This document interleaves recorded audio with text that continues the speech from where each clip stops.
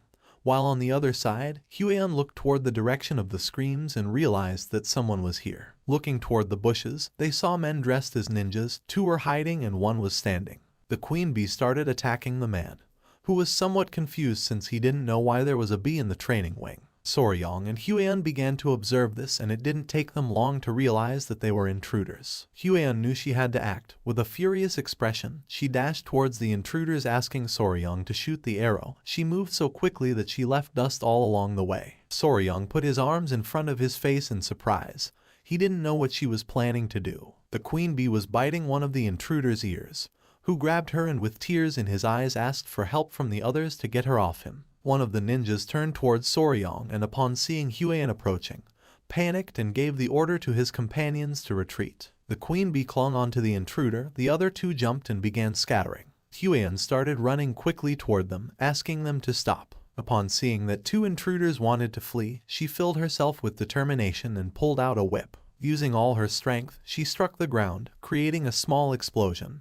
But luckily, the intruders jumped and dodged the attack. Her eyes widened in surprise upon seeing that they had evaded her lash. The man who was being attacked by the queen bee drew his sword and began advancing toward her. The queen bee clung to his head. It was adorable. Soryong couldn't help but panic. He started shouting, asking Lady Huan to be careful. While the queen was sucking the man's head, he unleashed a powerful attack, but to his surprise, Huan blocked the attack without much effort using the whip. She began staring at the man with a piercing gaze. Just before the man had time to react, she counterattacked, and when the man realized it, the whip was in front of his face. The attack created a small explosion on the man's body, and the queen bee flew away. After defeating her opponent, she moved gracefully and appeared behind him. The man lost consciousness and fell to the ground. Soryong was open-mouthed and somewhat worried about her. She turned to him and with a calm expression asked him not to worry as she was fine. The man's body began to emit an evil energy, causing him terrible pain. The queen bee sat on Soryong's shoulder, his gaze fixed on the body. He panicked, not knowing who this guy was or if he was dead. Huan put the whip inside her clothes, and the strange energy emerging from the man's body caught her attention. She began to observe in silence with a curious expression. Within seconds, the man lost his life, and she revealed that this guy had bitten poison to kill himself, surely because he had something he wanted to hide. Not far from them, someone sensed the presence of the intruders and started shouting to alert the guards. Huan turned around and decided to organize a pursuit team and begin the hunt. Our boy started sweating. He was somewhat surprised by her attitude. Huan asked him to follow her along with Gu Pi, the leader of the Venom Blood unit. It was nighttime, and the forest was illuminated by torches. Soryong, Pi, and several other members of the clan were chasing after the intruders through the forest. Pi, who was at the front, knew they couldn't have gone far. With a determined expression, he made it clear that they must capture them at all costs. The others did not seem tired, but Soryong was. He began to sweat and focused on using his two-cylinder engine. By doing this, he forcefully stomped the ground, breaking it into pieces. His body sank into the ground, and he started screaming like a madman. Because of this, small centipedes came out of his clothes. He turned around and with a confused expression asked if he was okay. Soryong created a large hole in the ground. P and the others stopped chasing the intruders and approached the hole to help Soryong. Thanks to their help, he got out of the hole and thanked them since he thought he was done for. He turned his head back and something caught his attention. Beneath him there were a bunch of green snakes, staring at him intently. Soryong couldn't help but start sweating and feeling fear, realizing it was a snake nest. He began observing the snakes and explained that snakes often gathered where the yin kai was strong, particularly during this season. They were unusually aggressive, so he asked Soryong to stay alert. Soryong couldn't help but sweat in fear. One of the snakes opened its mouth, ready to attack. For him, this was strange since tiger-striped water snakes typically weren't so hostile. The sky was filled with black clouds. Soryong admitted it was his fault they had been delayed. He knew it was going to rain, so he suggested moving quickly. T and the other man turned around, thinking he was right. They started running again since they couldn't lose sight of the intruders. Not far from them, a light could be seen. P turned to Soryong, mentioning that they had found them. The masked men were furious. They were in a dead-end alley. Behind there was a rocky mountain. And while the sky was thundering, P and the others arrived, surrounding them. P and the others put their hands inside their clothes, announcing that this was where the escape ended. Soryong remained silent, while on the other side, one of the men's gaze fixed on the intruders, giving the order to the others, tighten the encirclement. The members of Unit Venom Blood drew their kunais, and upon seeing this, the masked men also unsheathed their weapons. Unit Venom Blood began advancing toward them, ready to attack. While the man wielding a sword was moving toward them, two men threw kunais, but one of the ninjas deflected them using his dagger. The man attacked with force and his sword and the ninja's daggers clashed against each other. They were furious to see how strong this guy was. One of the ninjas moved quickly and gave a strong kick to the man's face, making him drop his weapon. They ordered him to get out of their way. Seeing this, the member of the Venom Blood unit couldn't help but panic. While the ninjas were distracted, something started approaching them at great speed. It was P. He tried to attack by surprise, but the ninja crouched quickly, dodging the attack. P began to observe in silence. The ninja took small jumps to retreat, but P used his skill called Triple Mirage Kill and threw his kunai towards the ninja. The kunai started flying towards the ninja and then exploded only to shoot into 3 kunais. Upon seeing this, the ninja was speechless. Luckily, he blocked 2 of the daggers, but one of them stuck in his shoulder, causing him severe pain. He put his hand over the wound. P began to approach, calling him a lucky bastard. 2 of the ninjas had already fallen and only one remained standing, but he was injured. P and the others started walking toward him. This guy should consider himself fortunate that the rain had diluted the poison on P's kunai. P began staring at the ninja with a furious gaze, but then someone started laughing upon seeing so many pitiful insects gathered together. P and the others stopped in their tracks, somewhat confused. P went on alert and with a serious gaze asked who they were. At that moment, someone descended from the top of the rocky mountain, landing in front of the ninja, shattering the ground into pieces. He was an old man with a beard, with an evil smile. He began to observe Soryong and the others with a murderous gaze. Upon feeling his energy, P couldn't help but go on alert, revealing that he was a martial arts master, giving the order to his men to step back. The old man's body began to emit a malignant energy. He stood up and with a smile started walking towards them. He asked the ninja if they had recovered it. In response, the ninja closed his eyes and took out the book he was hiding under his clothes, explaining that it was not the original but a copy recorded by the Tang clan. This caught Soryong's attention, leaving him somewhat surprised. His eyes widened when he remembered that the great patriarch had told him that the book was something only bad people looked at. His attention fixed on the book, and it didn't take long for him to realize that this was a copy of the bad book his grandfather was reading last time. They had tied up one of the ninja's bodies. Soryong, who was sitting next to him, revealed to P that the book was a copy of Blood Hand Poison Art's secret manual, leaving him somewhat surprised. His eyes filled with rage, causing him to clench his teeth tightly. The ninja handed the book to the old man, who opened it and began reading it with a sinister smile. P clenched his fist out of anger, not knowing what kind of people would dare to covet something so sinister.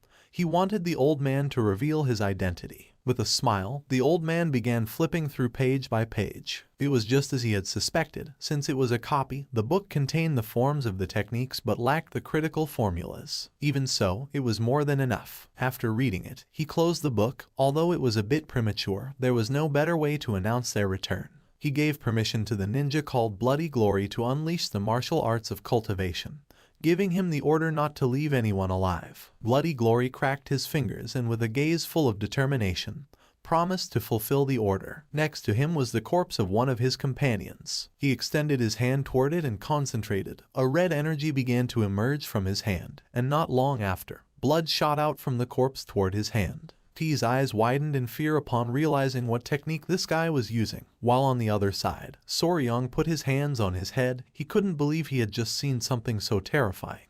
The ninja's eyes began to glow, and with a smile, he started absorbing the blood from the corpse through his hand. In the blink of an eye, the kunai that was lodged in his shoulder fell to the ground, and his wound healed completely. The old man began to smile like a madman. He summoned a ball of energy in his hand, and with an evil gaze revealed that he was none other than an elder of the blood cult, the Blood Hawk Dagger Claw named Lord Guchenak. Soryong clenched his teeth and drew his kunai.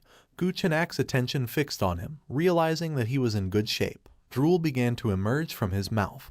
He licked his lips and his eyes started to shine as it had been a while since he had tasted the pure blood of the young. It started to rain even harder. Guchenak put the book inside his clothes and with a smile gave Hyoleong the order to capture them, as there was nothing better to recover than the pure blood of a young person. The ninja nodded his head, and then the two began to rush towards Soryong and the others. He drew his kunais and couldn't help but go on alert. With an expression full of determination, he commanded his men to unleash the 5-position annihilation formation since they could not allow them to reach Soryong. Guchenak jumped, and while his body was emitting a suffocating energy, he started laughing like a madman, asking P to try to stop him. Everyone's attention focused on him, putting them on alert. Using his power, Guchenak unleashed a powerful attack, creating a great explosion in the area that shattered the ground into pieces. He knew this was bad, so he asked Soryang to be careful. The rocks were flung out, but Soryang put his arms in front of his face to avoid being hit. Just then, the ninja appeared behind Soryang and grabbed him by the neck with a piercing gaze. He began to choke Soryang using a rear naked choke, and while his eyes were glowing,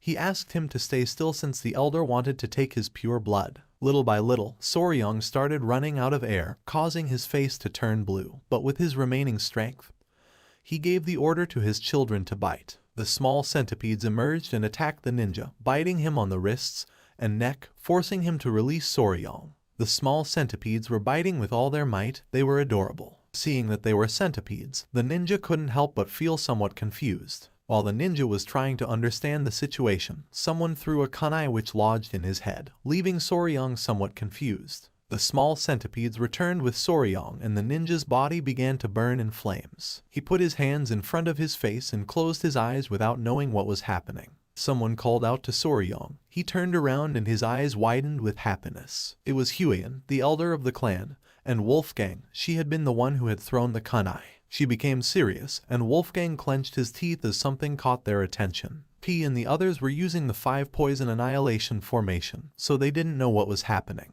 P's men began attacking Guchenak, who grabbed one of them by the neck and with a smile started releasing malignant energy. He turned toward them and with a nervous gaze revealed that they were being attacked by an elder from the blood cult. This made Huiyan's eyes widen in surprise and fear. She couldn't believe what she had just heard. She panicked, started running towards them and gave the order to everyone to assist Deputy Leader Gu P. Wolfgang began to follow her and nodded his head. With a serious gaze, he gave the order to everyone to transform the 5 poison annihilation formation into the 9 poison formation annihilation. Guchenak defeated one of the clan members and threw his body to the ground.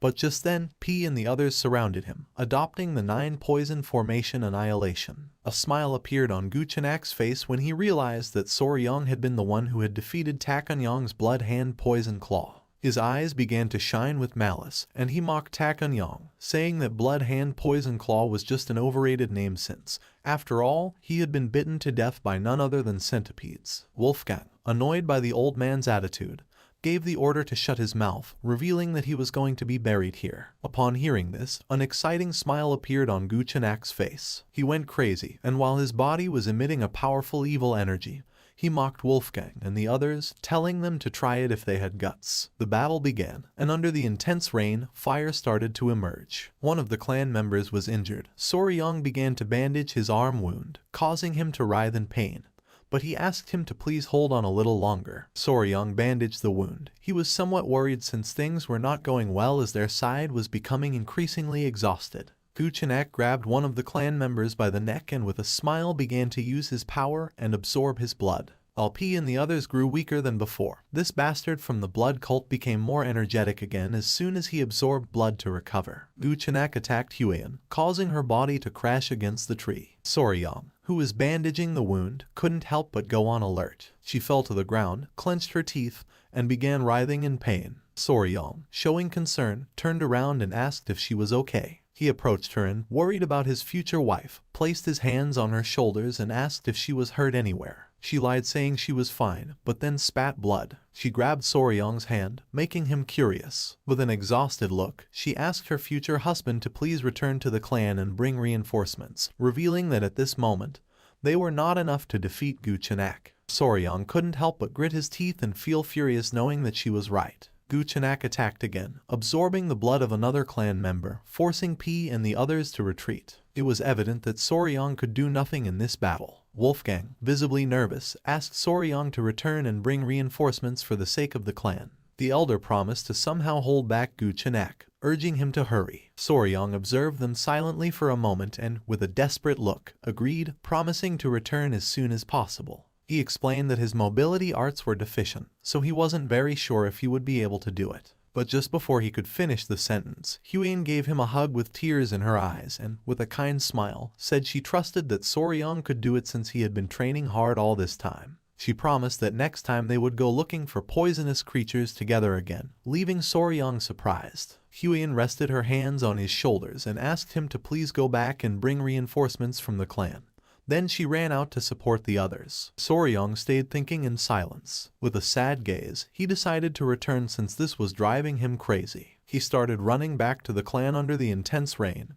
He was panting heavily, and each step became heavier than the last. Soryang collapsed on the ground, causing centipedes to emerge from his clothes. The small creatures began encouraging him not to give up. He composed himself and began to stroke one of the centipedes. It was strange since even if he used his mobility art at full speed, it would take him almost half a day, not to mention that most of the clan's experts were also absent. Even if he called for reinforcements, they wouldn't arrive in time. It started raining even more intensely. Soryang began to observe silently and started pondering.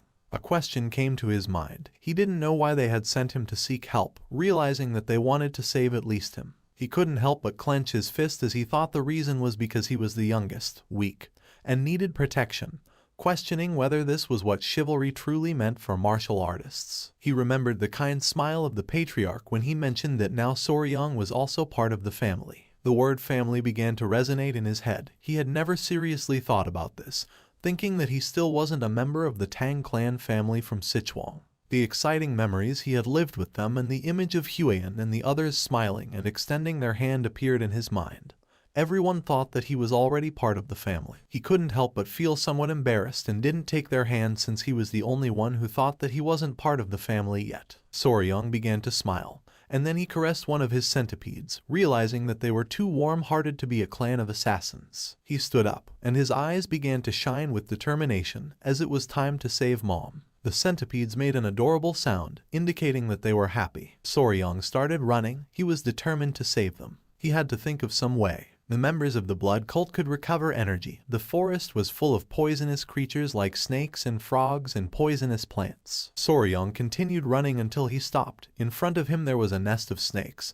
He began to observe in silence, devising a plan. The nest of snakes was full of venomous snakes with piercing gazes. Upon feeling the presence of the creatures, one of the centipedes began to stir and become furious. Caressing the centipede, with a smile, Soryang asked it not to worry since he was going to be fine. He took the centipedes out of his clothes and left them on the ground. One of them was sleeping and the other two were crying. Without wasting time, Soryang left the centipedes behind and started running towards the snake's nest.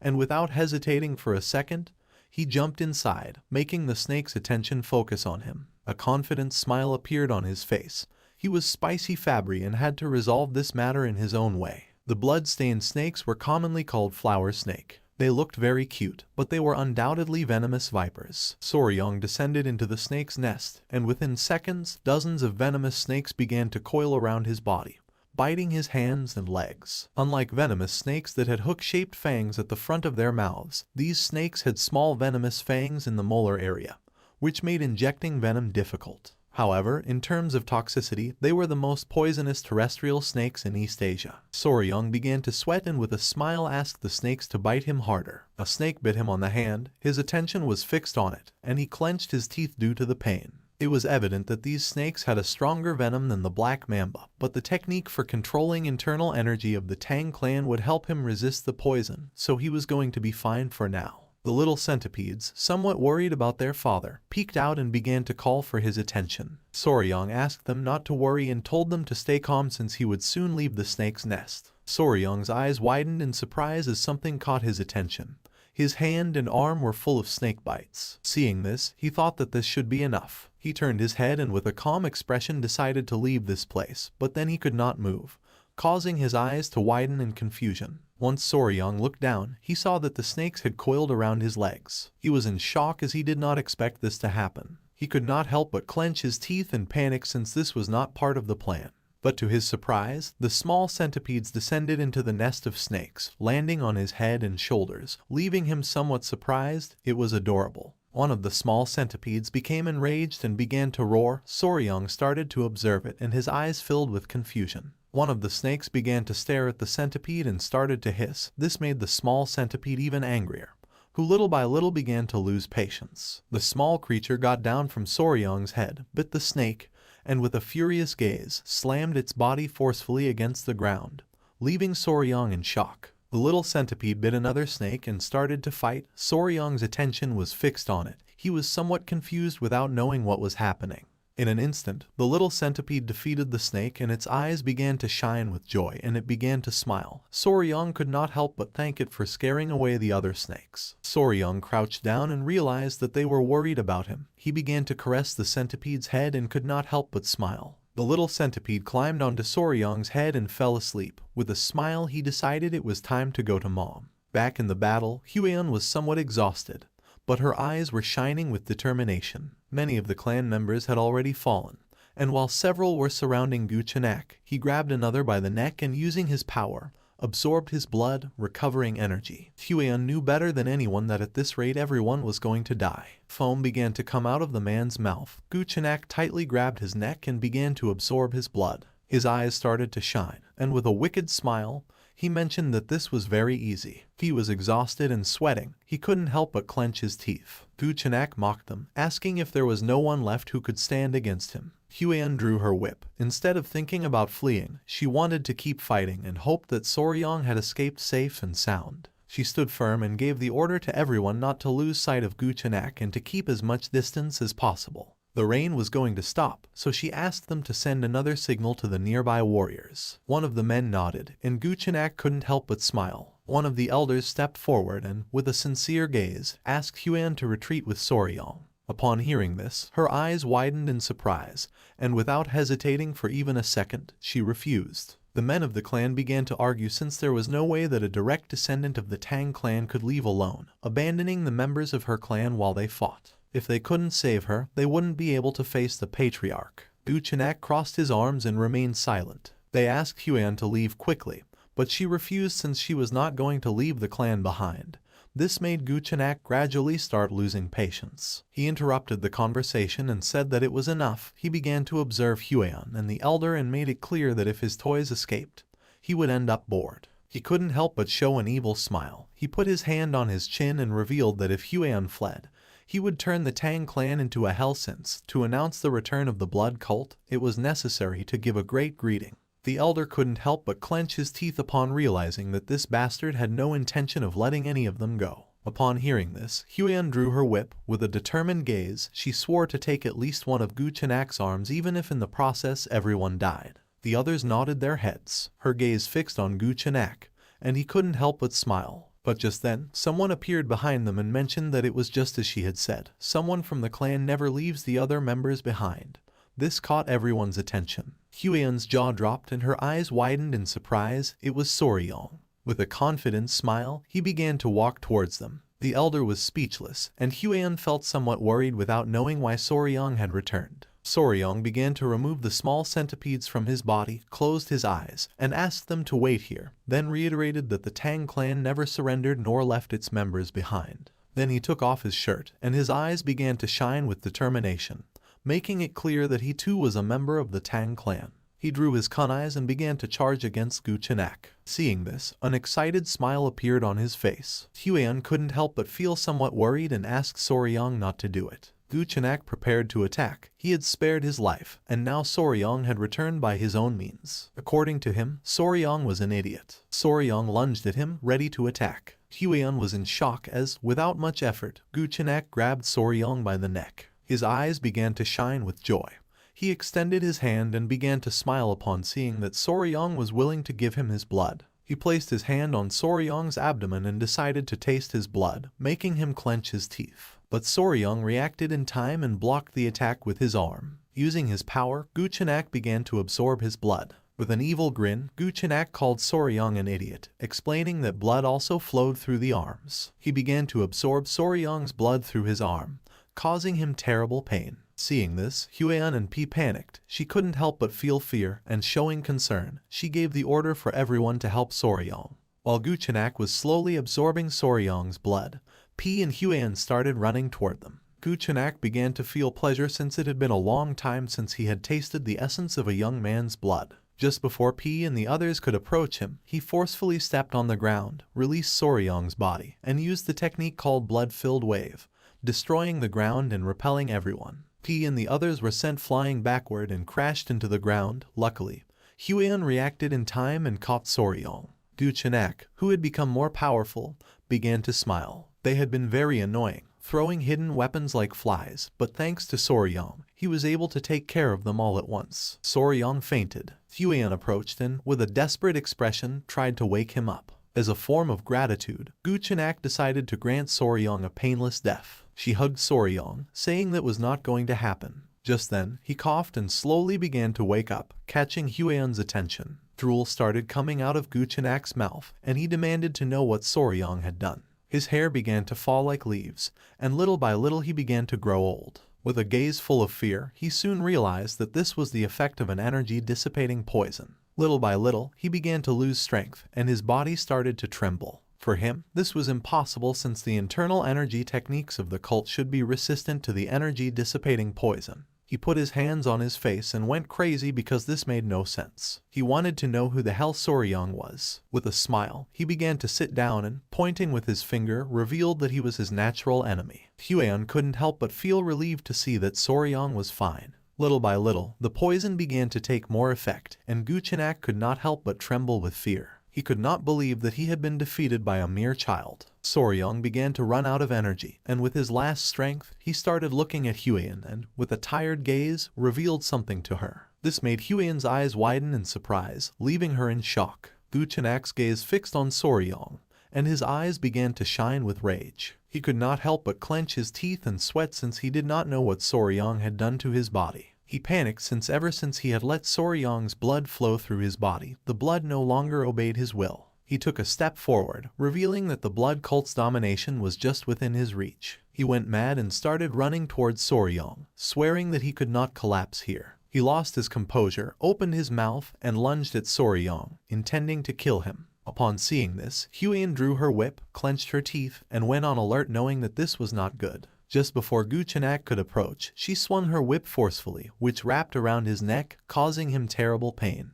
Her eyes widened in surprise, leaving her speechless. She could not believe that her attack had landed. Gu Chenak grabbed the whip with both hands and began to exert force to free himself. A ghostly monster of a dark martial artist like him had not been able to dodge her attack. Gu Chenak's eyes began to shine, and drool started to emerge from his mouth. He was furious without knowing what Soryong had done to his blood art. Even if he crushed his bones and drank them, it would not be enough for him to recover. He exploded with rage and started running like a madman towards Soryong, swearing to kill them all, revealing that the blood cult had returned. Huan's eyes widened with concern. She gripped the whip tightly and with a furious expression asked the old man to shut up and die. Just before Gu Chenak could take another step, she tore off his head using the whip. His head shot out and fell near P. His attention fixed on it, and his eyes filled with confusion, and then a joyful smile appeared on his face upon seeing that they had won. Gu Chenak lost his life. The elder of the clan started running towards Soryong and Huan to see if they were okay. The members of the clan began to celebrate since the lady had torn off the head of the elder of the blood cult. With a confused and surprised gaze, she asked Soryong what had happened and how he had managed to weaken Gu Chenak. Soryong caught her attention by calling her big sis. Upon hearing this, she couldn't help but blush and feel embarrassed. Our boy started sweating and dark circles appeared. But even so, he did not stop smiling and said he needed to be bitten by a tiger-striped water snake to treat the poison. Seeing Soryong's condition, Huan panicked and was confused since she did not know what was happening. Soryong's face turned pale. Huan remembered that the tiger-striped water snakes had no venom. She ordered the clan members to bring an antidote. A few hours later, drooling, Soryong woke up in bed, and his eyes widened in surprise as he did not know where he was. Upon seeing that he had awakened, the attention of the great patriarch was fixed on him. He advised him not to move yet. Huan was also present in the room. With a surprised expression, she noticed that he could not move. Soryong was face down and stiff on the bed, his eyes filled with confusion, and he asked what this situation was. The great patriarch used his power and concentrated his energy on his back. Huan could not help but feel somewhat relieved to see that he had regained consciousness. The great patriarch revealed that 10 days had already passed since Soryong had collapsed. This left our boy in shock. With a kind smile, Huan mentioned that thanks to him she had been able to cut off that bastard's head. And then, they took Soryong's collapsed body back to the clan. And the poisoning was so severe that if Grandpa hadn't returned early, it would have been a disaster. Soryong swallowed saliva and his eyes filled with fear as he remembered how he had been bitten by a snake in his past life.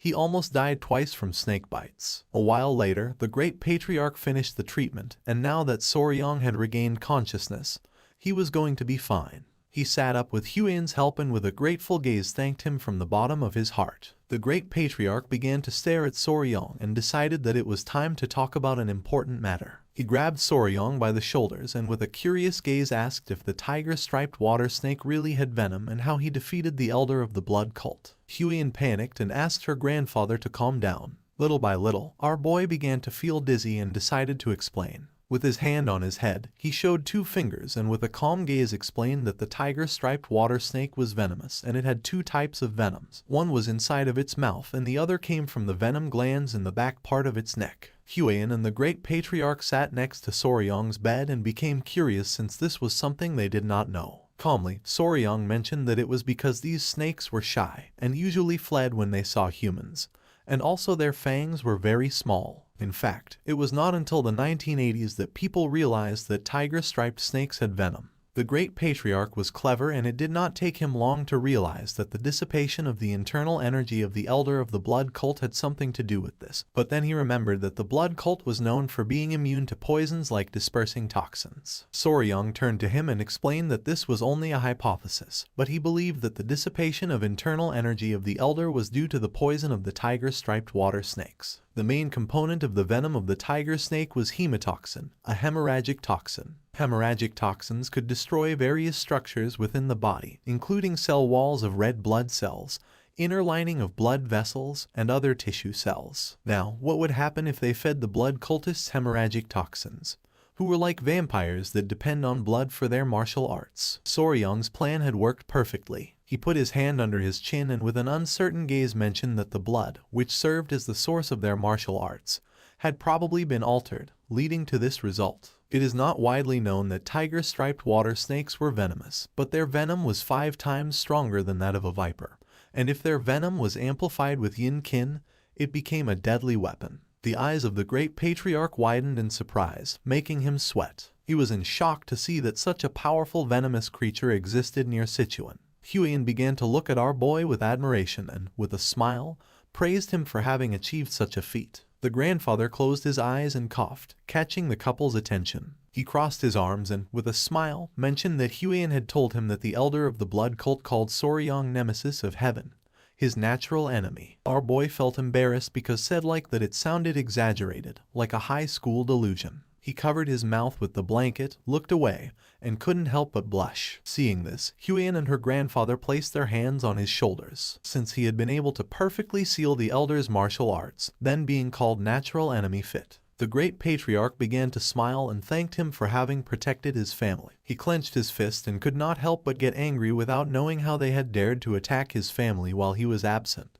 He clenched his teeth and swore to uproot them once and for all. Soryong and Huian remained silent. With a serious gaze, he said that he agreed with the grandfather since they should completely crush the blood cult. Now that they knew their weakness, all that remained was to collect a large amount of venom from the tiger-striped water snakes. Soryong's eyes filled with rage at the thought of Guchenak and his subordinates. To him, they were nothing more than mosquitoes, and it was natural to strip them down to their souls. Since that day, and with the appearance of the blood cult, the Tang clan had been in a state of emergency. Many of the clan's warriors had been injured, and some had even died. Someone placed a message on the leg of a messenger pigeon. Miram's allied Orthodox factions were gathering at the Tang clan to provide their assistance. It was the great patriarch. He released the messenger pigeon and mentioned that considering they had faced someone at the pinnacle of martial arts, casualties had been minimal. But thinking about the blood that was going to flow again in Miram entirely because of the blood cult filled him with deep concern. They were not only content with kidnapping people at random to drain their blood, but 30 years ago they also committed a massacre, thus becoming the sworn enemy of the Miram as a sect. This was a very serious matter. While Soryong was distracted, the great patriarch placed his hand on his shoulder and said that this time things were going to be a little different. Soryong snapped out of his trance and became curious. With a confident look, the great patriarch revealed that the reason was that this time the Sichuan Tang clan was the natural enemy of the blood cult. Soryong couldn't help but get angry and sweat, not knowing if his grandfather was saying this on purpose. The grandfather turned towards him and showed a smile, confirming his suspicions. He put his arms behind his back and explained that he had a request, asking if he was going to be able to do it. He became curious and replied yes, and if it was something related to the clan,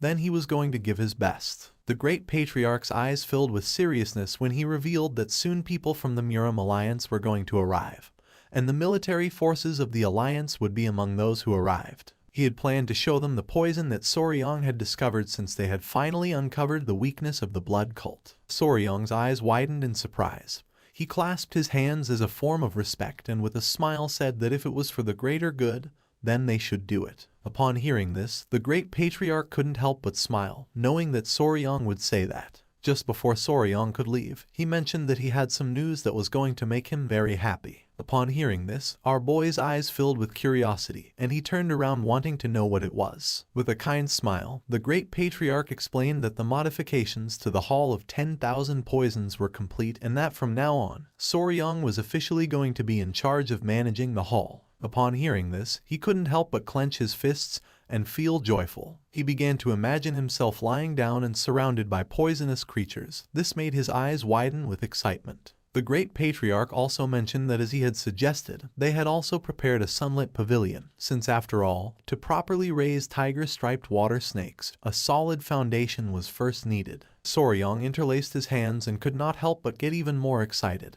He had to think of it as if it were for the good of Muram and do his best effort. The messenger pigeon flew away. A few hours later, he arrived at the Hall of 10,000 Poisons, and his jaw dropped. It was beautiful, and there were 2 guards at the entrance. Soryong and Huiyan began walking toward the door. There was also a room called Toxic Creature Garden. Huiyan's attention was fixed on it. She put her hand on her chest and entered into confusion. Soryong crossed his arms and with a smile explained that it meant a backyard where all the poisonous creatures of the Central Plains gather. She became nervous and asked if he intended to gather all the poisonous creatures. With a confident look, he replied that yes, since as he had promised her someday he was going to gather the 10 great venomous creatures of the Central Plains. This made Huiyan blush like a tomato. She put her hand over her mouth and looked away. Without wasting time, she ran off with the excuse that she wanted to see why people were gathered. Soryong couldn't help but feel somewhat confused. Just then, a member of the clan was pleased to see that they had arrived. It was Gupi. He put his hands on his waist, and with a smile revealed that he was now commander of the Poison Division. Soryong's eyes filled with confusion, while on the other side, Huiyan remained still. With a kind smile, Gupi explained that it was a newly established unit under the Patriarch's orders. Behind him were several clan members. Gupi turned to them and revealed that from now on, these people were going to serve Soryong as his hands and feet. Whether it was to find poisonous creatures or raise them, he could count on them. Upon seeing this, drool began to fall from Soryong's mouth, while on the other side, Huiyan could not help but feel envy. The eyes of our boy began to shine with joy upon thinking that this was like having staff from a pet store, realizing that they were truly giving him all their support. This was a moment in which Soryong's dream took one more step toward reality. The messenger pigeon reached its destination. A woman with black hair received the message, and after reading it carefully, she noticed that the blood cult had returned. She began to gaze at the sky, knowing that in the once peaceful Central Plains, a bloody storm was about to break out once again. The next day, early in the morning, Jiuju and his men set off towards the Tang clan. One of the elders turned around and with a smile mentioned that they would soon arrive and assumed that they would finally have to stay at the Tang clan mansion that night. A smile spread across Jiuju's face. He couldn't help but feel happy as it was a relief to escape sleeping outdoors. He began to imagine the leader of the Muram Alliance, the Emperor of the Fist, Ju Yonghak, with his fist clenched and his eyes shining with rage. With a nervous expression, Jiuju realized that he had to bring at least one good piece of news. He was eager to find even a small trace of the blood cult. After several minutes, they arrived at the entrance of the Tang clan, which was being guarded by 2 armed guards. The elder could not help but feel joyful upon seeing that the Tang clan mansion was in sight. The attention of one of the guards fixed on them, and his eyes widened in surprise. He assumed that they must be the guests from the Muram Alliance. Jiuju stepped forward, closed his fan, and with a calm gaze introduced himself as the military advisor of the Muram Alliance. One of the guards opened the door, and the other greeted them as a sign of respect and thanked them for their valuable visit, asking them to please wait a moment. The eyes of the guard expanded with nervousness. He looked to one side and explained that there were some things they had to be aware of before entering the Tang clan mansion. Upon hearing this, Jiuju's eyes widened in confusion, making him curious, while on the other hand, the elder asked if they had to surrender their weapons before entering.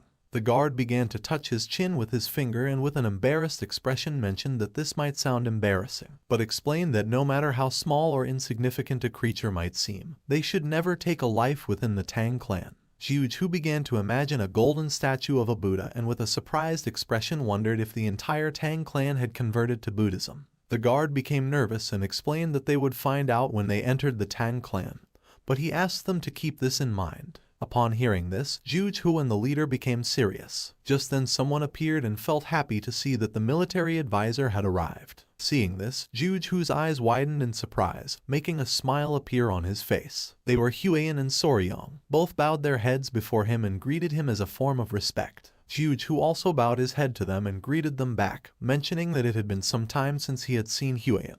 She placed her hands over her abdomen and mentioned that it had been exactly 1 year since the last time they had seen each other. With a smile, Jiuju asked where the myriad poison's divine sovereign was. Huiyan closed her eyes and replied that her grandfather had gone to search for traces of the blood cult, asking that he please forgive her for the inconvenience. Jiuju's attention fixed on her, and with a serene expression, he asked how it could be an inconvenience to be received by one of the 3 flowers of Murim. His eyes widened with curiosity, and his attention fixed on Soryong. He asked who this young warrior was. With a kind smile, our boy said that it was an honor for him to meet the military advisor. He greeted them again and introduced himself as Y Soryong. Upon hearing this, Jiuju and the elders' attention focused on him. They were confused to see that he was not from the Tang clan. Huiyan placed her hand over her chest, looked away, and with a nervous expression revealed that Soryong was her fiancé.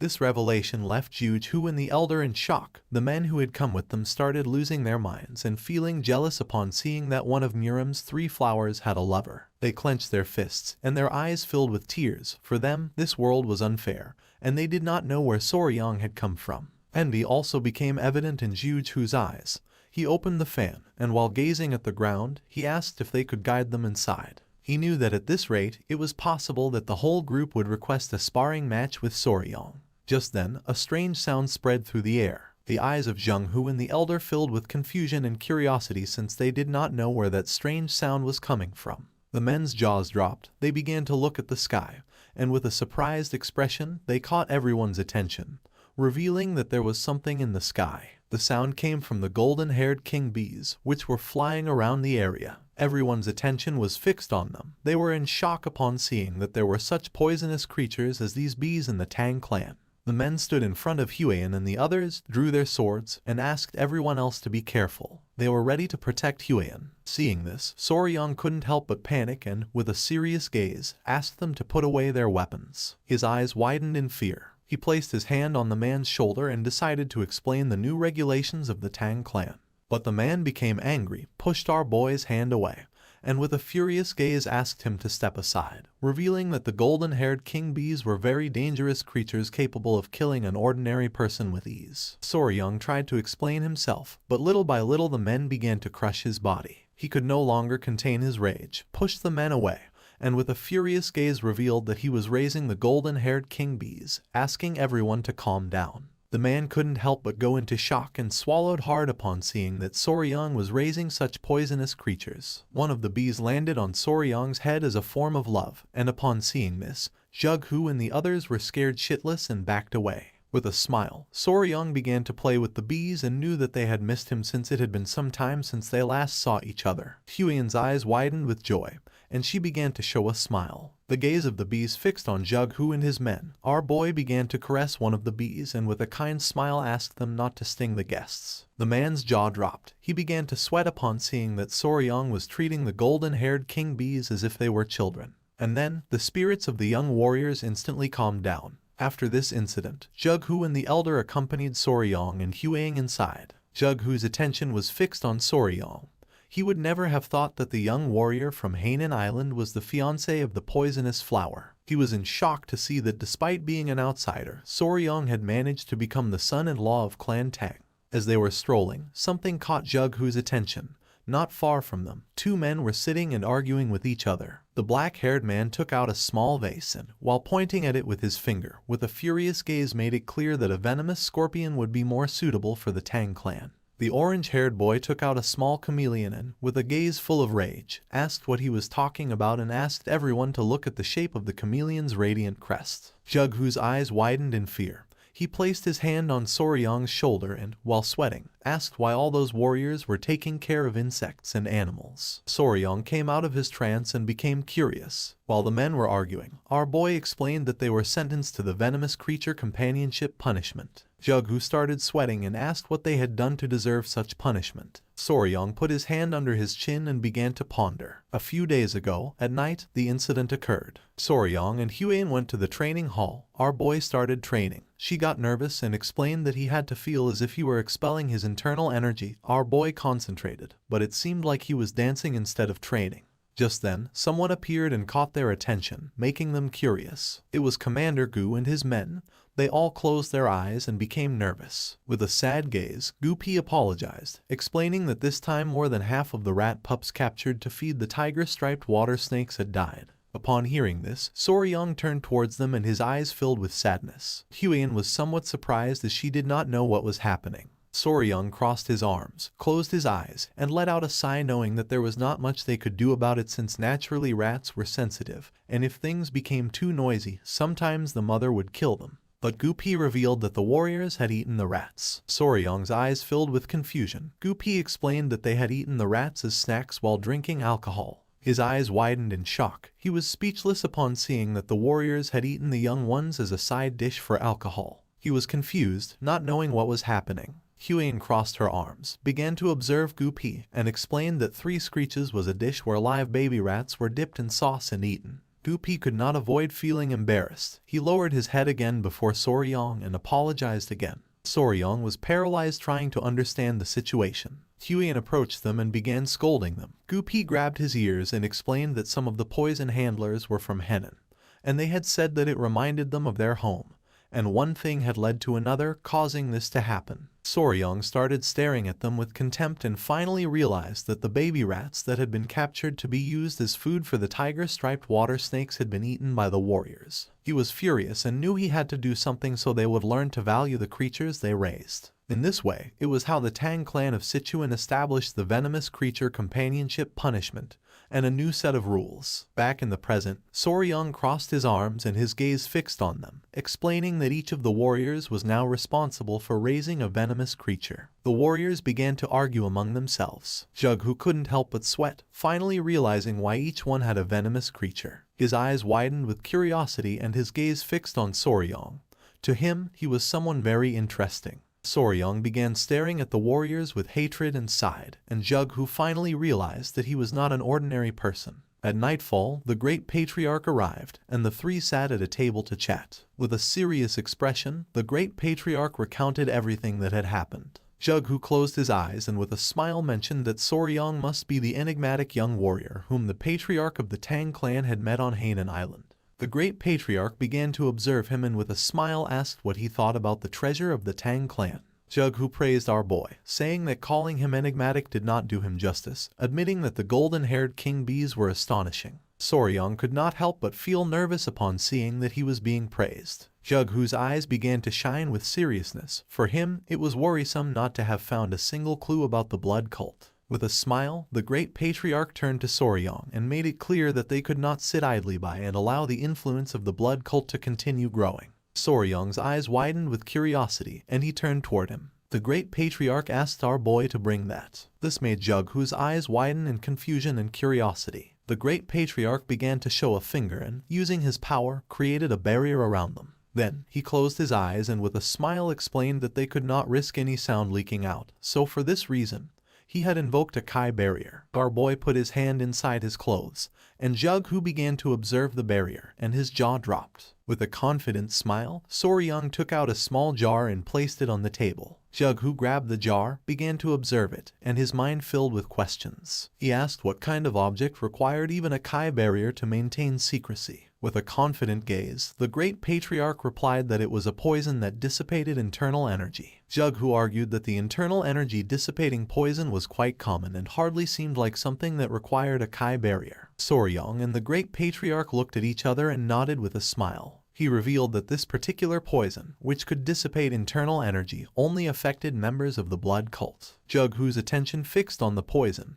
and his eyes widened in surprise. He panicked, slammed his hand against the table, and asked if this was true. The great patriarch closed his eyes and, with a confident expression, explained that although it was hard to believe, it was true. With a gaze full of hatred, Jughu began to imagine the members of the blood cult, thinking that this was a truly incredible discovery, revealing that the reason they had fought so hard during the blood cult rebellion 30 years ago had been because they had used internal energy dissipating poison against them. The great patriarch began to recall the blood cult rebellion and confirm Jughu's suspicions by explaining that when martial artists like them were poisoned, their internal energy dispersed, leaving them powerless, but the members of the blood cult remained completely intact. With a serious gaze, Jughu asked what the potency of this version of the poison was. The great patriarch's eyes began to shine with confidence, and he responded that according to Huian, the poison was capable of reducing their physical abilities to the level of an ordinary person, revealing that she had defeated a blood cult elder who had been poisoned with a single blow. Upon hearing this, a smile appeared on Jughu's face and his eyes began to shine with joy,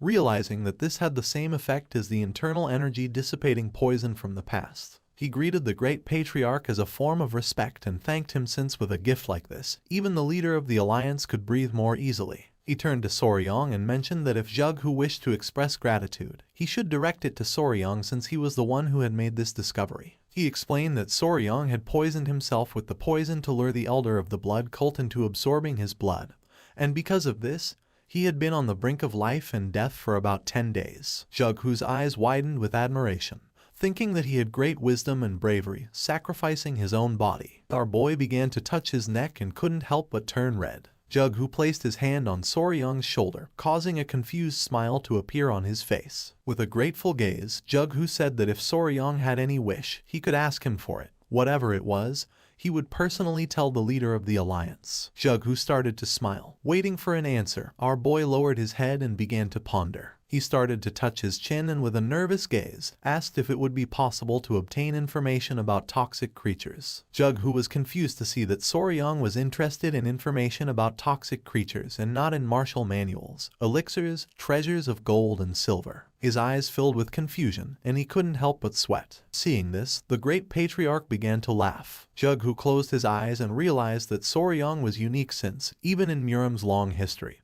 this was the first time he had seen such an eccentric person. He opened his eyes and, with a smile, explained that it might not be exactly the toxic creature he was looking for. He asked if our boy was interested in a mystical stone lizard. It was daytime, and somewhere on the island, there was a beautiful waterfall. Several men arrived at the area. The long-haired man turned around and told his uncle that they had arrived at the place. His uncle was none other than Jughu. They were on Mount Ganga in Sichuan. With a smile, the nephew mentioned that it was just as their ancestors had described. The waterfall, the turtle-shaped rock, and further in the distance, one could even see the summit of Mount Ganga. Jughu approached the water and touched it gently with his finger. He began to observe the water and, with a sincere expression, admitted that since this water came from the melting of perennial snow, it was freezing cold. He stood up and with a cheerful expression asked his men to stay here and his nephew Chen to stay close and follow him carefully. The men nodded their heads, and Chen's eyes widened with joy, making an excited smile appear on his face. Jughu gained momentum and jumped. Taking small jumps over the water, he began to move towards the waterfall. Chen did not fall behind, and imitating his movements,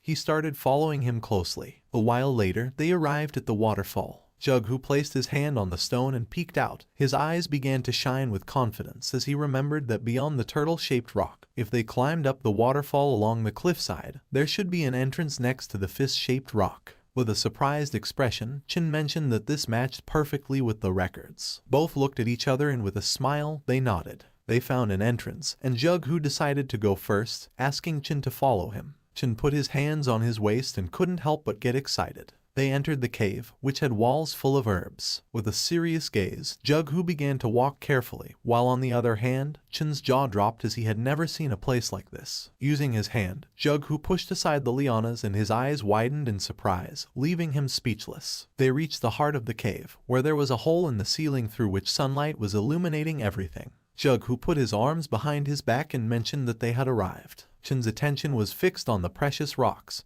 He would never have thought to see such an impressive view inside this cave. For him, This was mystical. This place was filled with herbs. Jughu's attention focused on them, realizing that this was the perfect environment for spiritual herbs to thrive. Chen was amazed to see how precious this cave was. Jughu's eyes widened in surprise, and his attention fixed on a flower-shaped herb. It was the century-old snow ginseng, a spiritual herb that had absorbed extreme yin energy. Chen approached the herb and mentioned that they needed to exchange this snow ginseng for the dark wolf flower from the Namgung clan. Jughu began to observe the precious herb and nodded, explaining that with this, the severe meridians of the Namgung clan's daughter should also improve, and in turn, they would obtain the 200-year-old dark wolf flower. Jughu approached the herb, closed his eyes, and decided that it was time to collect it. He began to extend his hand toward the herb, which was emitting a powerful aura. Just then, a whistle was heard, and this immediately made Jughu's expression change and his eyes widened in alert. Something that was hidden behind the rocks began to move quickly toward Jughu. He could not help but clench his teeth tightly, knowing that this was not good. The creature attacked with speed, but luckily, Jughu stood up and using the fan blocked the attack at the last second. Then the creatures started bouncing against the rocks. Chen panicked and asked if his uncle was okay. The creatures started bouncing against the rocks with speed. Jughu's eyes filled with fear. He panicked and asked his nephew to be careful since it was moving extremely fast. The creatures tried to attack Jughu from behind, but he reacted in time, turned around, and blocked the attack again. The tip of his fan froze. His gaze fixed on the fan. He could not help but feel somewhat confused upon seeing frozen Kai. Chen, somewhat worried, approached and asked what was happening and what creature was attacking. Jughu remained silent, and then with a serene gaze revealed that they were being attacked by a lizard. Upon hearing this, Chen's eyes widened in surprise and confusion. He could not believe that this was true. The blue-colored lizard emerged, ready to attack again. Jughu told this adventure to Soryong. Our boy's jaw dropped and his eyes widened in surprise, as it was extremely rare to find a blue lizard. The great patriarch could not help but smile, thinking that Soryong was a lover of poisonous creatures. With a serious expression, he mentioned that the lizards were not poisonous, and asked if he was sure that if it was safe. The mouth of our boy watered and his eyes began to shine with joy. With a smile he said that it was fine, revealing that the lizards had poisonous Kai in their eyes. The great patriarch was surprised, and despite having no idea what our boy was talking about, he praised him anyway. Jughu began to show a forced smile, realizing that Soryong was certainly an eccentric. It was night and the sky was beautiful. Jughu explained that if he received any new information about other toxic creatures, he would let Soryong know immediately. Soryong's eyes began to shine with joy, and he couldn't help but thank him from the bottom of his heart. The next day, the patriarch returned. He was very worried, and the first thing he did was enter the mansion to check if Soryong was okay. Soryong, Huang, Jughu, and the great patriarch were sitting and having a cup of tea. Seeing that the patriarch had arrived, everyone's attention turned to him, and our boy asked if there was any problem. Tialson grabbed Soryong by the mouth and head and with a worried expression began to turn his head to see if he had any injuries and asked if he was okay. Huyen stood up, and upon seeing this, she couldn't help but feel somewhat confused. Soryong was just as confused as she was and explained to the patriarch that he was fine. With a smile, he began to show all the snake bites he had on his arms and explained that although he had woken up after 10 days with scars on his arms, at least he was alive. The patriarch's eyes began to shine with rage, and smoke started to emerge from his nose. He was furious to see that the bastards of the blood cult had dared to harm Soryong. Just then, something caught his attention and his eyes filled with surprise. He turned to Huyen and with a furious and worried expression asked if she was okay. Seeing this, Huyen panicked and asked her father to calm down. With a confident smile, she admitted that she was fine, revealing that Soryong and the family members had saved her. The great patriarch coughed and with a smile caught everyone's attention, revealing that Soryong had done something incredible. He revealed that after knocking out the elder, Soryong said that he was his natural enemy. Our boy looked away and couldn't help but feel embarrassed, while on the other hand, a proud smile spread across the patriarch's face. Soryong joined his fingers and, while blushing, with a nervous expression explained that everything had gone well since his plan had worked. The great patriarch joined the conversation, revealing that thanks to that, they had discovered the weakness of the blood cult. Jughu, who was sitting at the table, raised his hand and with a kind smile caught the patriarch's attention by asking how he had been. Seeing that Jughu was also present, the patriarch shook his hand. Since Jughu had risen to a high position, They had not been communicating much, and now they had only met under these circumstances. With a smile, Jughu apologized, explaining that he had been very busy. Soryong and Huiyan's attention was fixed on them, making a smile appear on their faces. She adjusted the strand of hair and mentioned that they were childhood friends. Our boy couldn't help but feel stressed, as this was very chaotic. Jughu asked the patriarch to take a seat since they had much to discuss, starting with the blood cult. The patriarch did not refuse but asked Soryong and Huiyan to sit as well since they needed to discuss this in more detail. Soryong became nervous but nodded his head, while on the other hand, Huiyan began to smile. Everyone sat at the table, and the patriarch asked how the progress of the search for the secret agent was going. Soryong's eyes filled with curiosity. He interrupted the conversation and asked which secret agent they were talking about. He didn't know if by secret agent they were referring to a spy or something similar. The patriarch rested his head on his fist, and his eyes expanded with joy. Then he closed his eyes and, in a serious tone, asked if Soryong hadn't mentioned that the bastards from the blood cult had interrupted to steal the secret manual of Blood Hand Poison Claw. With a surprised and sincere gaze, our boy explained that for them it was extremely valuable. The patriarch opened his eyes and asked how our boy believed they had discovered that the Blood Hand Poison Claw manual was with the Tang clan of Sichuan. Soryong's eyes widened in fear. He couldn't help but clench his teeth and start sweating. Placing his hands on the table, he stood up and with a furious expression made it clear that this was a big problem since there could be someone inside the clan leaking information to the blood cult. Huiyan and the patriarch's attention focused on our boy, leaving them somewhat surprised. The eyes of the patriarch and Jughu filled with confusion. He placed his hand on the patriarch's shoulder and with a smile asked him to educate his son-in-law a little since as a newcomer to the family, he was unaware of certain things. But even so, he was hearing some rather amusing stories. The patriarch began to stroke his mustache and could not help but feel somewhat disappointed. Soryong could not help but sweat upon realizing that he was the odd one out. With a kind smile, Huiyan explained to her future fiancé that secret agents could never exist in the Tang clan. Soryong turned somewhat surprised and asked if this was true. With a calm gaze, the patriarch explained that even when selecting a simple servant, they conducted exhaustive background checks on all their direct relatives and even distant relatives. Then, if they considered them acceptable, they incorporated all their direct relatives into the clan. With a confident smile, he made it clear that all their children were raised within the Tang clan, so under such circumstances, no one would dare to betray them. Our boy couldn't help but go into shock upon seeing that they took such extreme measures. He began to sweat, and his eyes widened with curiosity, and then he asked who the secret agent was. Somewhere else, someone broke a teacup. A muscular man grabbed a woman tightly by the neck, making her clench her teeth. She tried to break free, but it was in vain. The man was Ju Yoonghak, and his eyes were full of rage. He began to strangle the woman, making her face turn pale. She was a servant of the Murim Alliance. Jughu showed a finger and, with a confident smile, made it clear that within the alliance, only 3 people had knowledge of this matter, and he was confident that by now, the leader of the alliance should have already captured her. It was daytime, and the sun was high in the sky. While the situation in the clan was stabilizing, an unexpected guest arrived at the gates of Tang Clan Manor. Upon seeing the guest, the guard couldn't help but tremble with fear. The guest mentioned that he had finally arrived, explaining that running all the way from Hebei to Chengdu without using mobility arts had been quite fun. He struck his fist against his chest and, with an excited smile, asked the guard to inform his patriarch that Peng Muwen, head of Clan Peng, had arrived. Someone shot an arrow into the air, and upon seeing it, Soryong and Huiyan started running towards the entrance of the clan. Everyone's attention was fixed on them. They were all somewhat surprised without knowing what was happening. With a curious expression, Soryong asked Huiyan if it would be okay for them to go out to welcome them. Huiyan turned around and, with a kind smile, explained that her father and the others were discussing something important. Her eyes began to shine with confidence, and with a nervous smile, she mentioned that as the son-in-law of the Tang clan, Soryong should have a little more confidence. Our boy couldn't help but get nervous. Soryong arrived at the doors of the manor and with a smile began to open the door, thinking that they must be guests from another clan. So there was no need to be scared, while on the other side, the guard was scared shitless. Upon opening the door, Soryong saw Peng Muwen and his men staring at him intently with a serious expression. This made our boy frightened. Peng Muwen's eyes widened in surprise and confusion.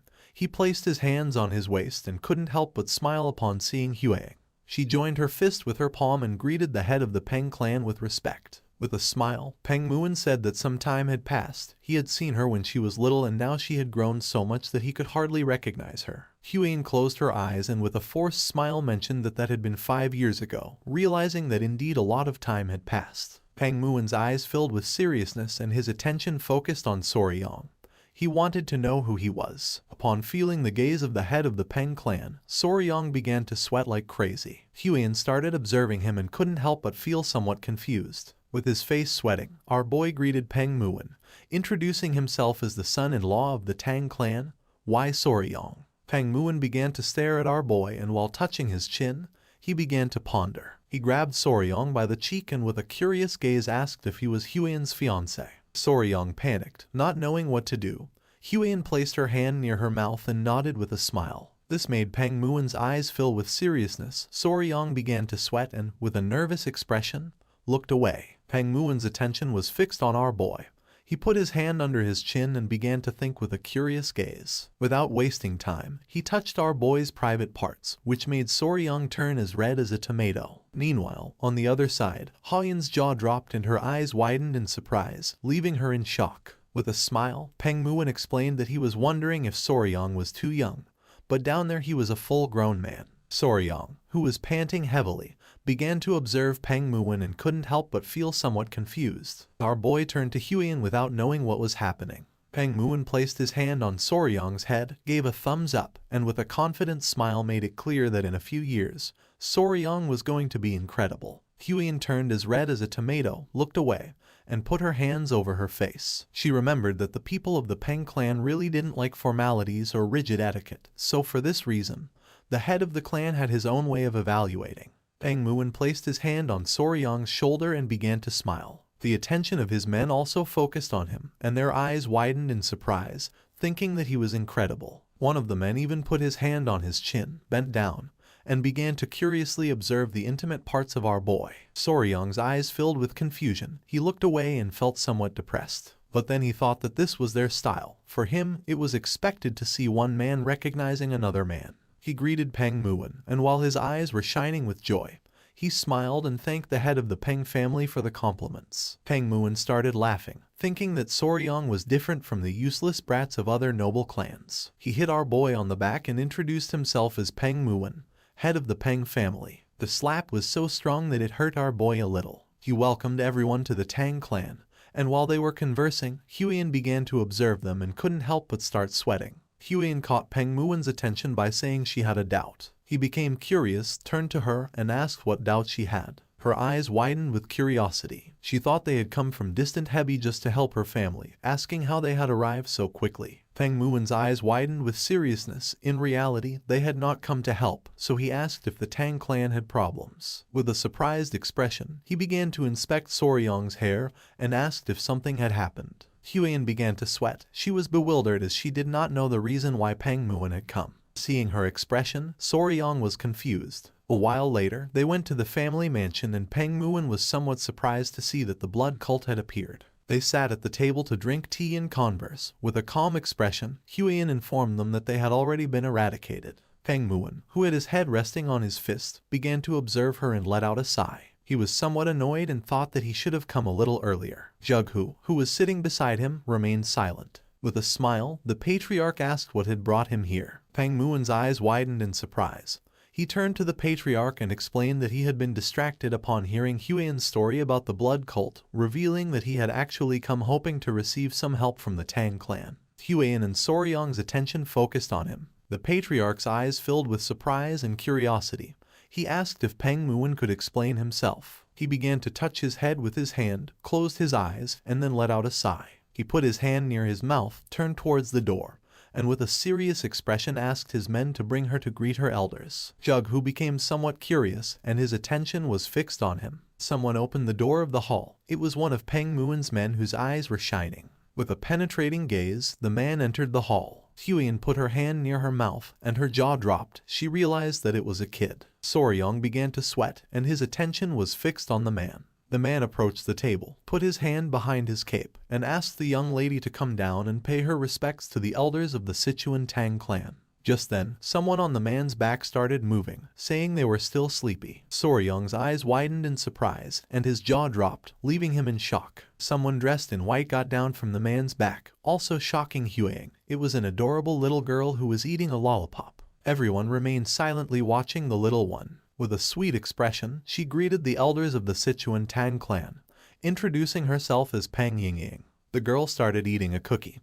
Peng Muin grabbed her, and while showing her to everyone, with a cheerful smile he revealed that she was his daughter, leaving both Soryong and Huiyan somewhat confused. Her eyes widened in surprise, realizing that this girl was a miracle of genetics, while on the other hand, our boy's jaw dropped. Peng Muin couldn't help but laugh, explaining that because they looked so much alike, people always ended up giving them that look. He began to stroke the girl's head and explained that she was the reason he had come to the Tang clan. While the little one was eating the cookie, he placed his hand on her shoulder, revealing that his daughter was feeling a bit unwell and asked if the patriarch could take a look at her. With a serious gaze, the patriarch asked if Peng Muin was saying that his daughter was sick. Our boy's attention was fixed on the girl, and his eyes widened in surprise at the thought that she was ill. While the girl was eating cookies, he began to observe her closely, and could see that a strange energy was emerging from her body. That same night, Soryong was lying on the bed with the small centipedes playing on his body. He had heard about Peng Yingying's symptoms and had carefully reviewed them, but in the end, he had not discovered the cause. He closed his eyes and began to stroke one of the small centipedes. A few hours ago, they sat the girl in a chair while everyone was watching attentively. With a serious expression, Peng Muin explained that sometimes she had difficulty breathing and large red spots appeared on her body, and in severe cases, she even lost consciousness, and after a while, she regained her senses, but he had no idea what was causing it. The patriarch sat next to the girl, extended his hands, and decided to examine her. Peng Muin's eyes filled with rage as he had searched and searched. He had even made the disciples of the medical sect examine her, but they all said she was perfectly healthy. He was going crazy. One of the disciples had even said something strange, and he had almost beaten him to the brink of death before stopping. The patriarch asked what he meant by strange. Peng Muin explained that they suspected there were symptoms of poisoning due to the deliberate act of someone, but he was sure that there was no way someone like that existed within his Peng clan. Soryong's eyes widened in surprise, while on the other hand, Huiyan became serious. After examining the girl, the patriarch stood up and revealed that the cause was poisoning, revealing that it could be an internal problem of the clan. Peng Muin's eyes widened in surprise. He panicked and swore that no one from the Peng clan would ever do something like that. He put his hand on top of his head and decided to stop talking about it since he did not want to suspect his own clan. Jughu nodded and mentioned that it was still uncertain, so it was not good to jump to conclusions hastily, revealing that poisoning did not always necessarily occur because someone deliberately administered poison. The patriarch's gaze fixed on the girl who was absorbed in eating the cookie. He decided to provide them with an empty courtyard in the guest residence, asking them to stay there for now since he wanted to observe the girl's condition to determine whether it was poisoning or some strange illness. With a grateful expression, Peng Muin thanked the patriarch of the Tang clan, deciding to let his daughter be under his care for a while. Back in the present, Soryong began to imagine the girl eating sweets, no matter how he looked at it. That was childhood diabetes, realizing that sugar was literally multiplying inside her body. He sat on the bed and began to think, not knowing if diabetes caused red spots, and if there had been obvious symptoms, it should have been easier to recognize. Just then, someone knocked on his door. Our boy's eyes widened in surprise, and someone revealed that there was a big problem. Soryong became curious, opened the door to his room, and asked what the problem was. The maid who had knocked on his door became nervous, revealing that little Peng Yingying had collapsed. Upon hearing this, our boy went into shock. It was nighttime, and the moon was high in the sky. He put on his clothes and ran to the place where Peng Muin's daughter was. Upon arriving, he saw Huiyan and Muin's men with a worried expression. He asked what was happening. The girl had lost consciousness, her face was red, and she was breathing heavily. Peng Muin took her in his arms and couldn't help but panic. Huiyan explained to our boy that the girl had been sitting in the pavilion, coughing, and then suddenly collapsed. With a serious expression, the patriarch explained that seeing as she had collapsed here as well, it was safe to assume there were no spies within the Peng clan. Upon hearing this, Peng Muin couldn't help but clench his fist tightly. The patriarch's attention fixed on him. He became confused, not knowing what was happening. Without hesitating for a second, Peng Muin punched himself in the jaw with a powerful blow, leaving the man behind him in shock. The punch was so strong that a tooth flew out of his mouth. With his nose bleeding, Peng Muin closed his eyes and, with a smile, apologized since, even though he had said those words, he could not forgive himself for having suspected even momentarily of his own people. Now he knew that if Ying collapsed again, it had to be for another reason. One of his men put his arm over his face and couldn't help but cry. Meanwhile, on the other side, Soryang's jaw dropped upon seeing that Peng Muin had lost a tooth. Peng Muin's men began to hit themselves in the face because despite being there, they had failed to prevent the young woman from collapsing, admitting that their sin was also great. The patriarch's eyes widened in surprise, and his jaw dropped. He reached out to them and asked them to calm down. While on the other side, Peng Muin began to smile. More teeth started flying out. With a worried gaze, Huiyan approached Soryang and asked what they should do. Our boy put his hand behind his head and, with a sincere expression, mentioned that there was a way. He clasped his hands together and began shouting, asking them to calm down. Upon hearing our boy's voice, the men whose faces were covered in bruises stopped hitting themselves abruptly, and their attention turned to Soryang. Showing a finger and a confident smile, he revealed that there was a way to identify the cause of her symptoms and prove that no one here was guilty beyond all doubt. The attention of Peng Muin and the patriarch fixed on Soryang, and their eyes widened with curiosity. Soryang sat next to him and began to stare at him intently. Seeing this, Peng Muin's eyes widened in surprise. With a cold gaze, Soryang explained that first they had to remove Miss Peng Yingying's clothes. Upon hearing this, both the patriarch and Huiyan were petrified. Meanwhile, on the other hand, Peng Muin's eyes began to shine with rage. The patriarch was in shock upon hearing Soryang, while on the other side, Peng Muin's eyes widened in confusion and surprise. He asked what Soryang had just said. Our boy's eyes widened in surprise and curiosity upon seeing their expression.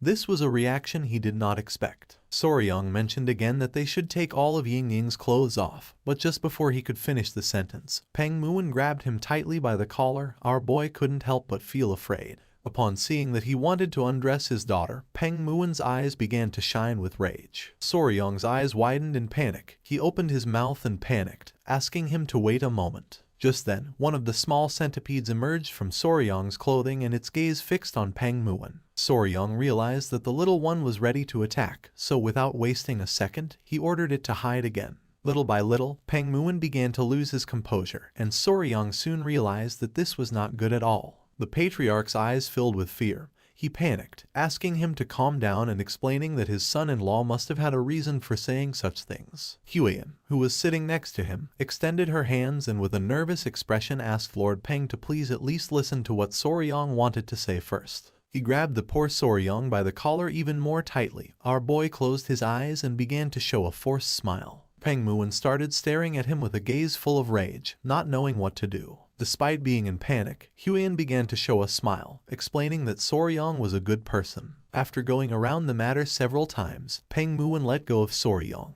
Our boy had dared to suggest stripping his daughter, who had not yet reached her prime, so he decided to listen to any justification that Soryang could offer. Our boy opened his mouth and began gasping heavily, feeling somewhat relieved. He sat on the floor in front of Peng Muin and with a serious tone asked him to please calm down and listen until the end. Peng Muin crossed his arms and closed his eyes, deciding to trust him. Showing a finger and a sincere expression, Soryang explained that what he meant was to take off all of Lady Peng's clothes and change her into something else, as it was possible that something in her clothing or personal belongings was the cause of her collapse. Upon hearing this, Peng Muin's eyes widened in surprise and his jaw dropped. He was in shock, realizing that he had misunderstood Soryang. He lowered his gaze, clenched his fist tightly, and prepared to hit himself again for having doubted the words of our boy. Soryang's eyes widened in fear, making him panic. He began to shake his hand, asking him to calm down. He was sure that his daughter's sudden collapse must have left him shocked.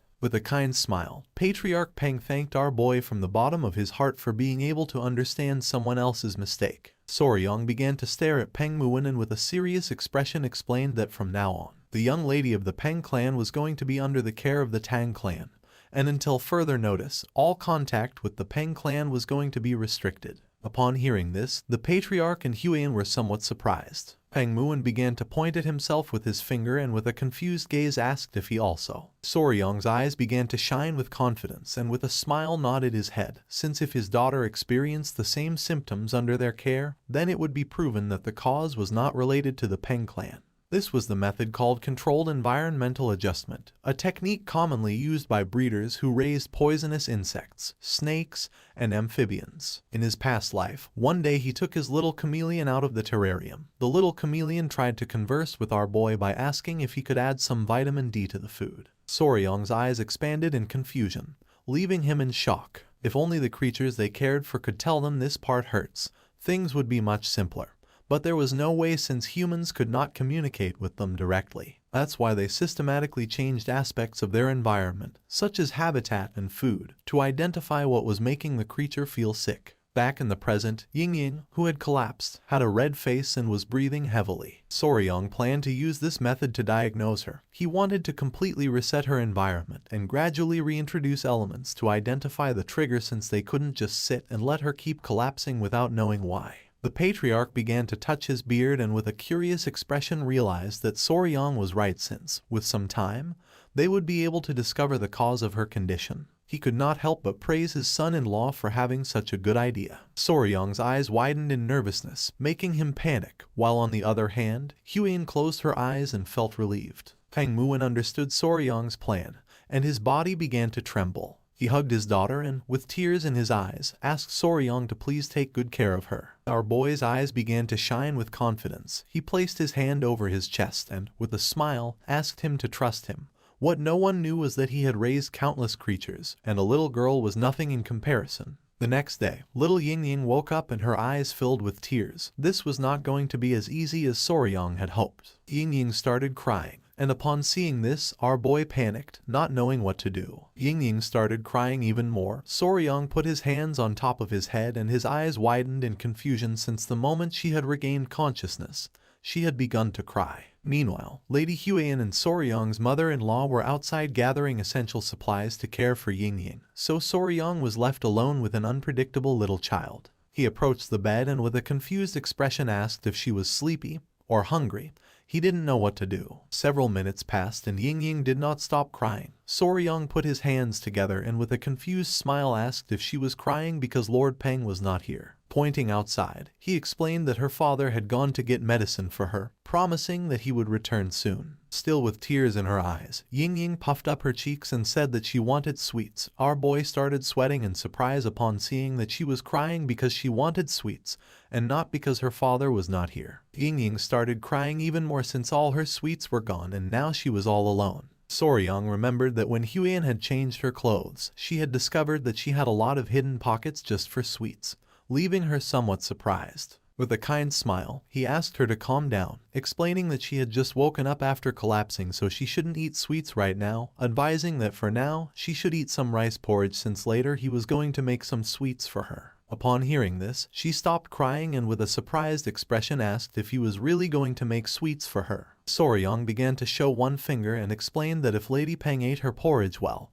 and was obedient, he would make candied fruit skewers just for her. The little girl's eyes widened in surprise. She closed her eyes and with a tender smile decided to make a promise with him. She clenched her fist and with a smile revealed that the Peng clan always kept its promises. If she broke hers, he could hit her in the face. Soryong lowered his head and couldn't help but feel somewhat disappointed, not knowing why the damn Peng clan taught these kinds of things to children. It was daytime and the sky was clear. Somewhere in the manor, Peng Muin was hiding among the bushes. His eyes were full of seriousness as lately he had been burdened with worry. Ying, who was playing with one of the bees, and Huyen passed in front of him. Peng Muin's eyes filled with tears as he could only see Ying from afar. You see, due to the rule of no contact with the Peng clan, he could not see his daughter. Soryong's attention was fixed on him.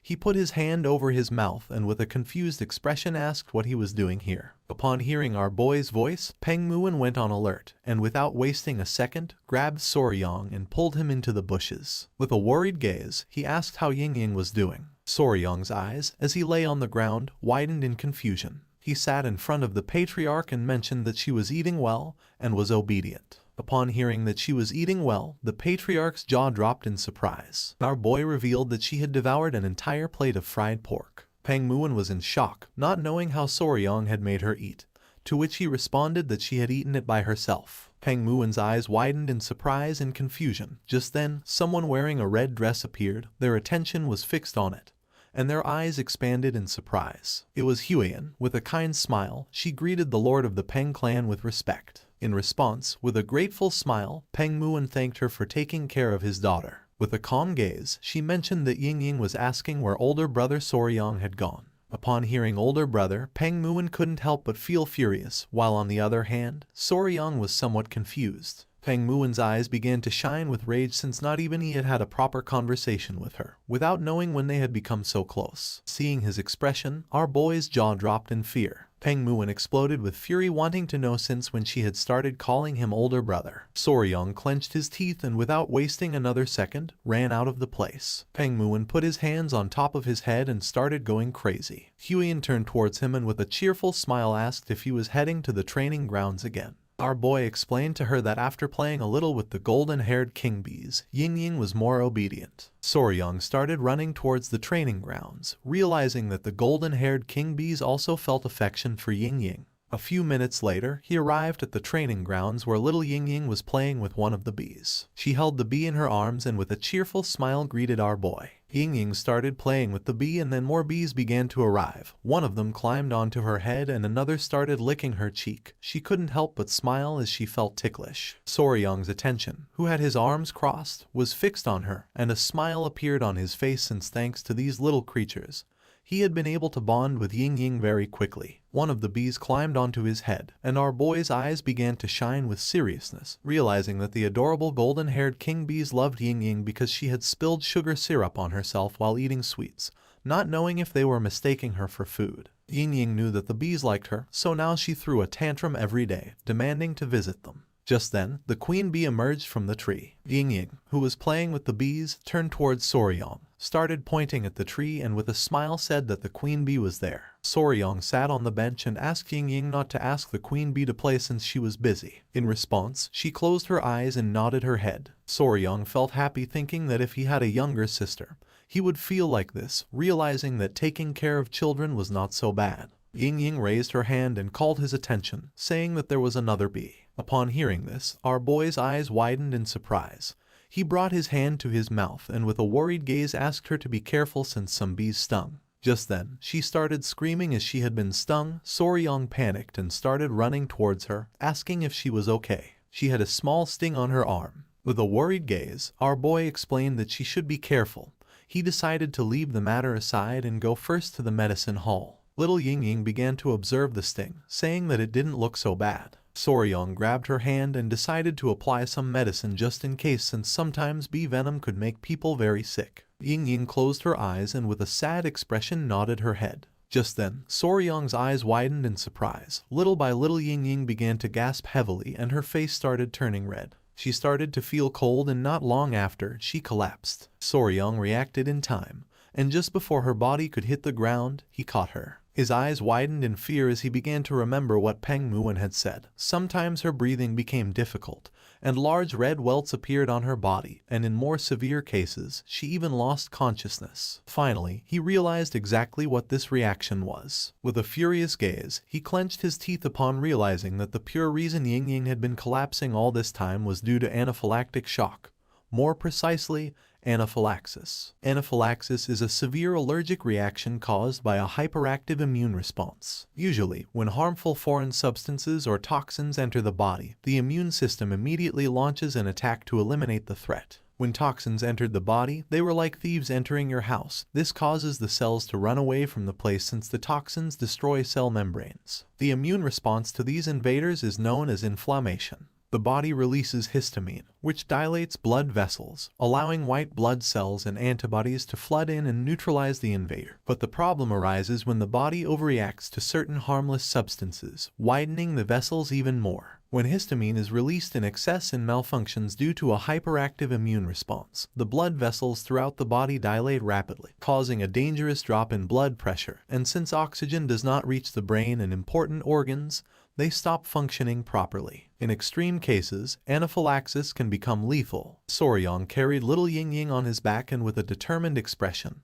began to run at full speed, knowing that they had no time. He started running quickly through the area, and along the way begged Ying to please hold on a little longer. Several minutes later, thanks to his incredible mobility arts, Soryang arrived at the entrance of the patriarch's residence. With a nervous gaze, he began to shout, informing his father-in-law that Ying had lost consciousness. Upon hearing this, the patriarch opened the door. Ying, who was as red as a tomato, began to pant heavily. Soryang picked up Ying in his arms and clenched his teeth in worry, not knowing if she would be okay. The patriarch and Peng Muon ran out of the residence, and upon seeing that Ying had lost consciousness, they panicked, asking what had happened. With a worried gaze, Soryang explained that she was having serious trouble breathing. Peng Muon took his daughter, and his eyes widened in fear. He reached out and decided to pour his internal energy to stabilize her. The patriarch sat beside them and remained silently observing. Little by little, the breathing of little Ying began to stabilize, and the red rashes started to disappear. In a matter of seconds, the red rashes disappeared, and Ying's breathing returned to normal. Seeing this, Soryang closed his eyes, fell on his butt to the ground, and let out a sigh of relief, thinking that internal energy was incredible. The primary treatment for anaphylaxis was to stabilize blood pressure and ensure an open airway for breathing.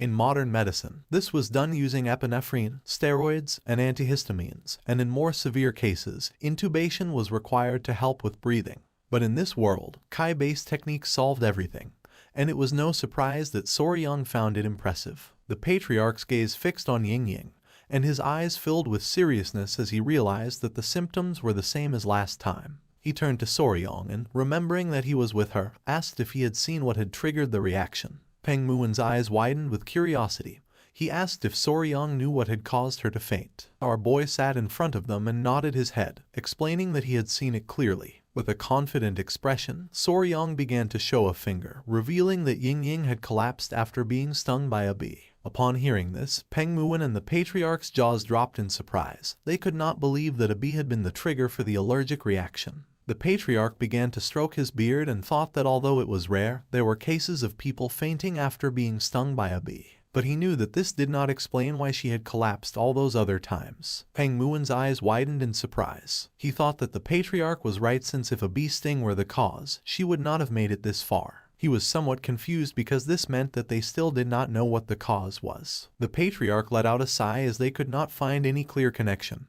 But just before he could finish the sentence, Soryang closed his eyes and nodded with a smile, revealing that he had found what the cause was. The patriarch's eyes widened in surprise and curiosity. He was in shock and asked if Soryang was really telling the truth. With a smile, our boy revealed that Ying being stung by a bee had helped him discover the true cause. Peng Muon's jaw dropped in surprise. He demanded that Soryang explain himself. Our boy decided to explain in detail. Peng Muon's face filled with sweat, while on the other hand, the patriarch's eyes widened with suspicion. Soryang's attention was fixed on little Ying.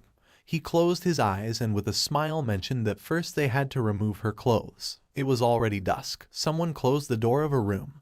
It was Huan, who turned around and with a sincere gaze admitted that it was just as Soryang had said. Those eruptions on her body made it difficult to see at first, but beneath them there were some old marks, and now new ones had appeared. Behind her were Soryang, who had a bump on his head, the patriarch, and Peng Muon. The patriarch, who had his arms crossed, began to smile, while on the other side Peng Muon's eyes widened with happiness, thinking that Soryang was right. Just then, the matriarch opened the door and with a serious gaze asked everyone to remain silent since she had not yet regained consciousness. Upon hearing this, everyone nodded their heads. Peng Muon brought his fist to his mouth, closed his eyes, and coughed, admitting that it was just as Soryang had mentioned.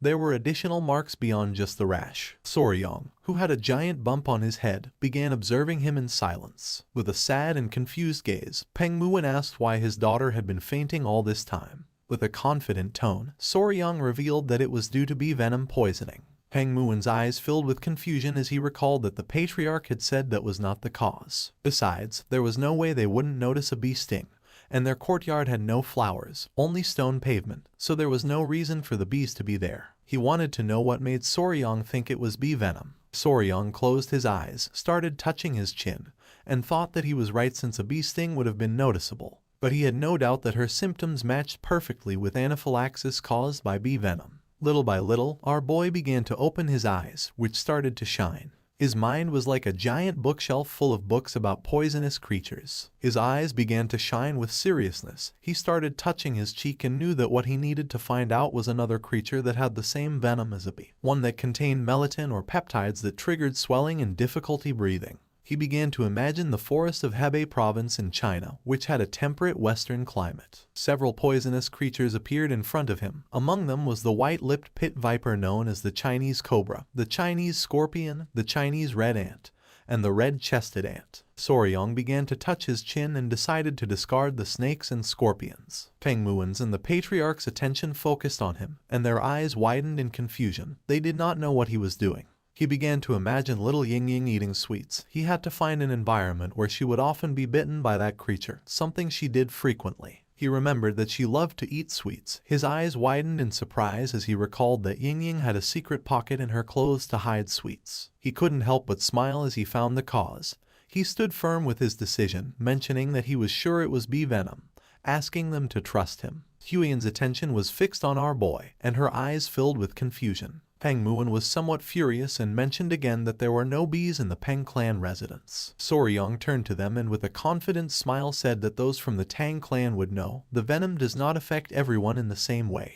For some, even an infinitesimal amount could be lethal, while others could withstand 10 times that amount without problems. Peng Muin's jaw dropped, and he began to sweat without understanding a single word. The patriarch reached out to him and, with a sincere gaze, argued that Soryong was right since even with the same poison, the effects varied from person to person. Soryong extended his hands, explaining that as they had seen, Ying-Ying was particularly sensitive to bee venom. Huiyan remained silently listening, while on the other side, Peng Muin and the patriarch nodded their heads. Soryong's eyes began to shine with confidence. He started touching his head with his finger and said that one thing was certain, she was vulnerable to bee venom. But since there were no bees in their house, that only left one possibility. Peng Muin started to observe our boy and couldn't help but sweat. Somewhere in the manor, the queen bee was lying on the ground with a tender gaze next to another bee. Soryong revealed that the culprit was in fact a bee, but a very special kind. Several hours later night fell. Soryong was crouched on the ground next to some rocks. Huiyan was illuminating the area with a fire lamp and behind were the patriarchs. The patriarch started to observe our boy with a confused gaze. Peng Muin's eyes expanded with curiosity, and he asked if Soryong was sure that it was here. Soryong's eyes began to shine with confidence. With a smile he said that he was sure this was the place. He asked Huiyan if she could illuminate the area a little. Huiyan's eyes, who was holding the fire lamp, widened with curiosity, and she nodded her head. Soryong left a candy on the ground and not long after, several small ants emerged from the stones and began to devour the candy. One of the small ants started eating another ant, which began to call for help. Using some chopsticks, Soryong grabbed the ant and with a confident gaze revealed that this guy was the culprit. The attention of Peng Muin and the patriarch was fixed on the ant. They were in shock since this insect was an ant and not a bee. Soryong asked them to look closely since, after all, this ant was a collateral relative of the bees. Peng Muin began to observe the ant carefully, not knowing what Soryong was talking about. Several seconds later, the patriarch's eyes widened in fear, leaving them in shock. The little ant was furious and upon looking closely they noticed that it had a massive stinger on its backside. They could not believe that an ant had such a large stinger. The patriarch finally realized what Soryong meant by them being collateral relatives, while on the other hand, Peng Muin was left open-mouthed upon seeing an ant with such a large stinger. Soryong began staring at them, revealing that this creature was the collateral relative of the bee that had caused Ying-Ying to collapse, a real stinger ant. Peng Muin's gaze fixed on the ant, and he couldn't help but sweat, while on the other hand, the patriarch was in shock. This ant was the true culprit behind Ying-Ying's condition, belonging to the order Hymenoptera, family Formicidae, known as the Asian needle ant. The king stinger ant or Pachycondyla chinensis was from the order Hymenoptera, from the family Formicidae, and from the subfamily Ponrani. Many must be wondering what the hell ants had to do with stingers. It was simple. These stinger ants had evolved from the same ancestor as bees, which meant that they had retained many characteristics similar to those of bees. In fact, studies on the venom of stinger ants and bees had shown that people who suffered anaphylaxis from stinger ant venom also tended to react in the same way to bee venom. Soryang grabbed the ant with the chopsticks, making it become furious, pointing at it with his finger. And with a smile, our boy mentioned that he didn't believe the ant was targeting Ying specifically. According to him, it had probably appeared to feast on the demon beasts that had invaded the Tang household, revealing that the King Stinger demon ant fed mainly on other demonic creatures. After being stung by the ant, one of Peng Muen's men carefully analyzed the sting. The mark looked like a common rash, so then they had no way of knowing what had really stung her. And by the time Ying regained consciousness a few days later, she simply assumed it was a residual spot from something insignificant. Peng Muen's eyes widened in surprise and his jaw dropped. Now everything made sense, and no one would have thought that Ying had collapsed because of such a pathetic and small creature. With a curious expression, he turned to the patriarch and asked if he could make an antidote. The patriarch closed his eyes and began to think. He opened his eyes, which were filled with seriousness, revealing that there was an antidote for bee venom. But cases like Ying's, where the body was highly sensitive to the toxin, often it did not work effectively. Peng Muen's eyes widened in surprise and his jaw dropped. The patriarch made it clear that just knowing the cause was a step forward, since at least now they could be careful before she collapsed again. Peng Muen couldn't help clenching his teeth and feeling furious, but then let out a sigh. He began to observe our boy and with a smile thanked him. Soryang's eyes began to shine with joy and he nodded his head, saying that there was nothing to thank for. With a confident expression, our boy asked Peng Muen not to worry since there was a way to treat Ying and even though it was slow, it existed. Upon hearing this, the patriarchs were in shock. Peng Muen extended his hand and asked Soryang to tell him what it was. Soryang began touching his cheek and with a calm gaze mentioned that it was something called desensitization. Huiyen's attention fixed on our boy. She didn't know what he had in mind. Soryang began to explain himself. Peng Muen's eyes filled with confusion and he asked if they had to undress Ying again. Soryang began to sweat and with a nervous expression explained that it was a treatment where small amounts of bee venom were injected into the patient's body over time, gradually decreasing sensitivity to the toxin, so it was normal that it was going to take some time. With an angry expression, Huiyen was already ready to give Soryang a good lesson. He was sure that once the treatment was complete, Ying would no longer collapse from the venom. The patriarch, with a surprised expression, crossed his arms, realizing that Soryang's method was viable, since even in the Tang clan they had similar techniques. They introduced venom gradually into the body to develop resistance. Peng Muen clenched his fist, asking if once the treatment was over, Ying would no longer collapse. With a smile, the patriarch nodded his head. It was going to take a long time, but it should be possible. Upon hearing this, a pleasant smile appeared on Peng Muen's face. He closed his eyes and patted Soryang on the back, thanking him for having saved his daughter. Our boy started touching his head in embarrassment. The patriarch and Huiyen couldn't help but smile. Peng Muen's eyes began to shine with joy. He grabbed our boy by the shoulders. After receiving such help, there was no way he would simply let it pass, so he asked if there was something that Soryang wanted. Whatever it was, Soryang only had to name it and he would grant it to him. Our boy started to sweat, then closed his eyes and felt somewhat confused, not knowing what was wrong with the people of this world. At the moment he helped them, they began to throw blank checks. With a grateful expression, Soryang greeted Patriarch Peng, saying that Ying was his little sister, so there was no way he could expect a reward in return. Peng Muen started laughing and gave Soryang another pat on the back, explaining that there was no such thing as modesty in the Peng clan, asking our boy to say what he wanted as a reward. The slap was so strong that Soryang began to scream in pain. He knew that if he didn't say something right now, he was going to die. Just then, our boy's eyes widened in surprise. With a joyful gaze and mouth watering, he asked if Peng Muen could join him for a mountain tour. Peng Muen became somewhat confused. The next day, Peng Muen, Soryang, Gu Pi and Huiyen went to Mount Gongga, which was in Sichuan province. Everyone's attention was fixed on the beautiful waterfall. No one had seen anything so beautiful. With a smile, Peng Muen mentioned that this was a magnificent mountain. Soryang began to laugh, explaining that it was said there was even a beautiful stone cliff. Huiyen stepped forward and her attention fixed on the waterfall. With a smile, she admitted that according to the general, this should be the place. With a confident expression, Soryang thought that she was right, since this should be the waterfall and the rock he had mentioned. Our boy felt somewhat confused since he didn't know how they were going to reach the cave that was behind the waterfall. Upon hearing this, Peng Muen turned toward them and an idea came to his mind. With a surprised gaze, he remembered that Soryang had said that he had only recently started learning mobility arts, realizing that he was not familiar with the technique of wave-stepping swallow flight. With a curious expression, our boy asked what that was. At first, Peng Muon began to smile, but then his smile disappeared and his eyes filled with confusion. He grabbed Soryong by the shirt and lifted him into the air. Explaining was painful, so he decided to teach him directly. Our boy's eyes filled with fear, causing him to start sweating, while on the other side, Huiyan put her hand over her mouth and couldn't help but go into shock. Using all his strength, Peng Muon threw Soryong toward the waterfall, and upon seeing this, Huiyan panicked. Our boy landed near the waterfall, and while he was gasping heavily, Peng Muon also landed in front of him. He put his hands on his waist and started laughing, thinking that he had a pretty agile body. Our boy fell to his knees on the ground, thinking that this guy was crazy. Huiyan also arrived at the area and with a worried expression asked if Soryong was okay. She helped Soryong sit down, and when looking forward she realized that this seemed to be the entrance of the cavern. The eyes of our boy filled with surprise, since an entrance hidden behind a waterfall was mysterious. The eyes of Peng Muon began to shine with joy. He decided it was time to enter and find out what was inside the cavern. A few minutes later, while the water from the waterfall was falling into the river, Soryong and the others entered the cavern.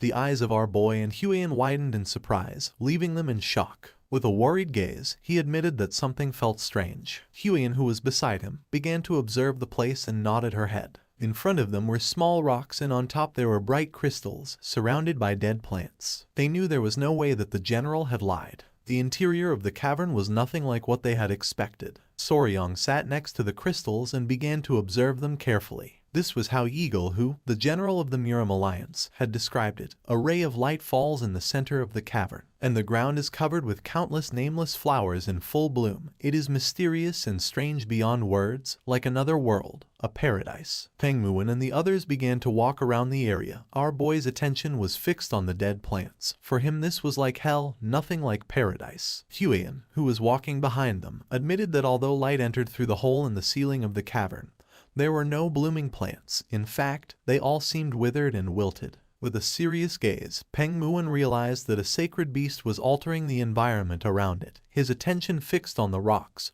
realizing that a cold Kai was radiating from the center rock. With a sincere expression, Soryong admitted that the elder was right. Peng Muon grabbed his sword and asked them to stay behind him. Slowly, Peng Muon began to walk toward the rocks. His eyes began to shine with seriousness, realizing that this was a very serious cold. Just then, a creature let out a powerful roar. Soryong's and Huiyan's eyes filled with surprise. Peng Muon's eyes began to shine with seriousness.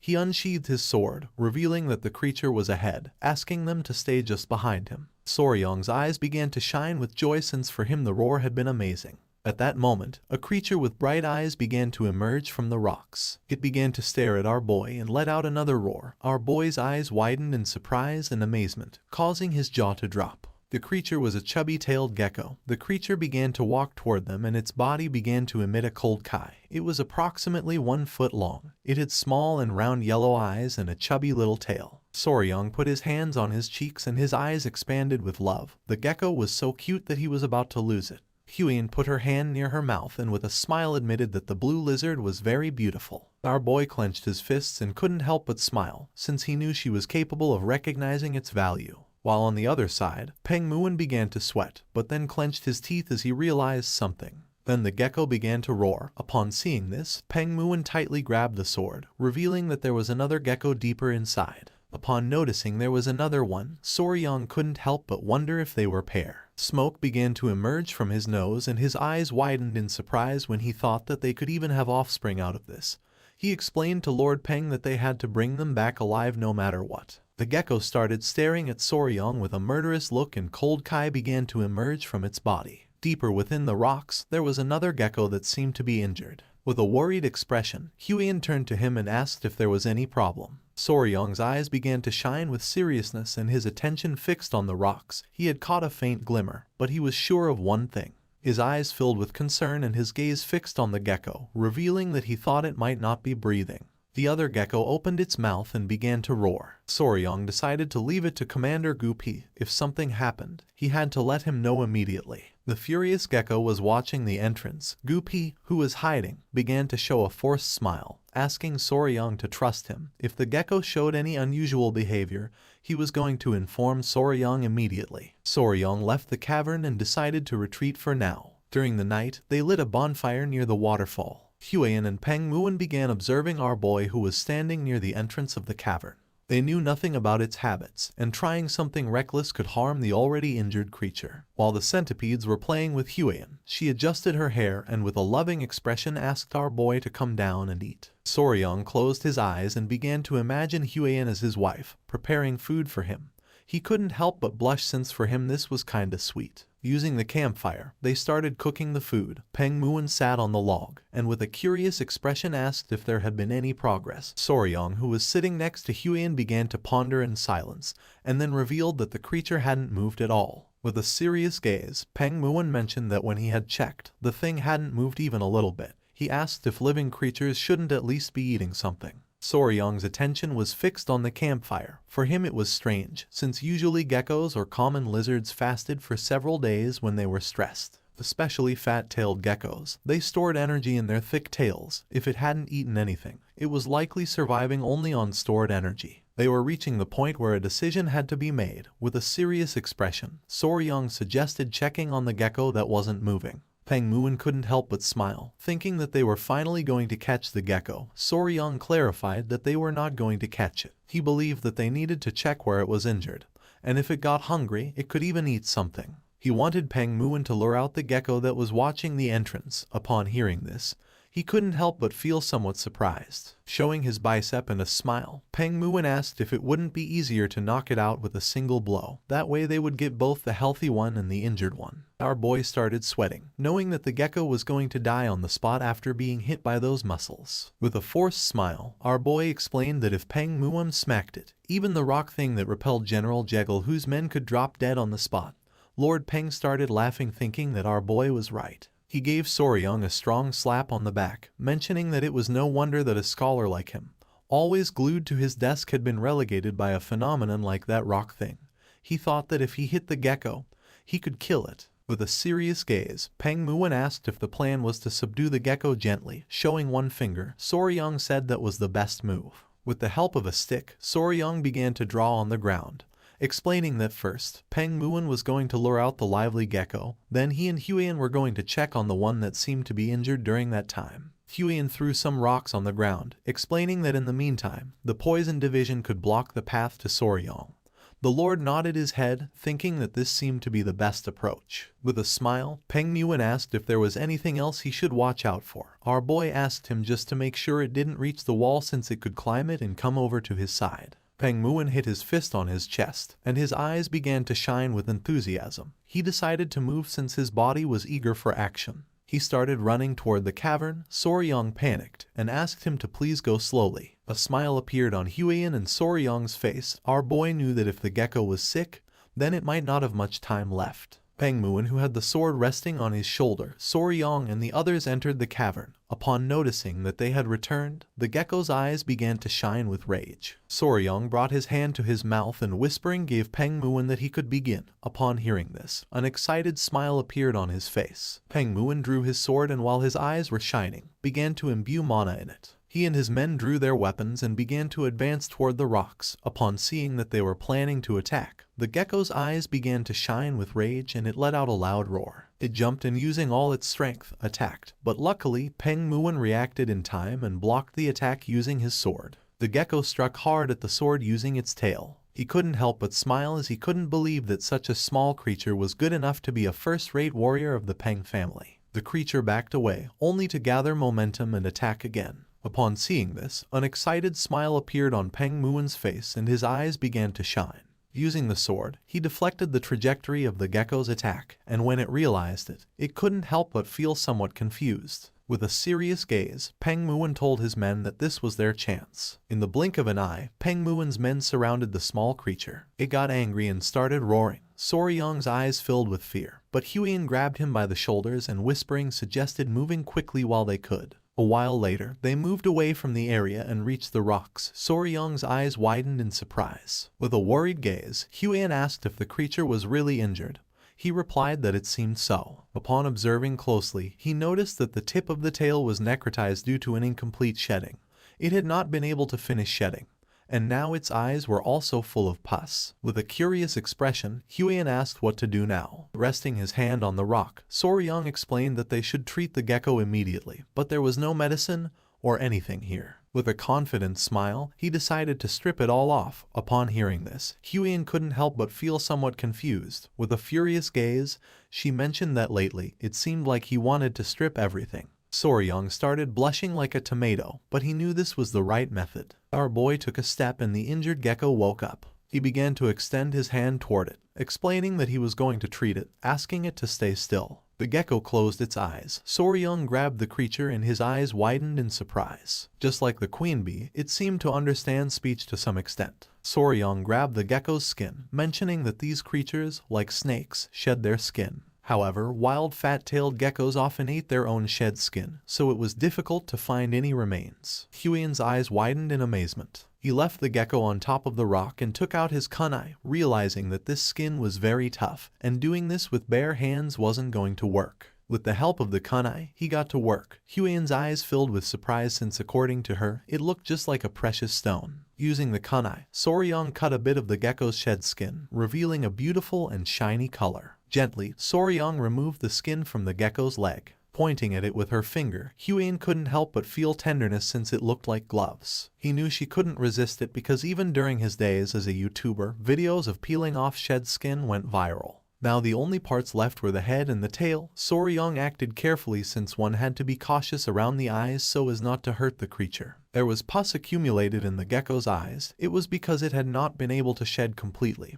Now the inflammation had filled its eyes. Very carefully and gently, Soryang managed to remove the skin from the gecko's head without hurting it. With a smile, our boy asked if it felt better. The gecko's body began to tremble until it opened its eyes. Huiyan couldn't help but feel somewhat excited. Soryang began to observe the gecko closely.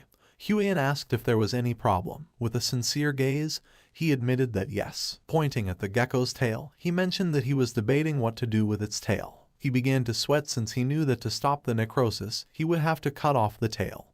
But in its current state, cutting it could kill it instead. Just then, Pengmuan began to shout, asking Soryang to be careful. Upon hearing this, he and Huiyan went on alert. Pengmuan revealed that they had lost the gecko. Just then, the gecko appeared behind them. The creature's eyes began to shine with hatred. Upon noticing this, our boy panicked and asked it to calm down. Showing the kunai and holding the gecko in his arms, Soryang explained that he was only trying to help and treat its friend. Our boy's attention was fixed on the kunai and his eyes filled with surprise and confusion. Upon seeing the weapon, the gecko exploded with rage and began to roar. The gecko's body began to release an intense frozen kai, repelling Soryang. Our boy panicked, realizing that it was pissed off. The gecko jumped and upon noticing this, Huiyan stood in front of our boy and with a worried gaze asked him to be careful. Without hesitating for a second, she pushed Soryang. At that moment, the fierce gecko descended forcefully to the ground. But luckily, Huiyan and Soryang were barely saved. Soryang hugged the injured gecko tightly and fell backwards onto the ground. The attention of the other gecko fixed on them and it started roaring again.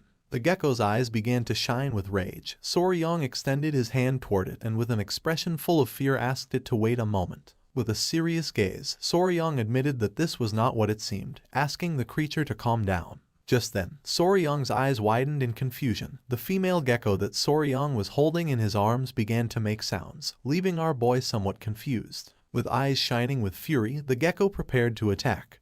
But then, it calmed down and felt somewhat surprised. The two geckos began to talk to each other and couldn't help but laugh. Soryang's attention was fixed on them, making his jaw drop. At that moment, Pengmuan and his men returned to the cave and with a worried gaze, the leader asked if Soryang was okay. Gripping his sword tightly, Pengmuan admitted that the gecko was vicious and fast. He didn't expect it to slip between his legs. Upon seeing Pengmuan's sword, the gecko clenched its teeth and began to roar. Just before things could heat up, Soryang stepped in the middle, raised his hand and with a serious expression asked Pengmuan to wait a second. With a confident smile he told Pengmuan that he was fine and asked him to step back a little since he was going to try talking to him for a moment. Pengmuan's eyes filled with confusion as he didn't know if Soryang wanted to try talking to the gecko.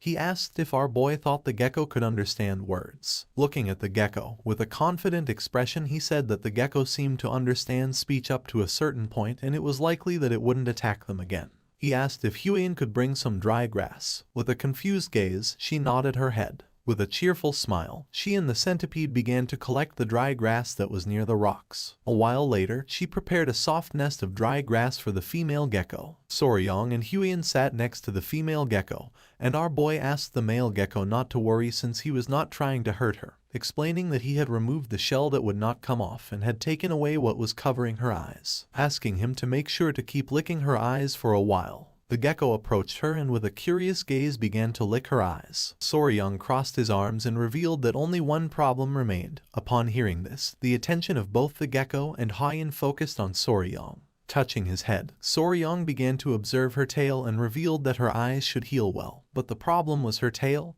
Half of it was already rotting and he didn't believe that licking it would help. The gecko began to look at her tail and couldn't help but feel somewhat confused. He turned towards Soryong and nodded with his head, saying that he was right. Forming scissors with his fingers, Soryong revealed that they would have to cut the tail. The gecko's face filled with sweat and fear when he imagined Soryong cutting her tail. The creature began to roar again. Upon seeing this, our boy felt somewhat confused. The gecko jumped and with glowing eyes prepared to attack. Soryong put his arms in front of his chest and with a gaze full of fear, began to scream. A few hours later, Peng Muon's men lit a campfire inside the cave, while Soryong and Huion were sitting on the rocks. Using her finger, Huion began to apply a special balm on Soryong's cheek. Our boy let out a sigh and felt furious, since he was only trying to help, but even so the gecko had bitten him. Huion, who was applying the balm on his wound, asked him to stay still, explaining that if he moved it could leave a scar. Peng Muon, who had his arms crossed, began to laugh, saying that Soryong was finally starting to act like a real man since after all,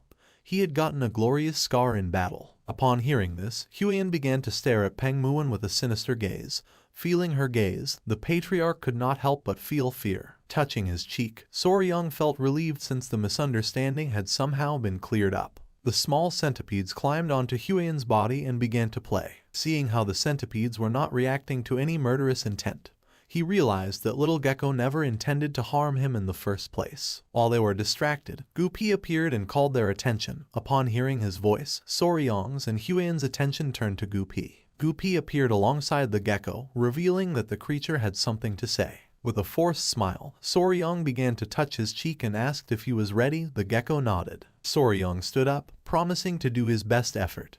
But before that, he wanted to ask something to the gecko. He began to observe our boy and became somewhat curious. Showing a finger, Soryong asked what geckos ate, since if he was going to cut her tail off, she was going to need to eat something nutritious in order to recover well. Taking small jumps, the gecko turned his back on them and began to move away. Soryong panicked and started to follow him. The little gecko moved several meters away and stopped near a small plant. Soryong's eyes filled with curiosity and his attention focused on the plant. Using his mouth, the gecko pulled out the plant and began to show it to Soryong. Our boy took the small plant in his hand. Peng Muon and Huion began to observe it closely. With a curious gaze, she asked if she could take a quick look at the plant. Our boy did not refuse and handed her the plant. Huion took the plant and began to inspect it carefully. Showing the plant to Soryong, she revealed that although it was weak, she could feel a bit of Kai seeping out. She was sure that this was a seed of a spirit herb that used to grow in this cavern. Soryong's eyes widened in confusion. He took the seed and his jaw dropped in surprise. With a serious gaze, Peng Muon revealed that he had heard about it long ago. It was said that spirit herbs always grew where spiritual beasts dwelled. The centipedes were sleeping on top of the rocks. Huion began to observe them and explained that if that was the case, then maybe these little ones, just like the centipedes, survive by feeding on the Kai of the spirit herbs. Soryong clenched his fist and his jaw dropped, realizing that if they unearthed the spirit herb, then that meant they were in serious trouble. He panicked and started to replant the herb again, but Peng Muon mentioned that it was no longer useful. Soryong planted the herb again, but Peng Muon placed his hand on his shoulder and revealed that once a spirit herb had been touched by human hands, it would not grow again. He was sure that the gecko knew this and for that reason had unearthed it to show them. Even if he replanted it, it was not going to grow beyond this point, leaving our boy in shock. Soryong began to imagine Jughu pulling out the spirit herbs that were in the cave, and the little geckos crying. Soryong's eyes filled with tears knowing that humans were very cruel. With a curious gaze, Peng Muon asked Gupi what the name of the spirit herb that used to grow here was. Gupi began to observe him in silence, and revealed that that thing was called frost ginseng. Peng Muon began to ponder, and then a smile appeared on his face since then all they had to do was find something that emitted the same type of Kai as the frost ginseng. Upon hearing this, our boy stood up and his eyes began to shine with joy. He asked if there really was something like that. With a smile, Peng Muin nodded his head and then revealed that it was called ice jade, just like the frost ginseng. It contained the essence of cold kai. Touching his chin, he mentioned that the problem was how to obtain the ice jade, since even with money, it was not something that could be obtained easily. While they were distracted, Huiyan stepped forward, capturing their attention. With a serious gaze, she said that if they were talking about the ice jade, then she knew someone who had it. Upon hearing this, a curious smile appeared on the faces of Soryong and Peng Muin, since for them this was good news. With a curious gaze, Soryong approached her and asked who had the ice jade. She panicked and asked him to calm down. She began to sweat, not knowing what to say. Seeing this, Soryong and Peng Muin became somewhat confused. Huiyan swallowed saliva, then began to touch her chin and with a sincere gaze revealed that they were some other weed. Upon hearing this, our boy's jaw dropped in surprise, while on the other hand, Peng Muin became even more confused. With a serious gaze, she let out a sigh. Soryong's eyes widened in fear as he did not know what was happening. Peng Muin and Soryong began to observe Huiyan, not knowing what she had in mind. Even Peng Muin felt confused. Huiyan began to show a confident smile, and upon seeing this, Soryong's eyes filled with fear, and he couldn't help but sweat. He put his hand on his face and let out a sigh. He didn't know why his father-in-law had to say something like that at that moment. He remembered that in this world girls were called weed. Peng Muin crossed his arms and asked who was that other weed who supposedly had the ice jade. Soryong came out of his thoughts and his jaw dropped in surprise, leaving him in shock. Huiyan began to show a confident gaze. Showing a finger, she revealed that one of the 3 flowers of Muram was known as the Flame Queen Peony. Her real name was Namgung Xiao, the daughter of the Namgung clan. From what she had heard, Xiao had the ice jade, but she really didn't need it. Upon hearing this good news, a smile appeared on Peng Muin's face, while on the other hand, Soryong's jaw dropped in surprise. While they were conversing, the little gecko appeared and started making chirping sounds to get Soryong's attention. Upon hearing the gecko's voice, our boy became curious and turned around. The little gecko's eyes filled with tears and sadness. Huiyan asked what he was saying, and Soryong revealed that he was asking them to quickly treat the injured gecko. Soryong reached out his hand and decided to save the rest of the conversation until after treating the gecko. Huiyan nodded her head, noticing that the little gecko was nervous. She thought that was for the best. Soryong peeked his head between the rocks and saw the little gecko sleeping.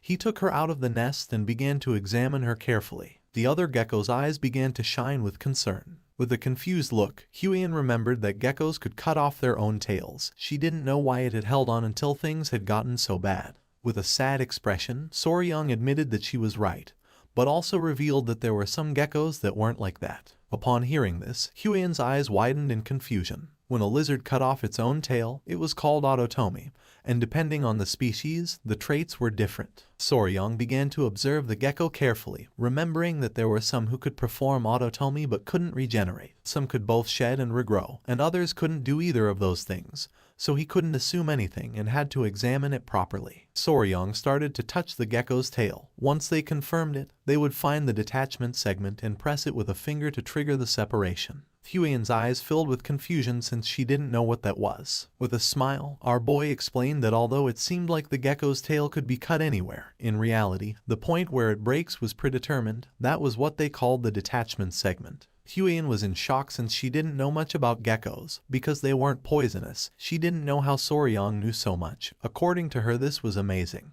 The gecko was sleeping in Soryong's hands. He had sounded confident when he said it, but the tail was already very decayed, so he wasn't sure that the surgery would go well. Soryong grabbed its tail and his eyes began to shine with determination. He had to try anyway since he was spicy Fabry. A few minutes later, Soryong and Huiyan began performing the surgery. Peng Muin, who was sitting on a rock, realized that this was taking longer than he had thought. With a serious gaze, he started staring at Soryong, and the little gecko began to emit chirps. A few minutes later, with the gecko sleeping in his arms, Soryong appeared. Lord Peng Muin asked what had happened to the gecko. Huiyan began to show a smile, while on the other side, with a joyful gaze, Soryong revealed that fortunately the surgery had gone well. As long as they took good care of her, she should be fine. Upon hearing this, the little gecko couldn't help but cry and show a grateful smile. Our boy sat next to the gecko and felt happy to see that he was so happy. Peng Muin's gaze fixed on our boy. The more he looked at him, the more incredible he seemed. The pair of geckos returned to the nest. Now that the surgery had been completed, Soryong and the others decided to stay nearby and monitor its condition for a few days. A few days later, with a curious smile, Soryong and Huion returned to the cavern and began to run toward the rocks. Near the nest was the pair of geckos playing happily. Seeing that her condition was better, Soryong couldn't help but smile. The little geckos began to show tender looks. Soryong clenched his fists and couldn't help but feel excited, realizing that they had gone from being kittens to being lizard puppies, knowing that if this had happened in his past life, it surely would have gone viral. Soryong's attention was fixed on the female gecko, realizing that the injured girl had also regained some strength. Now that her condition was better, Soryong decided it was time to leave. Upon hearing this, the gecko's eyes widened with sadness. With a smile, Soryong explained that they were not going away forever. They were just going to get some food for them and then come back. Until then, he asked the gecko to make sure to preserve the seeds Kai. The two geckos nodded their heads. Soryong turned around and with a confident gaze told Huion that it was time to return to the Tang clan. With an excited gaze, he clenched his fist and thought that it was time to obtain the ice jade. A few hours later, they returned to the manor of the Tang clan and sat down to chat with the patriarch. Back in the Tang clan, leaving behind the geckos, a few pieces of news had arrived, and among them, without a doubt, the biggest incident had been the matter related to the blood cult. The patriarch interlaced his hands and with a serious gaze decided to speak about that matter. After the identity of a spy infiltrated in the Murim alliance was revealed, their warriors followed the owl that an assistant had raised. A man with a mustache hid behind a tree, and when he peeked out, his eyes widened in surprise and fear. The owl arrived at the hideout of the blood cult, which was filled with ninjas. Coincidentally, a squad had just returned to the Murim alliance, and they had sent them poison extracted from tiger-striped water snakes, which had played an important role when they raided the hideout. Showing a letter, the patriarch revealed that the leader of the alliance had personally sent a handwritten letter of gratitude. He was very proud of Soryong. With a forced smile, Soryong coughed. The patriarch asked if he had caught that mysterious gecko. He decided to stop by the toxic creature garden himself to see how it looked. Soryong began to sweat and with a nervous gaze mentioned that one could say they had half caught the gecko. Upon hearing this, the patriarch felt somewhat confused. Just then, with a serious expression, Huion decided to explain everything that had happened so far to her father. The patriarch put the cup of tea on the table.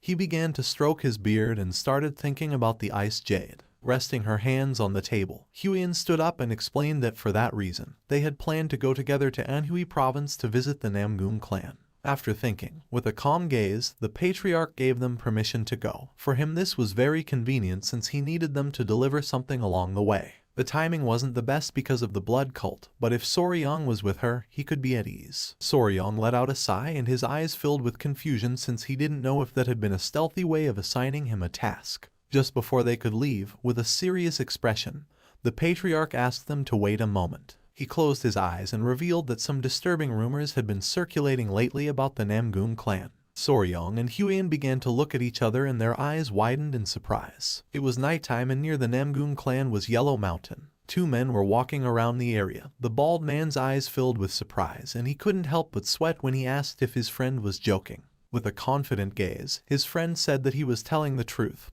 He again mentioned that the young lady from the Namgung clan was not normal. With an angry gaze, the bald man asked his friend to stop saying nonsense and not to make up dirty and scandalous rumors. His friend's attention was fixed on something. Not far from them there was a man lying on the ground. Upon seeing this, their eyes widened in fear. They began to run toward the man without knowing why someone had collapsed here. The friend placed his hand under the man's head without knowing if he was dead. Just then, the man began to smile. Their attention was fixed on the man and they could not help but feel even more confused. The man had not collapsed. Blood was coming out of his nose. He was red like a tomato and gasping heavily, as if he were in love. The men began to look at each other and felt even more confused. They carried the man on their back and decided to take him to the village thinking that he must be drunk. Not far from them, there was a woman hidden behind a tree, watching everything. The woman's body began to release a strange aura. Her shadow became larger. She was like a spider hanging from its web. It was night and under the light of the moon, a woman was practicing with the sword. She concentrated and her eyes began to shine with determination. With precision and elegance, she swung the sword several times, cutting the leaves of the trees. At that moment, her body began to tremble, and the woman began to gasp heavily and felt frustrated. She had not managed to cut all the leaves, so she thought that she still needed more training. A woman with pigtails who was holding a lamp appeared and addressed the woman as Unnai. She was Namgoon Yoon from the Namgoon clan.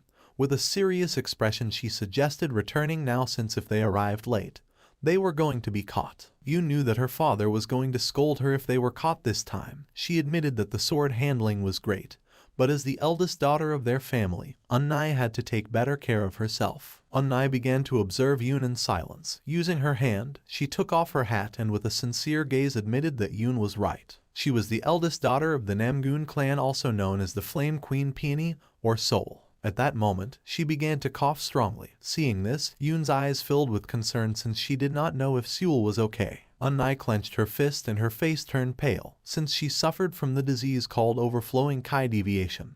At first, everyone in the family considered it a blessing. That was because the Kai channels were completely open, which made the construction of internal energy much faster, and there was no blockage at all in the circulation of pure Kai. The old man who was treating her mentioned that too many of her blood points were open, and her innate Kai was being depleted too quickly. With a worried expression, the father asked if there was no solution. The old man put his hand on his chin and began to ponder. With his face sweating, and with a sincere expression, the old man revealed that she needed yin energy, pure and strong yin energy, which should be used before her innate Kai or her life could be shortened. Back to the present, Unnai began to pant heavily and little by little began to run out of energy. Yoon approached her and with a worried gaze asked if she was okay. With a smile, Unnai asked her not to worry and suggested going back. With a confused gaze, Yoon asked if she was sure. Just then, Unnai's attention was fixed on the lamp. She felt identified and thought that she was like the oil flame inside this lamp. She began to stare at the lamp, knowing that she was a being who would disappear once the oil was consumed. She began to look towards the sky, knowing that she had to hurry and master at least the Emperor's sword style as soon as possible. Her attention was fixed on the moon, and while the wind was blowing, she thought that she should master the style before her body burned and disappeared. It was daytime, and somewhere on the Yangtze River there was a boat. On the boat were Soryang, Huan, and Gupi. Gupi began to point towards the water and asked Soryang to look, since the Beiji dolphin had appeared. Upon hearing this, Soryang's eyes widened in surprise, realizing that it was the Yangtze River dolphin. The dolphin emerged from the water and began to play. Soryang was in shock, since he could not believe that he was seeing with his own eyes a species that had gone extinct. And even though he liked insects and reptiles, dolphins were something different. With a smile, Huan mentioned that if they followed the Yangtze River, they would reach Wuhan, where the Muram Alliance was located. Soryang's attention focused on her. With a smile, he explained that according to his father-in-law's orders, they had to stop in Wuhan and deliver the red-necked keelback's poison. After that, they could get off the boat at Angyang, which was considered a safe zone. Huan began to show a smile and said that at this speed they could arrive at a much earlier hour. Soryang sat next to her and with a worried expression revealed that there was something he was concerned about. Huan sat next to him and with a curious gaze asked what it was. Our boy knew that if the ice jade was really so precious, then the Namgoon clan would not hand it over easily. He extended his hand and explained that this fact kept bothering him, no matter how he thought about it. She started laughing and asked him to trust her. She started imagining Unnai and revealed that the ice jade was of special use for the young lady Namgoong Seol. She needed to be able to eat it, but the ice jade could not be eaten. She started to point at our boy, being sure that now that they had that, they were going to trade it for the ice jade, since after all, that could be eaten. Soryang put his hand into his clothes. Then he started to touch his chest and mentioned that she was not entirely wrong about that. He felt worried since he did not know if this ice jade was safe. He also remembered that lizards were cold-blooded, so normally they hated everything that was cold. He did not feel good feeding them, something he was not sure about. With a serious gaze, he called Huan's attention and remembered that she had said that the ice jade contained cold yin energy. He asked what that was, since he had heard about yin and yang energy before, but for him it was still difficult to understand. Huan turned towards him, and while her eyes were shining with joy, she started to show one finger and began to smile. Because it was important for martial arts cultivation, she decided to explain, but asked our boy to listen carefully and remember. The yin kai was the kai that created the yin fire, and among the kiss of heaven and earth, it referred to the kai that sank downwards and gathered. With a serious expression, she revealed that normally, yin energy suppressed the activity of living beings. Dark, cold, and fearful things were all types of yin energies, so the expression cold yin energy was simply a type of yin energy. Soryang's eyes widened in surprise and he thought that yin energy was bad. With a smile, Huion said no, since in contrast to yin energy, yang energy created yang fire, but an excess of it accelerated living activities, causing faster aging and depleting energy. Soryang began to imagine lizards playing with ice, realizing that the reason those two children needed cold energy was that their bodies were cold energy in itself, and thus they grew by absorbing that yin energy. He thought it was something like recharging batteries. Soryang started touching his head and questioned if yin and yang were not supposed to be balanced, like male and female. He did not know how they achieved that balance when they had pure yi energy. Soryang started touching his head in confusion. Huion's gaze fixed on him and she could not help but blush like a tomato. With a nervous expression, she looked away and said that she did not know. She started shouting, saying that they were going to discover how to find that balance between yin and yang later. Upon hearing this, our boy could not help but blush and his mind filled with confusion. She put her hands on her face and felt embarrassed. Just then, Gupi appeared and announced that they had arrived, asking them to get ready to disembark. Their ship docked at the port of Wuhan. Once the ship stopped, Soryang and Huion got off. She introduced herself and revealed that they had brought the object he had requested. The man with a ponytail extended his hand and with a smile said that the general was already waiting for them. They started walking across a bridge and Soryang felt amazed. He was in shock to see how grand the Murim alliance was. Not far from the area, a woman grabbed a man by the ear, making the man start to scream. With his face full of sweat, the man asked the woman named Sword Phoenix to stop since he was about to teach that guy a lesson. With an angry gaze, she made it clear that he could not be dueling against his own allies. With a sincere expression, the other man told Seonghu that she was right since he had acted too hastily without verifying the facts first. Seonghu said that he was only defending the honor of the young lady. At that moment, something caught Seonghu's attention. His gaze fixed on Huion and he soon realized that she was the poisonous flower. Huion turned around and recognized the man with a white bandana as Slaying Dragon, the woman as Sword Phoenix and Seonghu as Spear Dragon. With a smile, she remembered that it was the first time they met since the Dragon Phoenix meeting. She asked how everyone had been. Seonghu could not help but smile since it had been a long time since he had last seen Huion. They began to talk among themselves and Soryang remembered that in Murim, only those with remarkable skills received titles like Dragon or Phoenix, realizing that all of them were elite martial artists. Sword Phoenix said that she had something to ask her, revealing that there was a strange rumor circulating about her. Upon hearing this, Huion felt somewhat confused. She revealed that there was a rumor circulating that she had a lover. Huion's eyes widened in surprise. Our boy started sweating and felt confused. With a confused expression, she asked if it was true that this rumor was circulating about her. With a nervous smile, Seonghu said yes, revealing that all the warriors were gossiping about it. He was about to challenge him to a duel in her honor for spreading nonsense. They were comrades who fought together, so he wanted to defend her honor. Our boy noticed that he had a crush on her. Huion looked to the side and made it clear that this rumor was false. Seonghu felt furious and decided to find the warrior who was spreading the false rumor and give him a good beating. Huion stepped forward and decided to correct that rumor. She grabbed Soryang by the arm, leaving him somewhat confused. She began to show off Soryang and with a proud smile revealed that she did not have a lover, but rather a fiancé. She introduced Soryang as her fiancé. Upon seeing this, everyone went into shock. With a surprised expression, Sword Phoenix noticed that Soryang was very young. With a forced smile, Huion apologized and thought that she should have introduced Soryang to them earlier. Soryang and the others greeted each other. Just when he raised his head, he saw Seonghu staring at him with a murderous gaze. He approached our boy and asked if his name was Soryang. With a face full of fear, Soryang said yes. Seonghu knelt before our boy, leaving everyone in shock. He introduced himself as Yang Seonghu, the spear dragon of the Yang family of Sincheng. Our boy started sweating like crazy. With an angry expression, Seonghu challenged Soryang to a duel. Seonghu asked Soryang to accept the duel, leaving them in shock. Sword Phoenix and Slaying Dragon let out a sigh and felt somewhat disappointed upon seeing Seonghu's attitude. With his face full of sweat, Soryang asked if he really wanted to challenge him to a duel. With eyes shining with rage, Seonghu said that he wanted to have a duel man to man. Just then, Sword Phoenix grabbed Seonghu by the collar and pulled him, leaving him somewhat confused. With an angry gaze, Huion asked what Seonghu was doing, suddenly asking for a duel. With eyes shining with rage, Sword Phoenix began staring at Seonghu and asked him to take things seriously. Soryang's eyes began to shine with confusion. He couldn't believe that Seonghu wanted to have a duel with him as soon as they had met.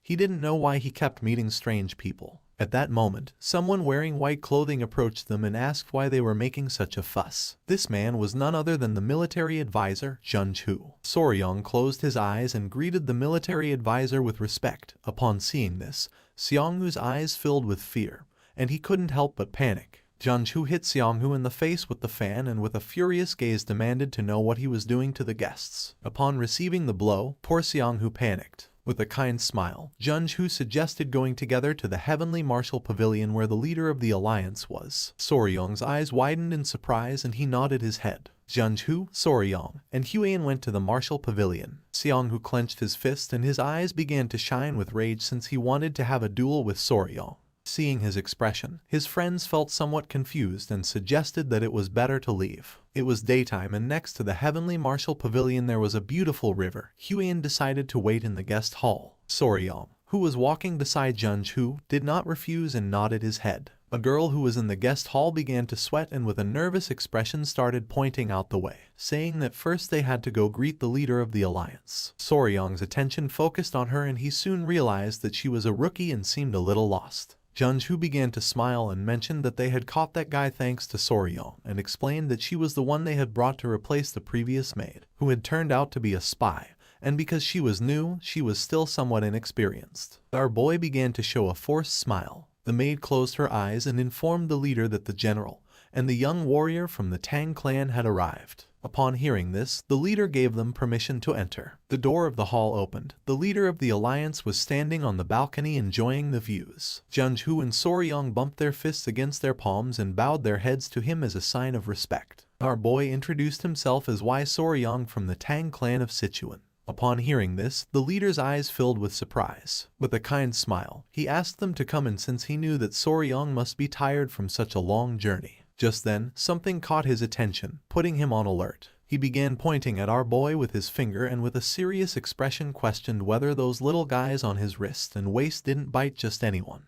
With a surprised expression, our boy said that they didn't bite just anyone. The little centipedes were sleeping under Soryong's clothes. He remembered that it was said the leader was one of the top 3 martial masters in all of Muram. He couldn't believe that he had instantly noticed the poisonous creatures wrapped around his body. They sat down to chat, and the leader got straight to the point and asked if Soryong had brought the venom from the tiger-striped water snakes. Soryong said that he had, and with a smile revealed that he had prepared as much as possible just before leaving.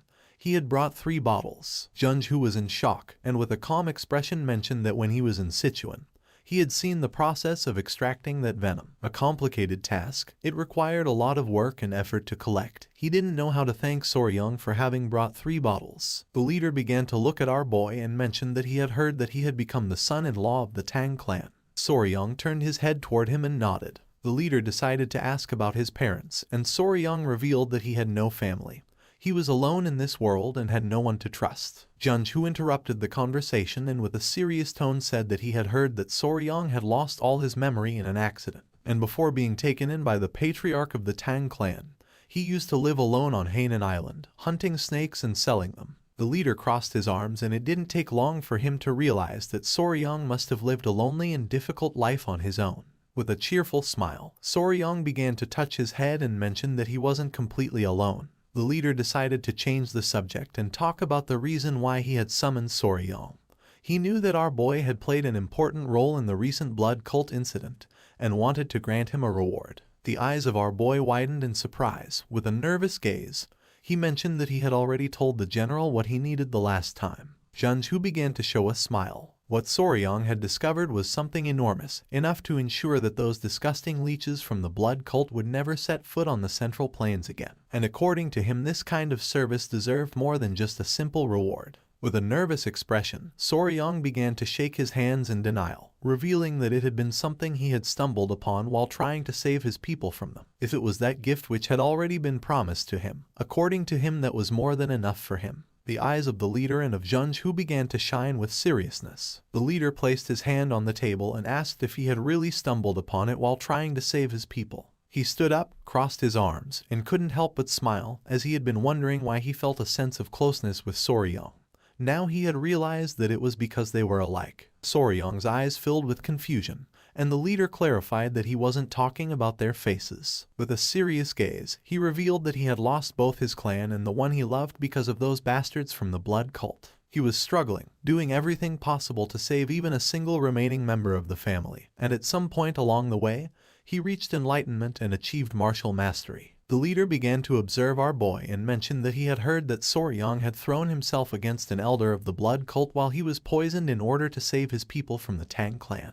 With a smile, our boy said it was true. A smile appeared on the leader's face since he had done the same thing 30 years ago. He began to walk towards Soryang. Despite being imposing, he had thrown himself in completely, with nothing but desperation in his heart. He placed his hand on our boy's shoulder, leaving him somewhat confused. With a smile, as a reward, he decided to grant our boy his unique martial art, called Iron Coffer Technique. The jaws of Soryang and Junju dropped in surprise. The leader couldn't help but smile and with a confident gaze revealed that he had never taken a disciple before.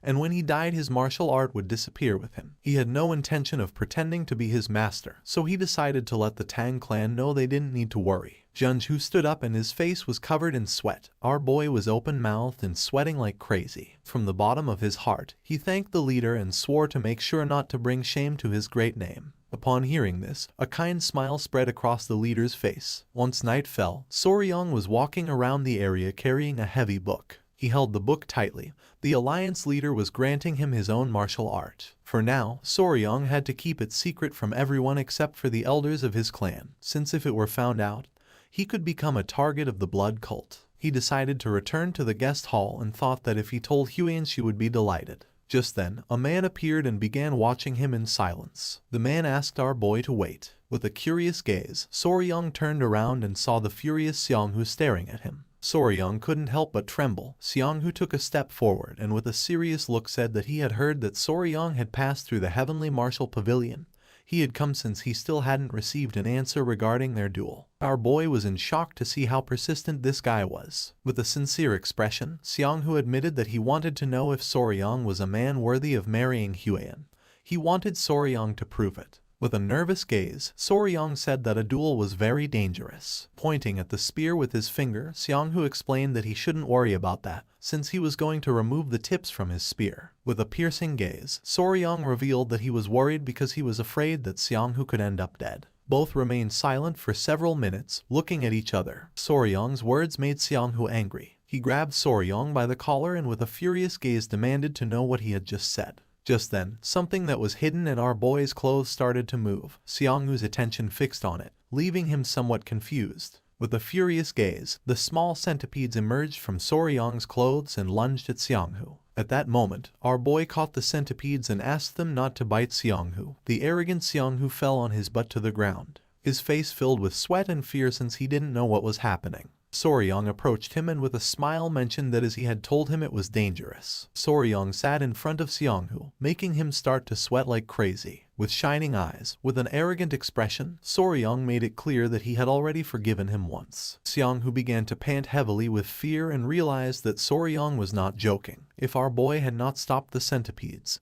he really would have died. Soryang stood up and began to show a penetrating gaze. Xianghu realized that he was a fearsome man. In Yan Xianghu's eyes, Soryang was like a monster. Our boy asked if he was okay, and at that moment, Hayan appeared and with a confused gaze asked what they were doing. Upon hearing her voice, Soryang's eyes widened in surprise, making him panic. With eyes shining with rage and a murderous intent, she questioned whether Xianghu was planning to harm Soryang. Resting his hand on Xianghu's shoulder, with a forced smile, Soryang explained that there had been a misunderstanding. He had gotten lost after leaving the pavilion, and at that moment Xianghu had appeared and offered to show him the way, so for this reason, they were together. Huyen began to ponder in silence. She did not know whether to believe that Xianghu had offered to show Soryang the way.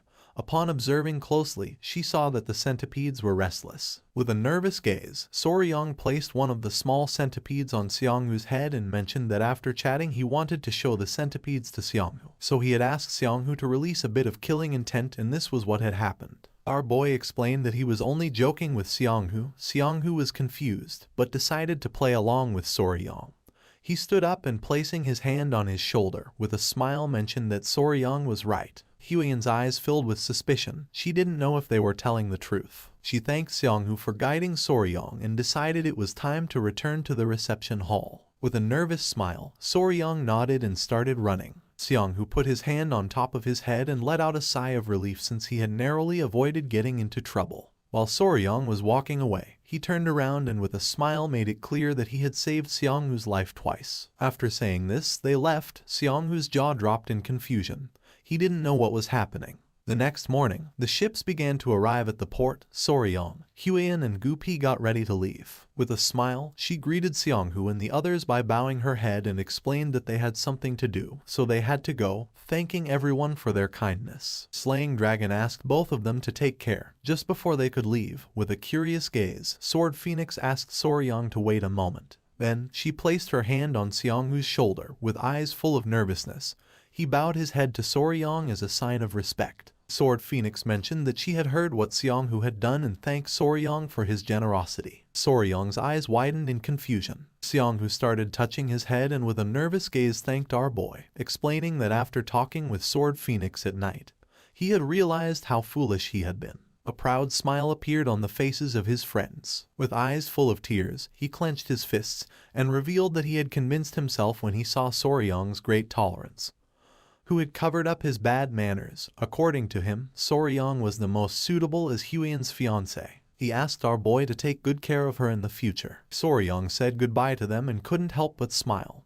He had heard that they would meet again at the Phoenix Dragon Conference, so there was no need to become enemies. Once Soryong and the others boarded the ship, Seonghu and the others bid them farewell with a smile. They departed in the sky filled with birds. Late at night, in the village below Mount Huang there was an inn. Soryong and the others stayed at the inn and sat down to eat. A maid brought them food and left. They had left Wuhan and arrived in Anqing. Gupi suggested that it was better to rest in this place since it was late. Mount Huang could be rough, and it took half a day to reach the Namgung clan. Soryong began to eat calmly. They decided to spend the night at this inn after hearing Gupi's words. Huian's eyes filled with confusion, leaving her in shock. She couldn't believe that Soryong had received the secret manual of the Iron Coffer technique, the exclusive martial art of the Fist Emperor. Soryong mentioned that he had said they looked alike and asked if that was a good thing. She nodded because although it was said that training for the Iron Coffer technique was painful, once he mastered it, it could even block swords and Kai-based attacks. With a cheerful gaze, she revealed that it was the exclusive martial art of the very Emperor of the Fist himself. Some even said that it rivaled Shailin's indestructible diamond divine art, and since it was an external martial art, it was not heavily influenced by internal cultivation methods, so Soryong wasn't going to have any problem learning it. Soryong was in shock as he knew that if he mastered the technique, he would gain bulletproof defense. He knew that he had inherited an incredible technique. With a kind smile, she offered to help him train, as she had heard that the first emperor used to whip his own body every morning as part of the regimen and she could do this for Soryong. Soryong's jaw dropped upon hearing that the first emperor used to whip his own body, clenching her fists.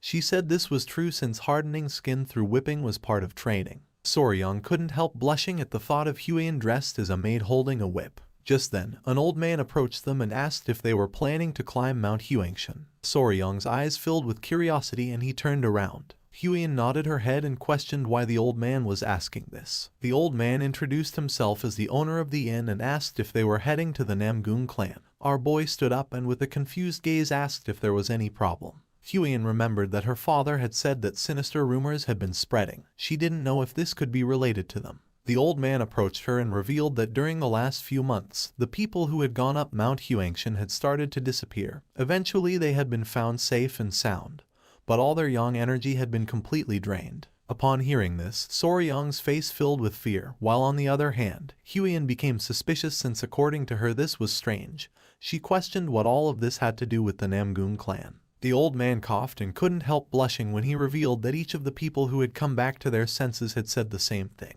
The person they had spent the night with was none other than Lady Namgung Xiao of the Namgung clan. Upon knowing this, Huian's eyes widened in confusion, leaving her in shock. She began arguing with the old man saying that this was absurd. According to her this must be a trap, a malicious slander. Soryong asked her to calm down. The old man panicked and with a nervous expression revealed that everyone had reacted like her. It was night and the moon was high in the sky and not far away was the manor of the Namgung clan. Xiao was sitting in her room sewing. Just then, a maid opened the door to her room, making her curious. The maid informed that the patriarch had summoned her to the patriarch's hall immediately, leaving her somewhat surprised. Without wasting any more time, she left her room and began heading toward the patriarch's hall. She did not know if her father had found out that she had been secretly training fencing at night. Once she arrived at the patriarch's hall, her eyes filled with surprise. In front of the patriarch there were several men kneeling. When he saw that she had arrived, the father's eyes began to shine with seriousness. He gave the order to all the men to raise their heads,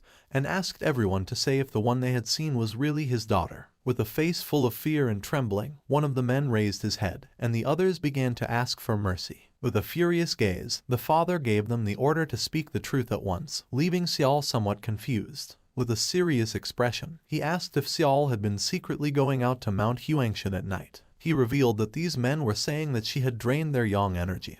Her eyes widened in fear and confusion. Her face filled with fear and she couldn't help but cry. The father began to point at her and asked her to speak clearly. With a sincere gaze, she admitted that it was true that she had been training with her sword in the valleys of Mount Huangshan the last few days, but swore that aside from training with the sword, she hadn't done anything else. The father turned toward the men and said that his daughter had declared herself innocent, so they must provide solid evidence of what they claimed to have seen. With eyes full of tears, the fat man swore that they only spoke of what they had seen with their own eyes.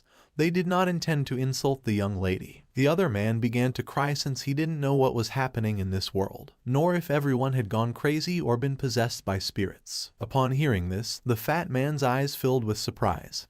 He stood up and said that there was a mole. The patriarch became curious and asked which mole he was talking about. Pointing at his chest, he revealed that the woman they had seen had a mole on her chest. With a curious expression, the father thought this was nonsense, turned around and asked Xiao if it was true. She put her hand over her mouth and her eyes began to shine with fear, leaving her in shock. Seeing her expression, the father couldn't help but get angry. He couldn't believe that this was true. Huiyan and Soryang left the inn and began to walk through the forest. Huiyan's face was full of rage. Our boy approached her and with a curious expression asked if she was still upset about what the innkeeper had said. Despite being so, she denied it. In front of them was Gupi, who carried all the luggage in his backpack. With a furious gaze, Huiyan turned around and made it clear that it was ridiculous to think that Namgung Xiao was absorbing men's masculine energy every night. Soryang's eyes widened in fear, realizing that she was upset. Huiyan let out a sigh. With a sincere expression, she apologized since she didn't want to get angry.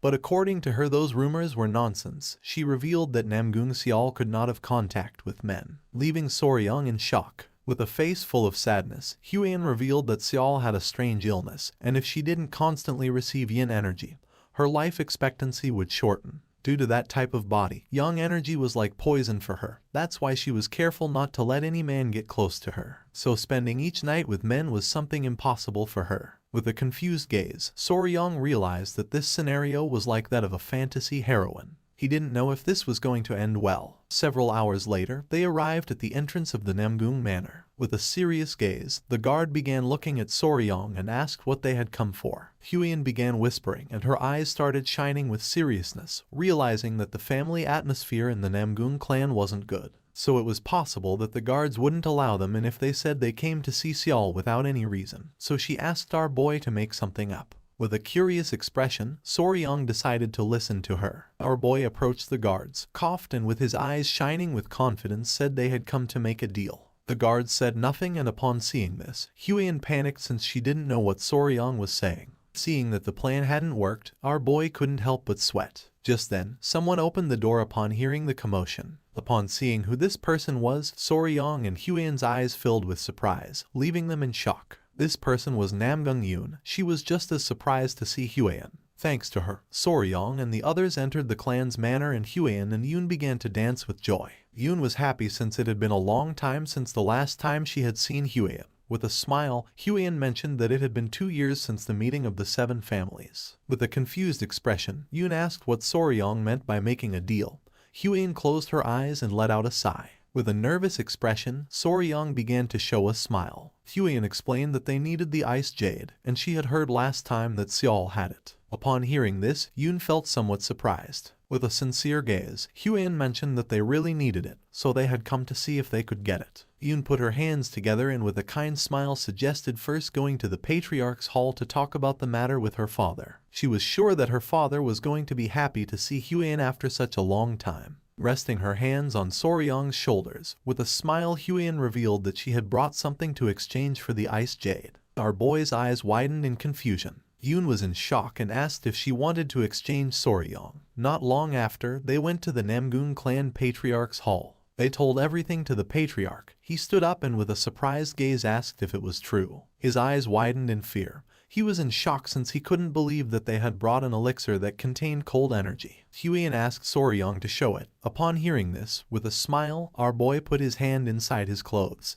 took out the elixir, and placed it on the table. The patriarch's attention was fixed on it and his mind was filled with surprise. Inside the elixir there was something shining. With a curious gaze, the patriarch asked if he could take a closer look, and with a smile Soryong gave him permission. Soryong couldn't help but sweat. It was an elixir that he had brought very carefully, keeping it in his arms. He hoped that they would accept this exchange. The patriarch began to examine the elixir carefully, and mentioned that the purity of cold kai was very high. With this, she could endure at least 10 years. With a curious expression, Yoon asked if really it was so incredible. Because it was so valuable, the patriarch decided to exchange it for the ice jade. Upon hearing this, a joyful smile appeared on the faces of Huan and Soryong. Pointing at it with his finger, the patriarch noticed that there was something inside and questioned what it was. With a forced smile, our boy said he couldn't tell him that. The patriarch realized that it could reveal the place where the elixir had been found and decided not to ask further. With a smile, Soryong coughed and thanked him, but then his face filled with fear since he knew that wasn't the real reason behind it. A few days ago, Soryong was in the clan walking with the grandfather. Our boy began to feel something cold in his clothes. The old man's attention fixed on him and he asked if there was any problem. Our boy took it out of his clothes and his eyes widened in confusion. It was a tail. Soryong handed the tail to the grandfather and mentioned that there was a strange thing similar to an ice crystal in the gecko's tail that he had kept as a souvenir. With a curious expression, the grandfather began to examine the tail carefully and noticed that it had cold kai, knowing that it was going to be good material for those who had mastered ice martial arts or cold kai martial arts. Soryong began to touch his chin and remembered the small geckos.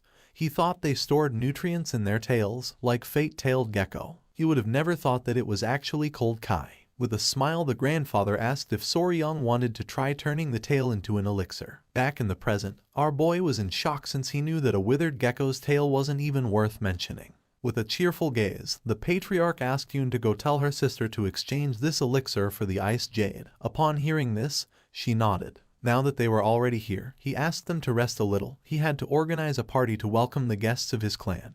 He also noticed that Huan was close to Seol. He revealed that his daughter had gone through something difficult recently and wondered if she could comfort her while she was here. With a smile, Huan did not refuse. They stood up and Yoon decided to guide them to the guest residence. They left the mansion and began walking. With a smile, Yoon mentioned that thanks to Huan, her father was in a good mood. These past few days, they had been walking on thin ice. With a curious gaze, Huan asked what had happened to Seol since she had heard rumors near Mount Huangshan. Yoon's eyes filled with surprise upon noticing that she knew that. Her eyes began to shine with sadness because she didn't think Seol would do something like that. But since they hadn't been able to find any clues, she was locked in the confinement room and had to be marked with virginity sand to prove her innocence. Huan was in shock and Soryong was somewhat confused. Virginity sand was something women applied on their bodies to demonstrate that their body was pure. If you raise a gecko in a jar and feed it cinnabar, its body will turn red. Huan revealed that afterwards it was ground into powder and applied to the woman's body. If her body was pure, that blood mark could not be washed off even with water. Upon hearing this, Soryong's eyes widened in surprise and confusion. He was furious since identifying a maiden was the task of a unicorn,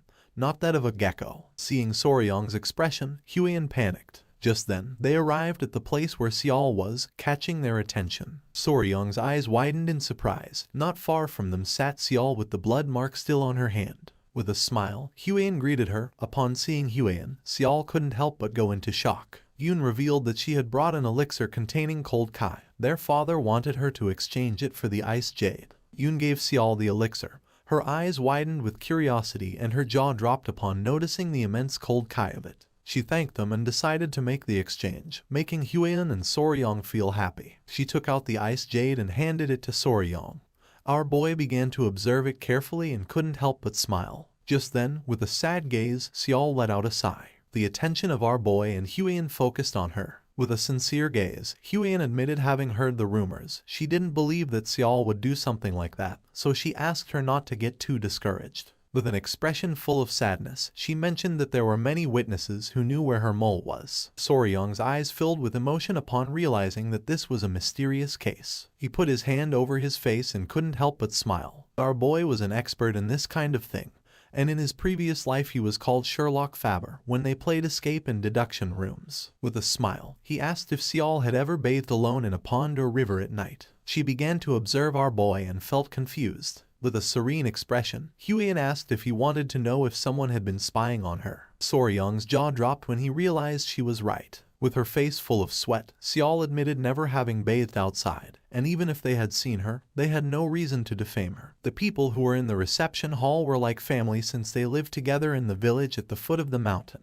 Yoon mocked Soryong, saying that he was wrong. Soryong's face filled with sweat. He couldn't believe that he had failed. He fell to his knees on the ground and begged for forgiveness. Just then, Huion noticed something. Putting her hands together and with a smile, she revealed that she had solved the mystery. According to her, there was only one probable explanation for this situation. Everyone's attention turned to her and all felt confused and curious. With a serious gaze, she revealed the probable explanation for this situation. With a serene expression, Huion decided to reveal the identity of the possible culprit. Everyone began to look at her with a curious expression. Huion remained silent until several seconds later, with eyes shining with confidence, she revealed that the culprit was a ghost. The faces of Yoon and Seol were filled with sweat and their eyes widened in surprise, leaving them in shock. Huion nodded her head. Soryong's eyes filled with confusion since he was thinking that she was going to say something profound.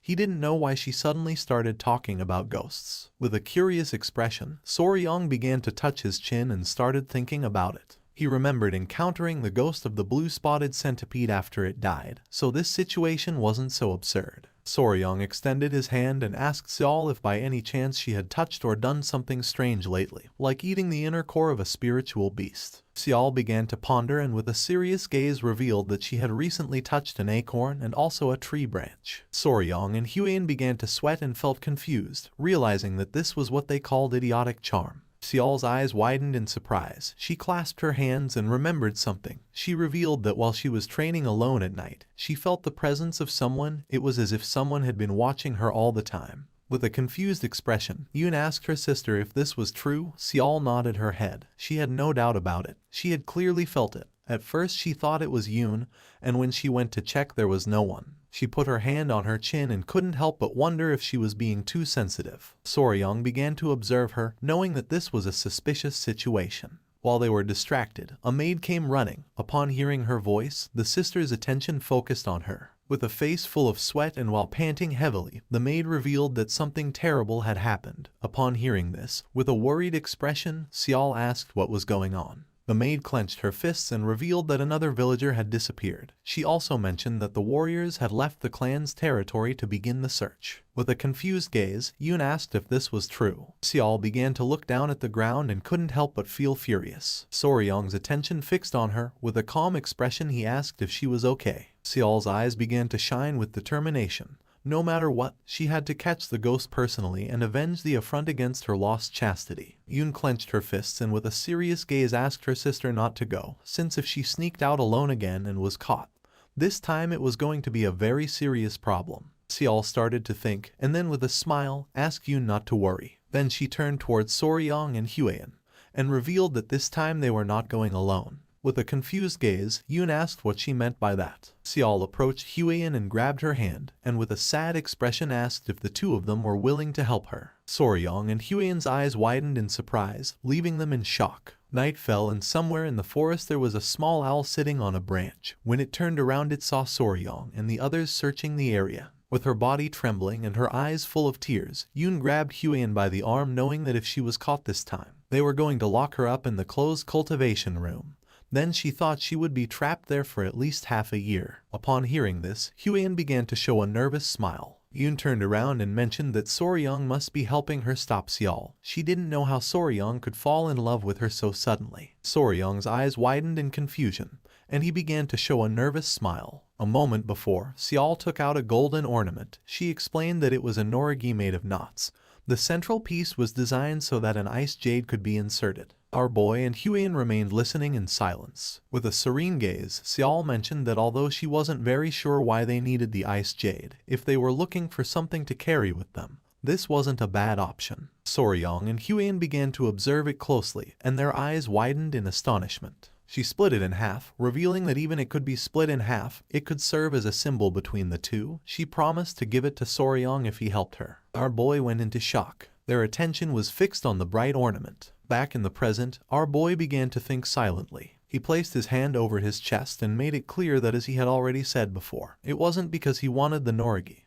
He simply wanted to protect Lady Seol's honor. Yoon's face filled with rage. She knew that Soryong was lying. Seol began to stare at her sister and asked her not to be so impulsive. While Huian was showing a forced smile, Yoon began to lose her mind since she didn't know what she should do. Several minutes later, they stopped walking. This was the area where she had felt someone's presence. There could be some kind of trace, so she decided to thoroughly check the area. Huian approached her and with a worried expression asked what they were going to do if the culprit really was a ghost. Seol began to show her sword and promised to cut the ghost with her sword imbued with the energy of destroying evil and revealing justice. Soryong began to observe carefully, realizing that this was intense. Just then, his eyes widened with curiosity and surprise as something caught his attention. Out of nowhere, fog began to appear in the area. Now none of them could see. Soryong began to look from side to side and became confused, not knowing what was happening. He began to shout and call for Seol and the others. He began to walk around the area without knowing if they had been separated.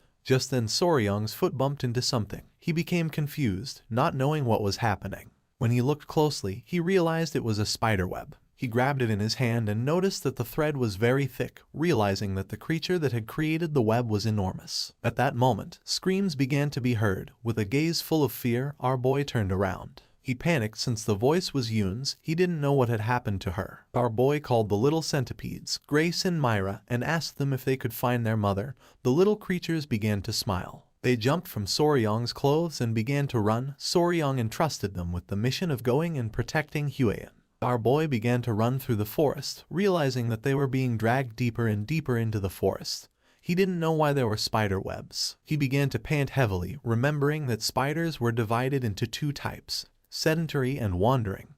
The sedentary ones built a web and stayed in one place, while the wandering ones roamed like vagabonds. The forest was full of spider webs. He knew that no way, none of them wove flat webs on the ground, which meant this was not an ordinary spider. Red fog was all over the forest, and once the fog began to clear, with a serious expression Soryong decided to hurry and find Yoon and the others. Several seconds later, our boy stopped walking. The trees in front of him were full of cobwebs. He began to observe this and his eyes widened in confusion since he didn't know what was happening.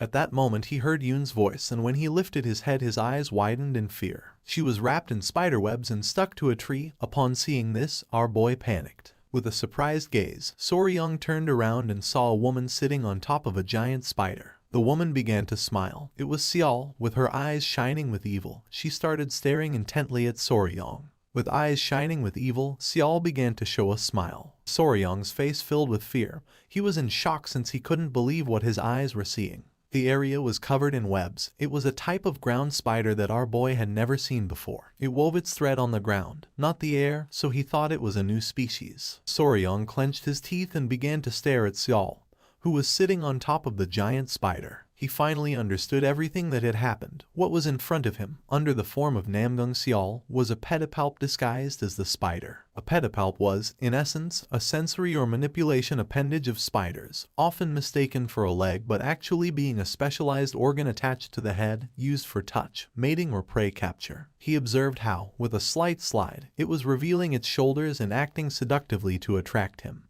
and thought that this must be the result of evolution to attract male prey. Soryong began to blush and thought there was no need for that, since he had already been captivated. Yoon regained consciousness and tried to free herself from the silk that was wrapped around her body. Her attention was fixed on Soryong. She was furious to see that even he had fallen into the trap. Without hesitating for a second, our boy began to walk toward her. Seeing this, a smile appeared on the spider's face. With his face full of love, Soryang mentioned that she was very beautiful. Without wasting another second, he hugged the spider, leaving her in shock. Her eyes began to shine with evil, and with a smile, she prepared to attack Soryang. At that moment, our boy gave the order to one of the centipedes to bite. In the blink of an eye, the small centipede emerged from Soryang's clothes and bit the spider on the neck. She opened her mouth and began to scream in agony. Soryang moved away. The little centipede jumped and returned with our boy. With eyes full of tears, the spider reached out to Soryang and tried to ask for help. Her expression was too realistic, and for our boy it was not surprising that people fell into her trap. She put her hand on her neck and began to feel dizzy. Not long after, she collapsed to the ground. Soryang began to pant heavily and his eyes widened in confusion. He did not know if the poison had paralyzed her. Using a stick, Soryang began to touch the body of the spider. The venom of a centipede was a neurotoxin intended to paralyze other insects. He thought that although centipede-type insects had quite strong venom, the size of this creature should correspond to its toxicity, so it would be fine. He began to pet the spider and asked it not to be upset since he had saved it from being captured and killed by the villagers. Soryang's eyes began to shine with excitement, and without hesitating for a second, he began to hug the spider. He was happy because the spider had a bright red body, 4 large spots on its back, soft and dense fur like velvet. He began to pet it again. According to him, it was like a scarlet spider. With a curious expression, he decided to see how pretty the spider's face was. He wanted to know what shape it had, and thought that it maybe had big fangs like those of a tarantula. Soryang lifted her skirt, and at that moment, Huian appeared and with a furious expression gave him a powerful kick in the face. Our boy's eyes filled with confusion, leaving him in shock. Soryang's body flew off and crashed against a tree. With eyes shining with seriousness, Huian made it clear that the spider was a monster. She asked him to try to breathe while circulating his internal energy, asking him to do it slowly. She put her hand over her face and her eyes filled with fear, realizing that she had not controlled her own strength when attacking. Soryang began to gaze toward the sky. He seemed to have lost consciousness. Several minutes later, he stood up. With a worried gaze, Huian asked if he was okay. Our boy became somewhat confused. With eyes full of fear, she revealed that the mist surrounding the forest was clearly the work of the spider. Inhaling the mist made men's desires increase so much that it was like an aphrodisiac. She inhaled a little and was very surprised, so she forced the mist out of her body with her internal energy, and then came to where Soryang was. With a serene expression, Soryang revealed that he had not felt anything strange. He put his hand on his chin and came to the conclusion that the villagers acting as if they had been possessed was the work of the mist. He did not know if it was some kind of pheromone that spiders released. He started to touch the spider and asked Huang what this monster was. It could release mist and was gigantic and poisonous. Huang couldn't help but feel afraid when she saw that Soryang was touching the spider. She began to look at the ground and apologized to Soryang. She put her hands over her face and started blushing like a tomato. She had thought that Soryang had been seduced by the spider. Soryang was confused, but she was right. In a different sense, he really had been seduced. Soryang began to pet the spider's leg, explaining that he was only trying to observe the shape of the spider. According to him, the leg was very fluffy and cute. With her face full of sweat, she asked Soryang to stop petting the spider. She couldn't help but blush and, with a surprised look, began to remember something. A bright red body, 4 large spots on its back, and soft dense fur like velvet. Soryang's eyes widened in confusion. He didn't know why she was so nervous. Just then, someone coughed, making both of them turn curiously. With a confused gaze, Soryang turned around, and not seeing anyone, he couldn't help but wonder if the spider had made that sound. The voice started to sound again, making Soryang's eyes widen in surprise. It was Yoon, who still had her body wrapped in silk. Our boy panicked since he had completely forgotten about her. She began to cry, and upon seeing this, Soryang quickly lowered her, and they placed her body on the ground. Huian and Soryang sat next to her. Yoon's face was pale and she was gasping heavily. She was breathing, so he realized that she was only paralyzed. Upon hearing this, Huian felt relieved. It was night, and Soryang mentioned that now all that remained was to find Seol. Now that the mist had disappeared, Huian was sure of being able to find her soon. Our boy stood up and decided to do one thing before going to look for Seol. Huian's attention fixed on him and she couldn't help but feel somewhat confused. He started to tie the spider's body using the threads of its silk. Several seconds later, our boy completely tied the spider's body. He started to drag the spider's body and decided to take it back to the clan to check what kind of monster it was. He was sure that it was not a creature.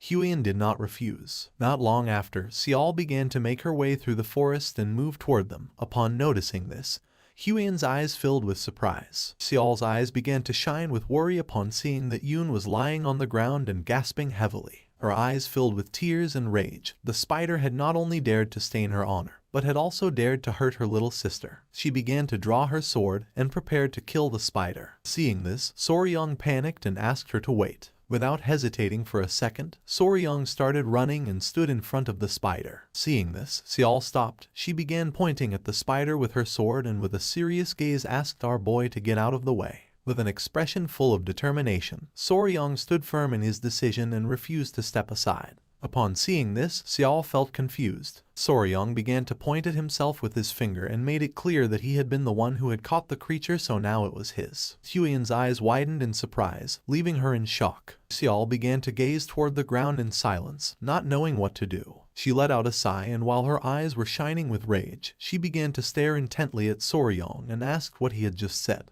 With a furious expression, Xiao asked what Soryang had just said. Our boy swallowed hard. According to him, killing the small creature was too much. He remembered that first she had killed a salamander with a poisonous chant, and now wanted to kill the spider. Huiyan grabbed Yun in her arms and asked Xiao to wait, revealing that she was still alive. She was only paralyzed. Upon hearing this, her eyes filled with relief and surprise, and she asked if this was true. Huiyan confirmed it and asked her to calm down. Huiyan understood Lady Namgung Xiao's feelings, but warned that if the hosts were killed and the mimicry broken, it would change into another form, and then there would be no way to clear Lady Yun's name ever again. Looking at the spider with a serious expression, she asked Xiao to think about it. If she took the spider and showed it to her family members, her grievance would be cleared. Besides that, it had been Soryang who had caught that host. He found the elixir that would be delivered to her and even saved Lady Yun's life. It was Soryang who helped clear Lady Yun's grievance, therefore Xiao should not wield her sword recklessly. Soryang and Xiao's eyes filled with surprise.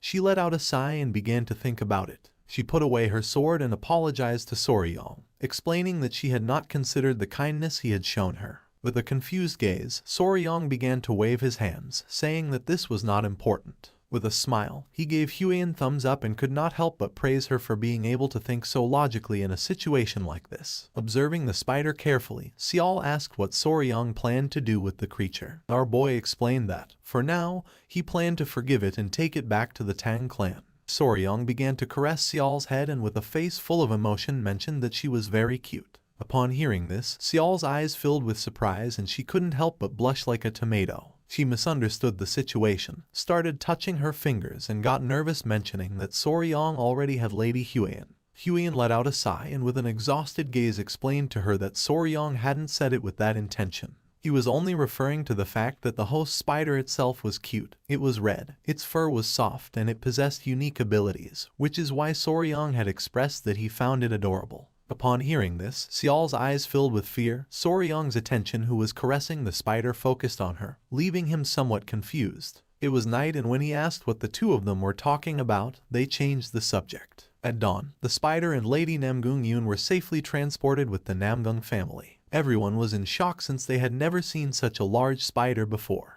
The patriarch panicked and began to draw his sword, furious upon learning that this creature had stolen his daughter's appearance and insulted her. Our boy asked him to calm down, explaining that now the misunderstanding about the lady would be cleared up and the rumors corrected. Upon hearing this, the patriarch decided to calm down, and Soryang realized that he and Xiao were alike.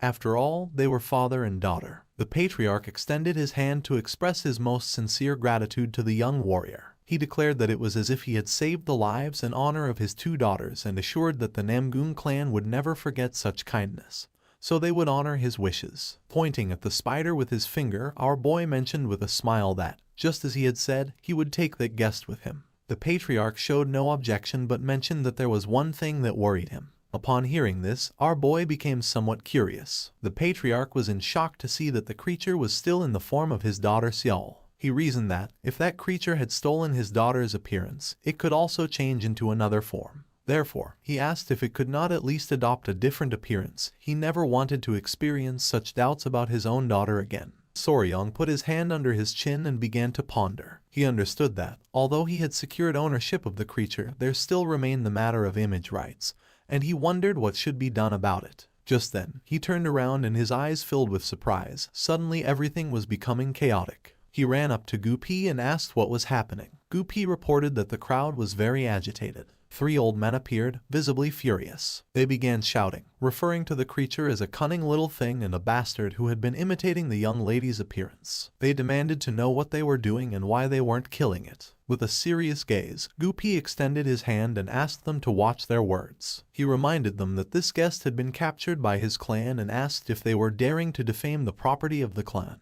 Upon hearing this, the old men panicked and begged for forgiveness. Soryung crossed his arms. Now that the misunderstanding was already cleared up and it seemed that almost everyone who needed to see it had already done so, he explained to Gupi that they should not accept anyone else, as he was concerned that the creature could be hurt if this continued. Gupi nodded his head and gave the order to the guards to close the entrance. Once the people left, the guards closed the entrance. But just then, someone appeared and asked them to wait. It was a bald old man with a cane, who was gasping heavily and whose eyes were full of fear. He began to cough and asked if he could take a quick look. The guard explained that he had orders from above and couldn't do anything about it. With his face full of sweat, the old man explained that he was just going to take a look for a moment. The guard started touching his head and mentioned that it wasn't allowed. With a smile, our boy asked the guard to show him, since he realized that he had come a long way despite his poor health. The old man's eyes filled with surprise and with a grateful expression, he thanked our boy. The old man approached the spider and began to observe it carefully. Soryung and the others remained silent.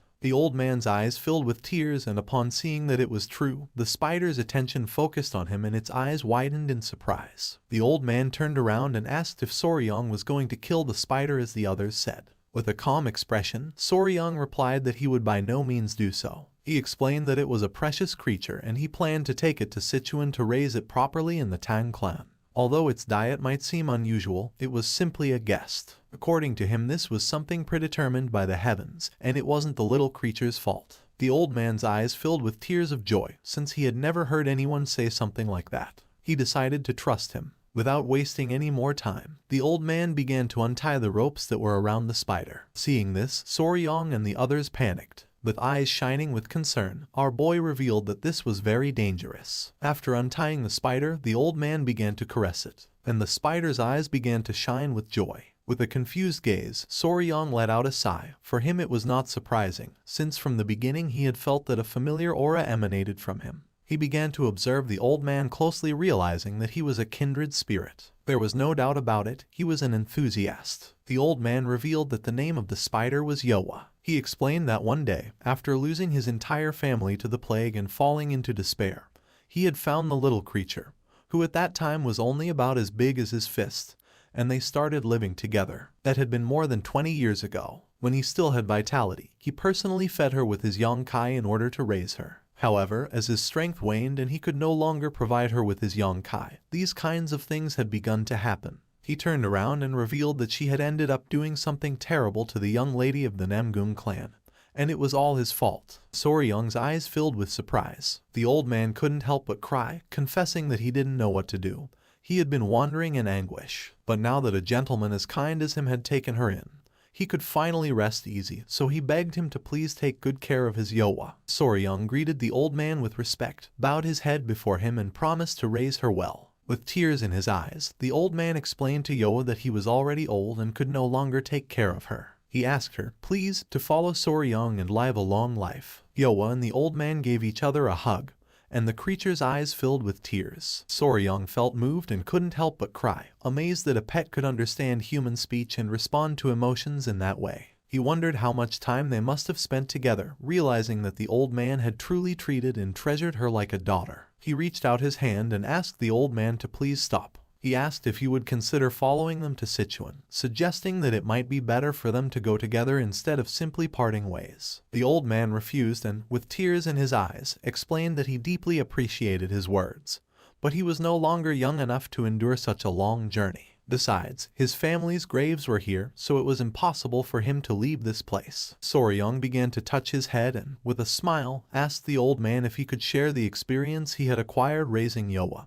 explaining that it was the first time he dealt with a creature like that. The old man promised that he would answer anything he asked to the best of his knowledge. Our boy began to blush and, with a nervous expression, admitted that what aroused his curiosity the most was undoubtedly Yong-kai, and asked how it was provided. The old man extended his finger and Yoa began to suck on it. He decided to show him directly how it was done, explaining that the finger was simply inserted in that way. He added that apparently even just sleeping together was enough to transmit Yong-kai. The form of the host began to change and everyone's attention was fixed on her. The old man revealed that when Yong-kai was transmitted in this way, the creature would transform into the form it considered most beautiful in the eyes of its owner. Yoa took the form of a beautiful woman. It was the appearance of the old man's late wife when she was young. He had wanted to see that face before dying and, upon achieving it, he felt relieved. With a curious gaze, the old man asked if Soryong wanted to try. Our boy approached her and began to ponder silently. Our boy inserted his finger into Yoa's mouth,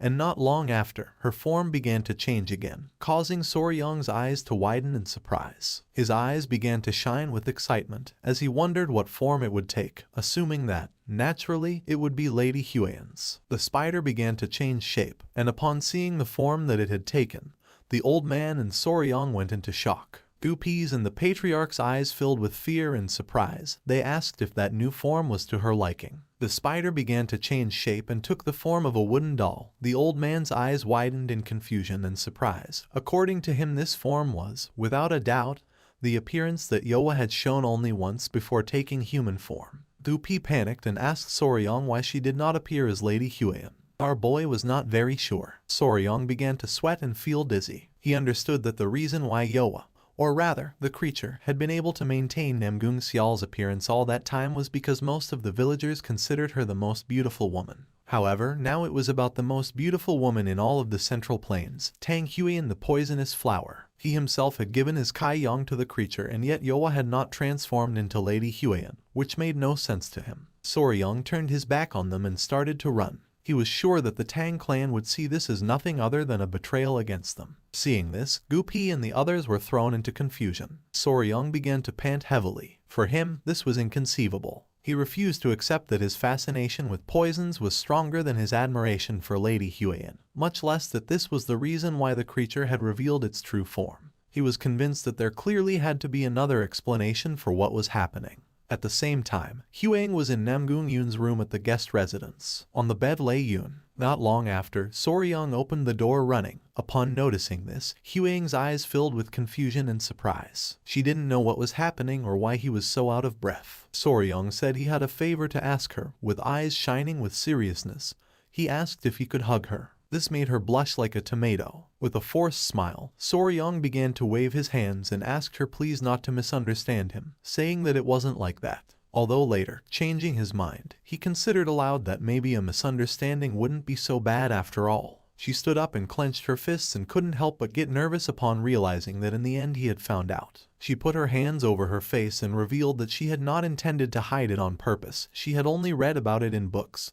so she was not sure herself and, consequently, had not been able to say anything. Soryong became confused since he did not know what she was talking about. She began to gasp and decided to talk about that spider, revealing that it was one of the 10 great venomous creatures of the Central Plains, the human-faced spider. Our boy was paralyzed, not knowing how to react. His eyes filled with surprise. He could not believe that Yoa was one of the 10 great venomous creatures of the Central Plains. With an embarrassed look, Huiyan began to touch her fingers and swore that she had never intended to deceive him. She had only thought it would be better to be sure first, because of the promise they had made in the past. Soryong began to observe her carefully, realizing that this was the reason why she had been hesitating. She began to approach Soryong knowing that a promise was a promise. Without hesitating for a second, she gave our boy a hug. Soryong couldn't help but blush like a tomato, but then someone coughed, making his eyes widen in surprise. It was Yun who was awake and, with an embarrassed expression, asked if she should give the two of them some space. Seeing that she was awake, our boy panicked, and upon seeing his expression, she got nervous and started to gaze off to one side.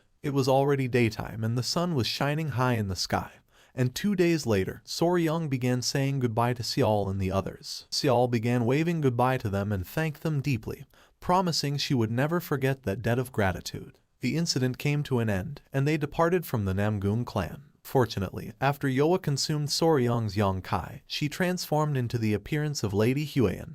He assumed they would no longer have to worry about those piercing gazes. With a kind smile, he asked her if she was okay, asking her to hold on a little longer and assuring her that he would let her out as soon as they arrived. Upon hearing this, Yoa couldn't help but feel happy. Yoa was inside a cage. Gupi reached out his hand and asked Soryong if he had any idea about the next part of the journey. Soryong explained that originally, after recovering the ice jade, he had been planning to head directly to Mount Gonga, where the fat-tailed geckos lived. But now that they had brought Yoa along, he was debating whether they should stop by the Tang clan first, since he wasn't sure if Yoa could endure an even longer trip. Yoa began shaking her head no, and upon noticing this, Soryong became confused, not knowing if she was okay. Her eyes began to shine with worry. Soryong approached the cage and a tear formed in his eyes. He couldn't believe it. He wondered if she was really worried about him. Thinking that she was such a kind and gentle soul moved him deeply. He thanked Yoa and promised her that he would take them there as quickly as he could. With a confident look, Soryong turned around and decided to go directly to Mount Gonga as planned. They would take the fat-tailed geckos and Yoa and return together to the Tang clan. Gupi nodded his head. They began sailing down the river. The sky was full of seagulls, and our boy was enjoying the views. Two people who were on the ship began to talk to each other. One of them asked the other if he had heard the news that, apparently, the leader of the alliance had personally led the Blue Dragon unit on an expedition this time. The other mentioned that he had heard that the guys captured during the recent raid on the Blood Cult base had revealed information about the locations of other fortresses. With a worried expression, the boy with a ponytail revealed that he had heard there were barely any casualties in that battle, which seemed quite incredible to him. It was said that someone had managed to create a poisonous mist that only affected members of the Blood Cult. Soryong was in shock since they were talking about him. With a curious gaze, the boy with the ponytail asked his friend who had accomplished such an incredible feat. The friend mentioned that since there was a possibility that the cult could retaliate, the alliance had decided not to reveal his identity. Whoever it was, he was nothing less than a hero,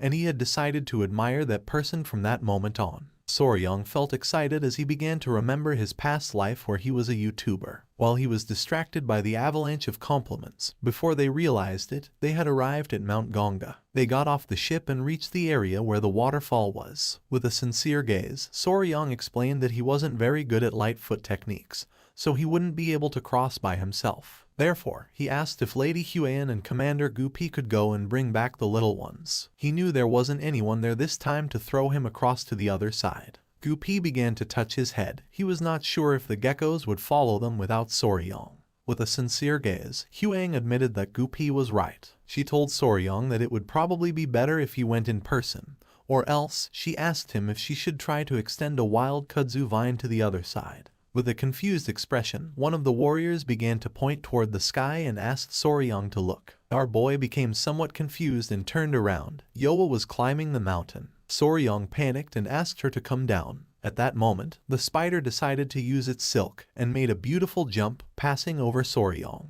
She landed in front of them. The eyes of Soryong and the others were full of surprise. Yoa began to stretch her arms, and Soryong's attention was fixed on her. He wondered if that was ballooning and if Yoa was telling him that she could also fly because she was a spider. Ballooning. Most people didn't know it, but spiders, despite not having wings, were insects that could fly. By giving their body to the wind, they could fly dozens or even hundreds of kilometers. This phenomenon was called ballooning. Sometimes, while walking down the street, if one suddenly felt like they had walked into a web suspended in the air, that was the trace left by ballooning. His eyes widened in amazement upon realizing that Yoa could also do ballooning. An idea came to his mind. Not long after, Yoa hugged Soryong, and with a jump and using ballooning, they reached the waterfall. Our boy was happy to see that this had worked. He couldn't help but hug Yoa since, according to him, she was incredible. He didn't know how she could be so ridiculously versatile. Yoa began to show a smile. With an annoyed look, Huang approached them and expressed her discomfort with the hug to Soryong.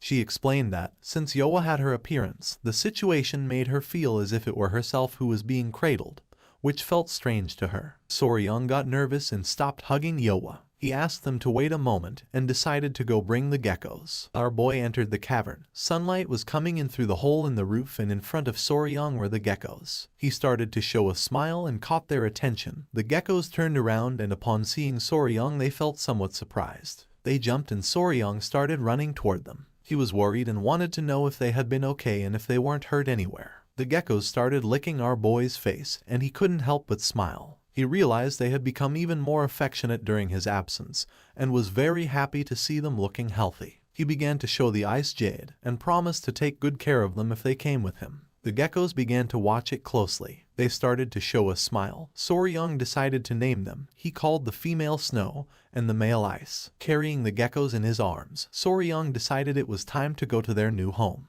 And so, Snow and Ice became part of the family. It was night and someone arrived at the Tang clan manor. Upon seeing who it was, the guards couldn't help but feel somewhat surprised. It was Soryang, Gupi, Lady Huang, and Yoa, who was in the form of Huang. The guards were somewhat surprised to see two Huangs. Upon observing closely, they realized that Yoa was a spider, and they couldn't understand why this creature had the appearance of Lady Huang. Soryang coughed, and with a confident expression asked the guards to announce to the elders of the clan that the proud official son-in-law of the Tang clan had arrived. Furthermore, he instructed them to inform that he had captured, then corrected himself and clarified that he had actually brought with him one of the 10 great poisonous creatures. Upon hearing that Soryang had brought one of the 10 great poisonous creatures, the guards could not help but go into shock and decided to report it immediately. They launched a flare to announce that Soryang had returned with one of the 10 great poisonous creatures. Not long after, the Patriarch, his wife, the Grand Patriarch, and the clan elders began running towards Soryang.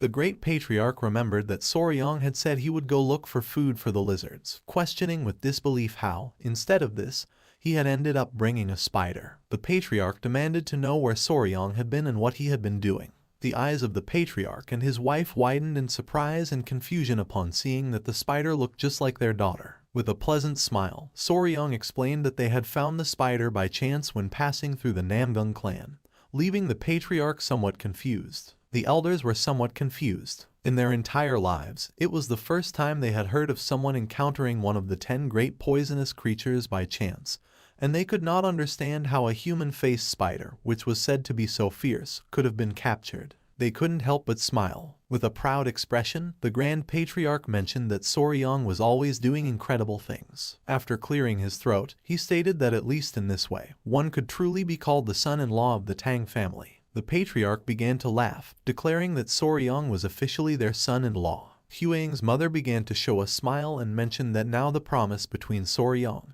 and Huang had been fulfilled. Soryang's jaw dropped in surprise since he didn't know how she knew about this, while on the other hand, Huang couldn't help but blush. With a smile, the Patriarch mentioned that this had no importance. What really mattered was that he was now truly part of the family. With a calm gaze, the Great Patriarch asked Soryang to go to the river starting the next day and catch a live goose. Our boy became somewhat confused. The Great Patriarch extended his hand and with a smile questioned whether Soryang didn't know that he had to prepare the goose for the engagement ceremony himself. He added that, although he was not yet old enough to marry immediately, at least they could celebrate the engagement. Soryang's eyes widened in surprise.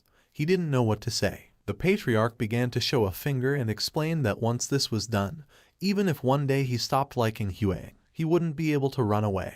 Huang became nervous and couldn't help but feel embarrassed. She asked her father to stop talking about the subject. They began to chat among themselves. A smile spread across Soryang's face. He caught everyone's attention, making them turn around. Soryang greeted them with respect, and upon noticing this, a proud smile spread across their faces. Huang couldn't help but clench her fist and feel excited. With a confident smile, Soryang declared that, as a member of the Tang clan of Sichuan and as the official son-in-law of the Tang clan, he hoped to get along well with everyone from now on. Thus, once they arrived at the Tang clan, the first thing Soryang did was assign places where the children could stay. First, Yoa chose as her residence a large tree next to the well within the village of the Tang clan. Because lizards behave similarly to dogs, he didn't want to separate them, and instead of sending them to the garden of poisonous creatures, he allowed them to stay in his room. Once everything was more or less organized, Soryang sat down with them to chat. When our boy asked if they liked this place, the geckos began to show a smile and Yoa nodded her head. Then, he told Yoa that if she was hungry, she could come directly to where he was, asking her if she would know how to get there.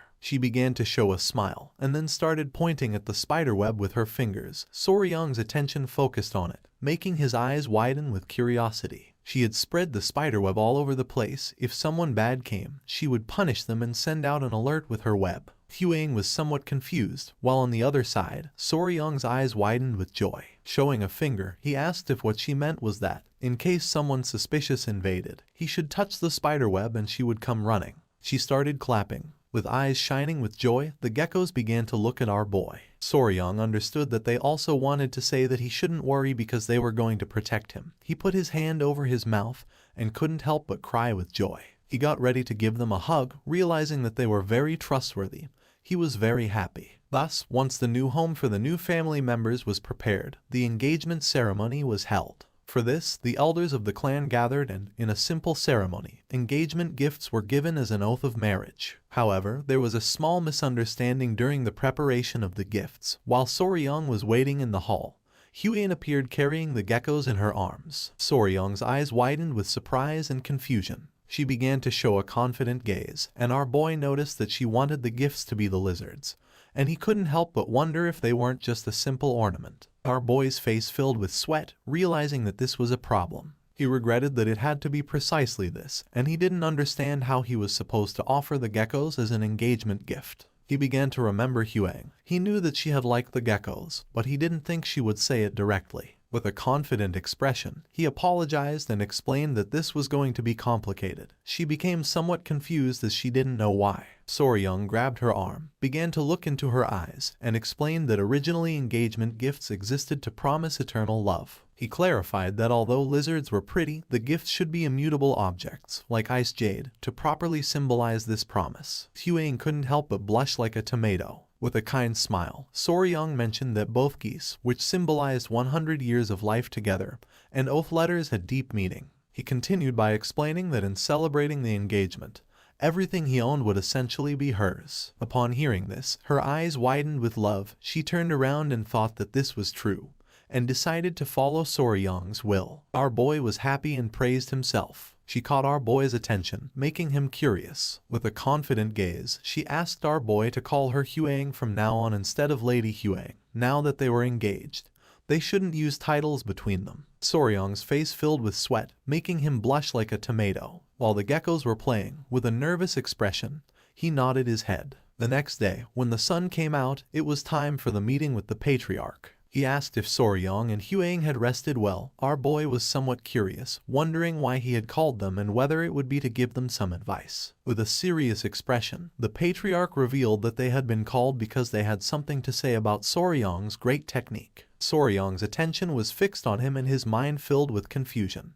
Huang explained to our boy that the great technique consisted of learning the internal art of the Tang clan and accepting the poison. Soryang realized that she was referring to the 10 poisons. With a smile, the great patriarch explained that this time it had been a very good thing for Soryang to bring the spider with a human face, since being the weakest among the 10 great poisonous creatures, it was the best one to accept first. Soryang questioned if he was now going to train the great technique. The patriarch shook his head and mentioned that Soryang had said he would use the 10 great poisonous creatures for the great technique, but he originally had another proposal. Our boy's eyes widened in surprise and confusion. With a serene expression, the patriarch revealed that upon reviewing the poisons Soryang had and those he would bring, he had remembered something the clan had forgotten for a long time. With a smile, he asked if Soryang knew what 5 poisons meant. Soryang's eyes widened with uncertainty, wondering if he was referring to the 5 poisons return technique that he had learned. The patriarch nodded his head. Then, he began to show one finger at a time and named the centipede, the lizard, the scorpion, the snake, and the toad. He explained that these 5 poisons formed the basis of the 5 poisons return technique. With a serious expression, he suggested to Soryang the idea of practicing the divine 5 poisons return technique. Our boy couldn't help but sweat. He didn't know what to say. The patriarch interlaced his hands and explained that in the Tang clan they divided poisonous creatures into 2 main categories, common beasts and spiritual beasts. His eyes began to shine with confidence as he revealed that the common beasts were ordinary poisonous creatures that could be found anywhere. The spiritual beasts, on the other hand, were those that possessed mystical powers, intelligence, or even an internal core. Soryang felt somewhat confused and questioned whether the golden-haired king bee he brought, the fat-tailed geckos Snow and Ice, the blue-spotted centipedes, and the human-faced spider would then be considered spiritual beasts. The patriarch nodded his head. It was precisely because of this that he was going to propose something else. The great patriarch began to laugh and made it clear that the 5 venoms returning technique was limited in its mastery, as it only absorbed the venom of ordinary poisonous creatures. But its origin technique, the 5 venoms true returning technique, was different. It could absorb the venom of spiritual beasts. He pointed out that with the blue-spotted centipedes and the fat-tailed geckos, he already had 2 of these beasts prepared. If they also managed to obtain the venoms of the snake, scorpion, and spiritual level toad, then all conditions would be met to master the 5 venoms returning divine art. That was why he suggested training in said divine art. Soryong's eyes widened in surprise. He remembered that fat-tailed geckos were not venomous. The great patriarch began stroking his beard, explaining that he had examined them. They carried a venom that plunged people into a state of extreme cold. The icy air they emitted was their venom, leaving Soryong somewhat surprised. Now our boy had 2 paths open before him. One was to absorb the venom from the blue-spotted centipede and from the fat-tailed gecko in order to aspire to master the 5 venoms returning divine art. The other was to absorb poison from the human-faced spider, one of the 10 great venomous creatures, and begin gathering all 10 poisons necessary for dual-core 10 poisons body. With a curious gaze, Soryong asked if he couldn't simply use the 10 great venomous creatures to complete the 5 poisons body. The patriarch shook his head. The fat-tailed gecko was not among the 10 great venomous creatures. Soryong put his hand under his chin and began to ponder. He understood that if he absorbed poisons from lower-class creatures like blue-spotted centipedes and fat-tailed geckos, it would no longer be possible to complete the 10 poisons body path using only the 10 great venomous creatures. The choice came down to this: absorb what he called children's poison and follow the path of the spiritual beast class 5 poisons body, or collect the 10 great venomous creatures and fully commit to the 10 poisons body path. Huang began observing our boy closely, not knowing what he had in mind. Soryong realized that this was like choosing a skill tree in a game. He remembered well from his past life, when playing RPGs, that the most important thing was always the skill tree. This choice determined whether one became a useless character or a god-level character. The patriarch asked our boy to think it over carefully. He explained that the 5 venoms returning divine art was an incredible martial art, and without truly heavenly luck, not even he would encounter the 10 great venomous creatures, much less tame them. Soryong came out of his thoughts and couldn't help but get nervous, not knowing what to do. He was torn between taking the easy and fast path of the 5 poisons body, or the arduous and punishing path of the 10 poisons body, one that would allow him to reach even greater heights. Our boy started going crazy, falling into a spiral of indecision. A few hours later, Soryong was still thinking about what to do. Huang's attention turned to him, and she couldn't help but feel somewhat confused. She called his attention and mentioned that if it was because of that promise, he didn't have to tie himself to the 10 poisons body. The 5 venoms returning divine art was more than enough, since it was an incredible martial art in its own right. While her eyes were shining with concern, she asked our boy not to rush into a decision out of anxiety. She assured him that, no matter which path he chose, he would still be Soryong. Upon hearing this, Soryong turned around, and while his eyes were shining with sincerity, he was honest and said that even the patriarch had mentioned that the preparation process was the same in both cases and only the final poison changed. He decided to take his time to think it through. A few days later, Soryong was lying in bed. Even though 2 days had passed while the grand technique was being prepared, he still couldn't decide easily. While the geckos were playing, our boy, completely undecided, asked them what they thought he should choose. Just then, Huang opened the door to Soryong's room with a surprised expression. Our boy became somewhat curious and asked what was going on. With her face full of sweat, she revealed that the blue-spotted centipedes were about to shed their skin again. Soryong got out of bed and his eyes widened in surprise. Without wasting any more time, he went to the pavilion where the centipedes were. Upon seeing them, both he and Huang felt tenderness. The creature's skin had become hard as stone. Soryong remembered that they had been growing very fast lately and hadn't thought that the second shedding would begin so soon.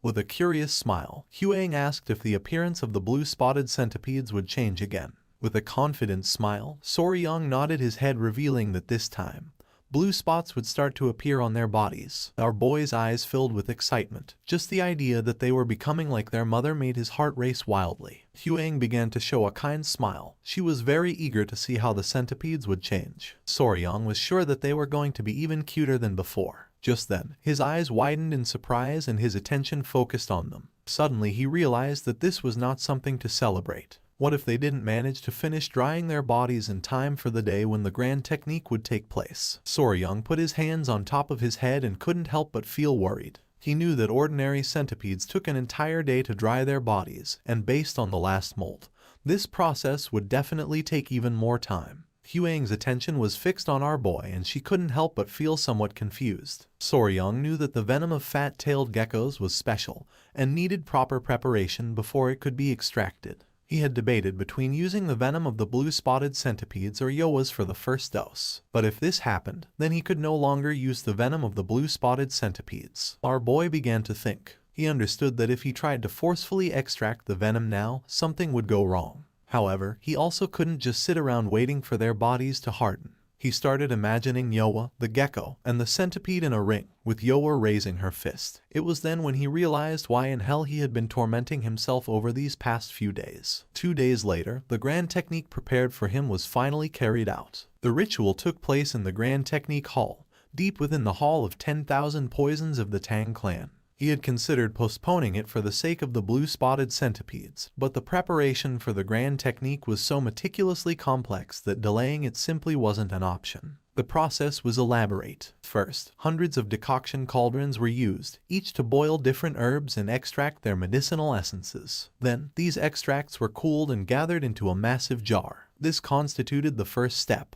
Next, into that jar, a precise mixture of various poisons and blood from poisonous beasts was added. Although this might sound simple, working with hundreds of herbs, poisons, and blood, each with its own volatile properties, and managing them all at once in perfect harmony was an extraordinarily difficult undertaking. In addition to this, with the slightest delay, all the medicinal liquid they had worked so hard to prepare would become useless and would have to be completely discarded. Because of this, sitting idly by waiting was not an option either. His mind was already made up. He would accept Yoa's poison, one of the 10 great venomous creatures. Soryang began to observe the liquid closely, realizing that the color was incredibly dark. The great patriarch approached our boy and informed him that they would now begin the grand technique, ordering him to take off his clothes and enter the jar. Soryang came out of his trance and nodded. Soryang took off his clothes, first put his foot into the jar and then began to insert the lower part of his body. His eyes widened in surprise, as for him, this felt strangely familiar, like an herbal bath. While the great patriarch's eyes were shining with joy,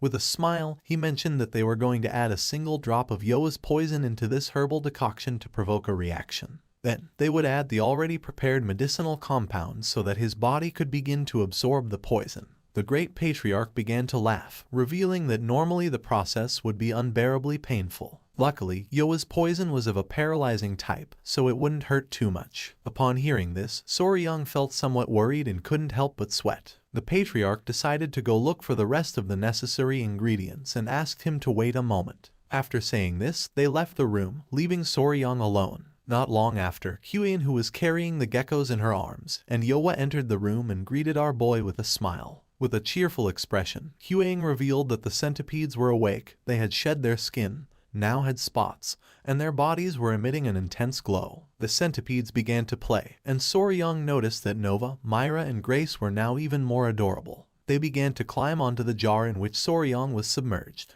The change was not as drastic as he expected. In fact, their appearance now resembled that of pillow-shaped stuffed animals, which, in a strange way, made them even more adorable. The centipede's attention was fixed on the liquid. Soryang started laughing since he realized that it must be strange for them to see their father inside there. He knew it was dangerous, so he asked them to stay with Huang. With a smile, she began calling the centipedes to come with her. Nova didn't listen and its attention was fixed on the liquid. When it tried to get down from the jar, unintentionally the liquid came into contact with its ear. It began to writhe in pain, and upon seeing this, Soryang's eyes widened with caution. He revealed to Huang that Nova's antenna had touched the medicinal liquid and asked her to wash it with water immediately. Huang's eyes widened in surprise and concern.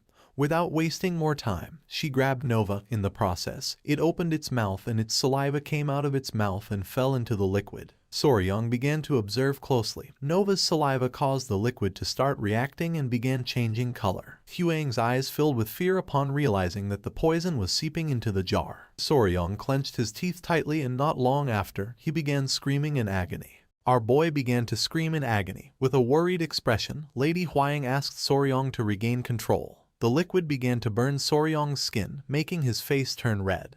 He did not know this kind of pain. It was as if all his skin were being torn off while his entire body burned. He remembered that he had been told he must not move at all during the grand technique, even though he desperately wanted to jump out of there. Somehow he barely managed to restrain himself. Foam began to come out of our boy's mouth. For him this was too much. Upon seeing this, Yohua and the geckos were in shock. Lady Huaying put her hand near her mouth and her eyes filled with worry. She didn't know what to do. The great patriarch and the patriarch returned, and upon seeing what was happening, they went into shock. They started running toward our boy. Huaying turned around and with a sincere expression explained to the great patriarch that the centipede had accidentally dropped a bit of venom. Soryong began to collapse while begging to be saved. The great patriarch grabbed Soryong, supported one hand under his head trying to calm him down. The patriarch asked our boy to stay alert, calm his mind, slow his breathing and above all not lose consciousness. Our boy opened his mouth and started to bleed. He could no longer bear the pain. Not long after, he dropped his hand because he no longer had strength. The patriarch's attention was fixed on him and his mind was filled with surprise. Everyone panicked, not knowing if Soryong was okay. Little by little our boy's eyes began to close. Soryong felt as if he were underwater. Little by little he opened his eyes and his attention focused on Nova, who was asleep. She made contact with Soryong and a strange energy began to emerge from her body and entered Soryong's body. Several hours later, our boy began to open his eyes. Noticing this, Lady Huaying felt relieved and with a surprised expression informed the great patriarch that Soryong was regaining consciousness. Once Soryong fully opened his eyes, Huaying couldn't help but cry and feel relieved to see that he was okay. While on the other hand, the grandfather began to show a kind smile. Soryong started touching his head and realized that he was in the same place. With a worried expression, Huaying asked if he was okay. The great patriarch explained to our boy that, fortunately, he had guided his internal qi directly through his Baihui point, so he managed to overcome the worst. He informed him that the grand technique had also ended safely and successfully, and that, although it was not Yohua's poison, in the end he had accepted instead the centipede's poison. Soryong put his hand on top of his head and let out a sigh, realizing that, after all, Nova wanted her father to learn the 5 poisons body. With a worried gaze, he asked if Nova was okay, since he remembered that Nova's antenna had been exposed to the substance. Huaying and the great patriarch were somewhat surprised. She explained that she had washed Nova's antenna immediately. She did it anxiously, not knowing whether Soryong would live or die. Soryong's attention was fixed on her and his eyes widened with concern. She turned her gaze to the side, as she was angry. Our boy panicked, knowing that right after the engagement ceremony, he should have gone to see Huaying, his fiancée. But instead, he had instinctively run first toward the centipedes. Soryong's head started hurting again. Noticing this, Huaying asked if the pain was returning. Our boy's eyes began to shine with seriousness since the most important thing for him was to know if Nova was okay. The great patriarch and Huaying were in shock as they couldn't believe that he was more worried about Nova than about his own well-being. She noticed that our boy had not yet fully regained consciousness. The great patriarch decided to call the physicians. Our boy let out a sigh of relief, since his movement had been swift. 2 days later, the grand technique finally came to an end. Once all the medicine in the jar had dried up, Soryong met with the great patriarch, who asked our boy if he was really okay, suggesting that maybe they should examine him a bit more thoroughly. Soryong promised that he was fine. With a serene gaze, the great patriarch mentioned that, in any case, whether he wished it or not, he had now begun the path of the 5 venoms returning divine art, so he would hand him the corresponding martial arts manual. Soryong remained listening in silence and his eyes filled with surprise. The great patriarch revealed that there were 5 martial techniques in total: centipede's poison fang claw, venomous snake's life-grabbing hand, scorpion tail rapid leg, lizard wall climbing body step and toad's explosive palm. He began to stroke his beard and explained that each of the techniques belonged to a specific category: claw technique, hand technique, leg technique, step technique, body technique, and palm technique. This martial art allowed one to reach a realm where one became poison, and poison became oneself, achieving a true unity between being and poison. Soryong's eyes widened with excitement and joy. Seeing our boy's expression, the great patriarch realized that he liked it. Soryong nodded his head, although he admitted to being surprised. They were not poison arts or assassination techniques as he had expected. The great patriarch coughed. According to him, Soryong had been perceptive in noticing it, since the truth was that this martial art did not originally come from his Tang clan. He closed his eyes and revealed that the 5 venoms returning divine art, and these 5 poison techniques were the martial arts of the 5 poison sect, which had already been annihilated. 200 years ago, the second son of the Tang family, a genius of his time, and the daughter of the palace lord of the southern barbarian beast palace fell in love. Despite fierce opposition from both clans, they eloped and founded the 5 Poison Sect. They created a new martial art by combining the strengths of poison arts from the Tang clan with beast fist techniques from the Beast Palace. However, they selfishly took martial arts that should never have left their sect and even mixed them. Naturally, they could not escape persecution from both clans and, about 100 years ago, were finally annihilated in the jungles of Yunnan by both forces. Showing one finger, the great patriarch mentioned that after this, it was agreed that both sides would reclaim their respective martial techniques, and what was recovered then was the 5 venoms returning divine art and the 5 poison techniques. His eyes began to shine with tranquility as he explained that, since the essence of both clans' martial arts was intertwined, there was much dispute over its ownership. But since it was necessary to accept the poison in order to master it, in the end it was passed down to his Tang clan. It was said that the sect master of the 5 Poison Sect at that time had been able to withstand the joint assault of both the Beast Palace and his Tang clan, so without a doubt, it was an extraordinary martial art. He had thought that it would be the perfect style for someone like him who had an affinity for poisons. Soryong was somewhat surprised to realize that the great patriarch had had this in mind all along. Our boy thanked him and promised to train diligently. The great patriarch was happy, since as long as he continued with this dedication, he was destined to achieve greatness. And so, Soryong took his first step in the 5 venoms returning divine art. Soryong left the poison hall and began to stretch his arms, wondering how long it had been since the last time he saw sunlight. Only now did he feel truly alive again. At that moment, one of the little centipedes started running toward our boy. His attention fixed on it and his eyes widened in surprise. It was Nova. She couldn't help but cry with joy upon seeing that he was all right. Soryong realized that she had been waiting for him there all this time. He began to show his bicep and a smile. He knew that she must have had a hard time emotionally. He assured her that she shouldn't be heartbroken, since this hadn't been her fault, and, to prove it, he showed her that Dad was already fine. Nova jumped in and got inside our boy's clothes and started playing. He thought that maybe she felt a little prickly because not much time had passed since she molted. He really would prefer her to climb on his clothes instead of on his bare skin. She began to observe our boy closely, and upon noticing this, Soryong couldn't help but feel somewhat surprised. She came out of Soryong's clothes and started running along his arm. Our boy's eyes widened in fear, wondering if Nova had just understood what he was thinking. According to him, this couldn't be. It must be just a coincidence. He told himself that these kinds of things sometimes happened when you raised a pet for a while. Soryong began to ponder, realizing that he was a hopeless fool. There was no way that Nova, a simple poison creature, could really do this. Nova's eyes began to shine with rage. She was furious with Soryong. Our boy panicked, not knowing what was happening. His eyes filled with surprise. He said nothing and in his thoughts asked her to get on top of his head. Nova obeyed and got on. Then Soryong hid behind a tree and asked her to try to find him. She did it without much difficulty. Soryong panicked, since this had not happened just once, but 3 times in a row. Nova let out a sigh and began to show a confident expression. It was as if her heart and Soryong's were connected by a strange energy. Soryong was in shock, not knowing what was happening.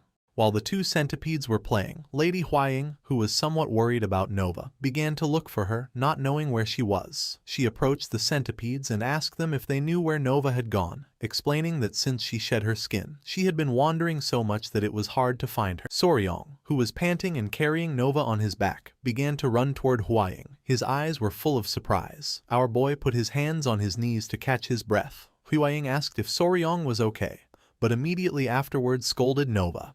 She reminded her that she had told her not to go far because of the worry it caused her and insisted that she must inform her mother before going anywhere. With a surprised gaze, Soryong began to show Nova, revealing that this was not what mattered at the moment, but rather the fact that Nova understood human speech. Huaying's eyes were full of calmness as she remembered that Nova had always understood human speech. This was nothing new. Soryong couldn't help but sweat and feel somewhat confused. He panicked and explained that she understood him even when he was only thinking to himself, leaving Huaying somewhat surprised. Carrying Nova on his back, Soryong decided to go see the great patriarch to find out what was going on. With a worried gaze, Huaying suggested they go together. It was daytime and, several minutes later, they arrived at the Patriarch Hall. Our boy left Nova on the table and asked them to please take a look. He explained that Nova understood him just as well even when he only spoke in his mind. Considering that the other children couldn't do this, he proposed that perhaps it was due to the influence of the grand art. The great patriarch began to stroke his beard and his attention was fixed on her. With a serious expression, he explained that this was not the case.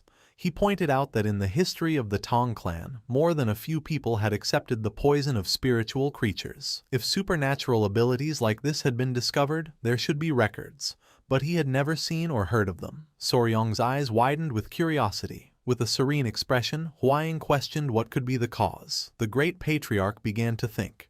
He concluded that this was undoubtedly due to the 5 venoms returning divine art. The patriarch interrupted his thoughts and confirmed that the grand art was created to absorb poison, and Soryong was the only one who had absorbed the poison of spiritual creatures using the 5 venoms returning divine art. The great patriarch came out of his trance and couldn't help but smile. He knew that the reason this was happening could be the influence of the southern barbarian beast palace, since they treated beasts as if they were their own limbs. Their secret, he concluded, could be embedded in the 5 venoms returning divine art. The patriarch began to stroke his beard. According to him, it would be impossible to find out why this was happening. Soryong's eyes filled with confusion. He didn't know why. The great patriarch explained that there was no reason for them to reveal their most precious secret.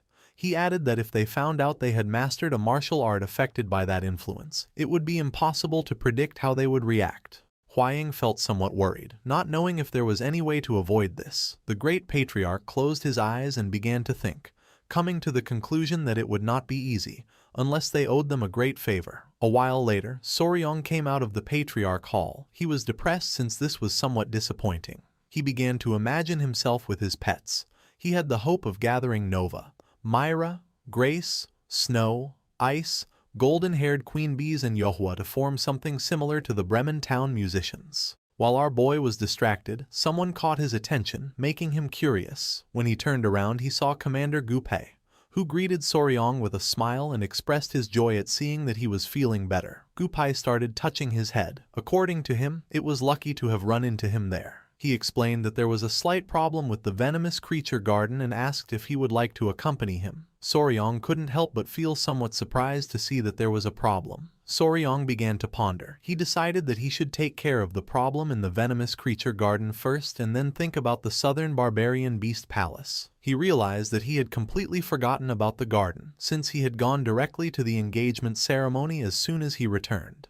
His eyes began to shine with joy, and with a smile he decided to go together. Behind Gupai there was someone. He also wanted to entrust that person to Soryong. Soryong's eyes widened with curiosity. Behind Gupai was Yingying, who with a smile started running toward our boy to give him a hug. Soryong grabbed little Yingying's hand and they started walking with Gupai following them from behind. Our boy decided to take Yingying to the venomous creature garden, as she clung to him and wouldn't let go. He turned around and asked why Yingying was here. Gupai began to show a smile, explaining that she was there for treatment and would stay in the Tong clan for a while, since it was a request from Patriarch Peng. While little Yingying's eyes were shining with joy, with a smile, she asked her older brother why he hadn't come to see her if he had already been back for several days, explaining that this was exactly why she had been waiting for him today. Soryong felt somewhat surprised to notice that she had lost her front teeth in the meantime. Our boy began to show a forced smile and apologized to Yingying.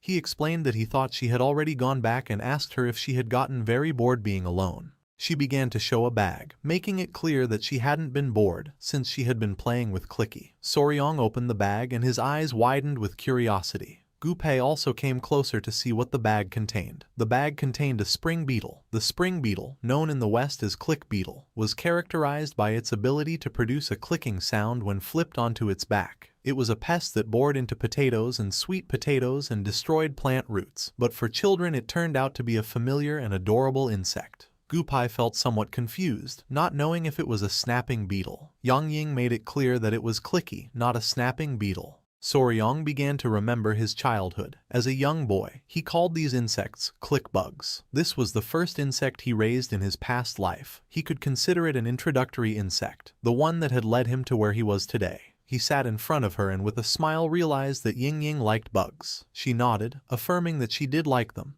and she also liked Queen Bee and Clicky. Soryong's eyes began to shine with excitement, as she seemed like a small version of himself when he was young, and he wondered if he should give her some kind of training with poisonous creatures. He picked up Ying Ying in his arms and with a smile asked her if she would like to learn about insects with her older brother, assuring her that they were very special and fun. Ying Ying's eyes began to shine with joy and she couldn't help but smile. They started chatting among themselves. Gu Pei felt somewhat confused since he didn't know what to say to Patriarch Peng. They arrived at the venomous creature garden. Ying Ying's attention was fixed on a turtle. Soryong opened one of the drawers, which contained a striped snake. He turned and asked Gu Pei how the rat breeding was going. Gu Pei mentioned that at that moment, after giving birth only once or twice, there would no longer be a shortage, estimating that in about 2 months the population would probably exceed 1,000. Soryong noticed that the feeding of the tiger-striped water snake had been solved, so he wondered what was then the problem. Ying Ying took out the small turtle that was inside the cage and began playing with it. Gu Pei began to touch his head, explaining that the number of crickets they were raising as food was not increasing at all, and that because of this, some creatures were starving. With a confused gaze, Soryong put his hand under his chin. He wondered if they might be eating them again, like in the incident with the baby rats, since the crickets, no matter how many there were never enough. After thinking about the matter several times, he came to the conclusion that the only way was to find an alternative food source. At that moment, little Ying Ying began to cry, causing Soryong and Gu Pei to panic. He tried to calm her by asking if she was okay. Ying Ying continued crying, revealing that there was a strange smell, leaving Soryong somewhat confused. She began to show her hand, as a strange smell was coming from it. With a surprised expression, Soryong asked Ying Ying if he could see her silk pouch. Soryong opened the silk pouch using chopsticks and his eyes widened in surprise, realizing that it was just as he had thought. She had made the same mistake he did when he was young. He let out a sigh and asked her to look closely because these were not clickies, but something else. Ying Ying stopped crying. Using the chopsticks, Soryong took another bug out of the silk bag, and Gu Pei noticed that it was a flower weevil. The name of this insect was mealworm beetle. Upon reaching adulthood, it emitted a terrible stench when touched due to the substance secreted by its odoriferous glands. It looked similar to a click beetle, which is why this confusion sometimes happened. Showing one finger, Soryong explained that click beetles made a clicking sound with their abdomen, but the mealworm beetle did not, so she should not confuse them next time. With a gaze full of determination, Ying Ying clenched her fists and nodded her head. With a proud smile, Soryong told Ying Ying that, even so, she had done a good job, since her older brother really needed these friends. Gu Pei became somewhat confused, as he did not know why he would need those stinky insects. Showing the silk bag, Soryong's eyes began to shine with determination. He revealed that, from that moment on, they would raise the mealworm beetles that Ying Ying had caught in the venomous creature garden. Although it didn't seem like much, these mealworm beetles were actually the most commonly used food for insects and lizards. Soryong was happy, as it was the perfect moment. If they replaced the crickets with mealworms, the food supply would be sufficient. With a smile, he mentioned that, thanks to Ying Ying, they could take care of the immediate problem. He decided to go to the cricket breeding facility to see what the problem was. With a cheerful look, Gu Pei nodded. They went to the cricket breeding facility. Our boy put his hand under his chin and began observing carefully, noticing that the breeding facility and environment didn't seem to have any problems. He opened the cap of a jar and his eyes widened in confusion upon seeing that the cricket's legs were detached. His eyes filled with fear as he thought cannibalism was occurring. Because of this, the numbers were not increasing, leaving Gu Pei and the other in shock. He was sure he had given enough food to the crickets. Soryong turned toward him and with a serene smile revealed that he himself had experienced this problem when raising them on Hainan Island too, since sometimes these things happened regardless of food. Soryong began to ponder. He didn't know much about crickets either, which was somewhat frustrating. He was spicy Fabre, not just Faber, so unfortunately he did not possess the knowledge for large-scale breeding of ordinary non-poisonous insects. He knew this was a big problem, since they couldn't figure out the cause. At that moment, one of Gu Pei's men approached them, started touching his head and with a nervous smile mentioned that, if it was someone familiar with crickets, he just happened to know the right person. Gu Pei became somewhat curious upon seeing Huang Gion. He extended his hand toward him and explained to Soryong that, besides himself, Huang Gion was the only volunteer in the poison division. Soryong felt somewhat surprised to see that he had volunteered. This seemed trustworthy to him. With a nervous expression, Hwang Gyeon was honest. He admitted that sometimes he went to the cricket fighting arena to pass the time, although he clarified that he didn't do it often, just enough for some drinks. Our boy felt somewhat confused, but Hwang Gyeon explained that it was a game of chance where crickets fought each other and bets were placed. Since the bigger and stronger crickets were traded at high prices, they were usually raised in facilities inside the gambling den. There was a cricket caretaker there. Somewhere, where the light barely reached, someone began to pet a cricket.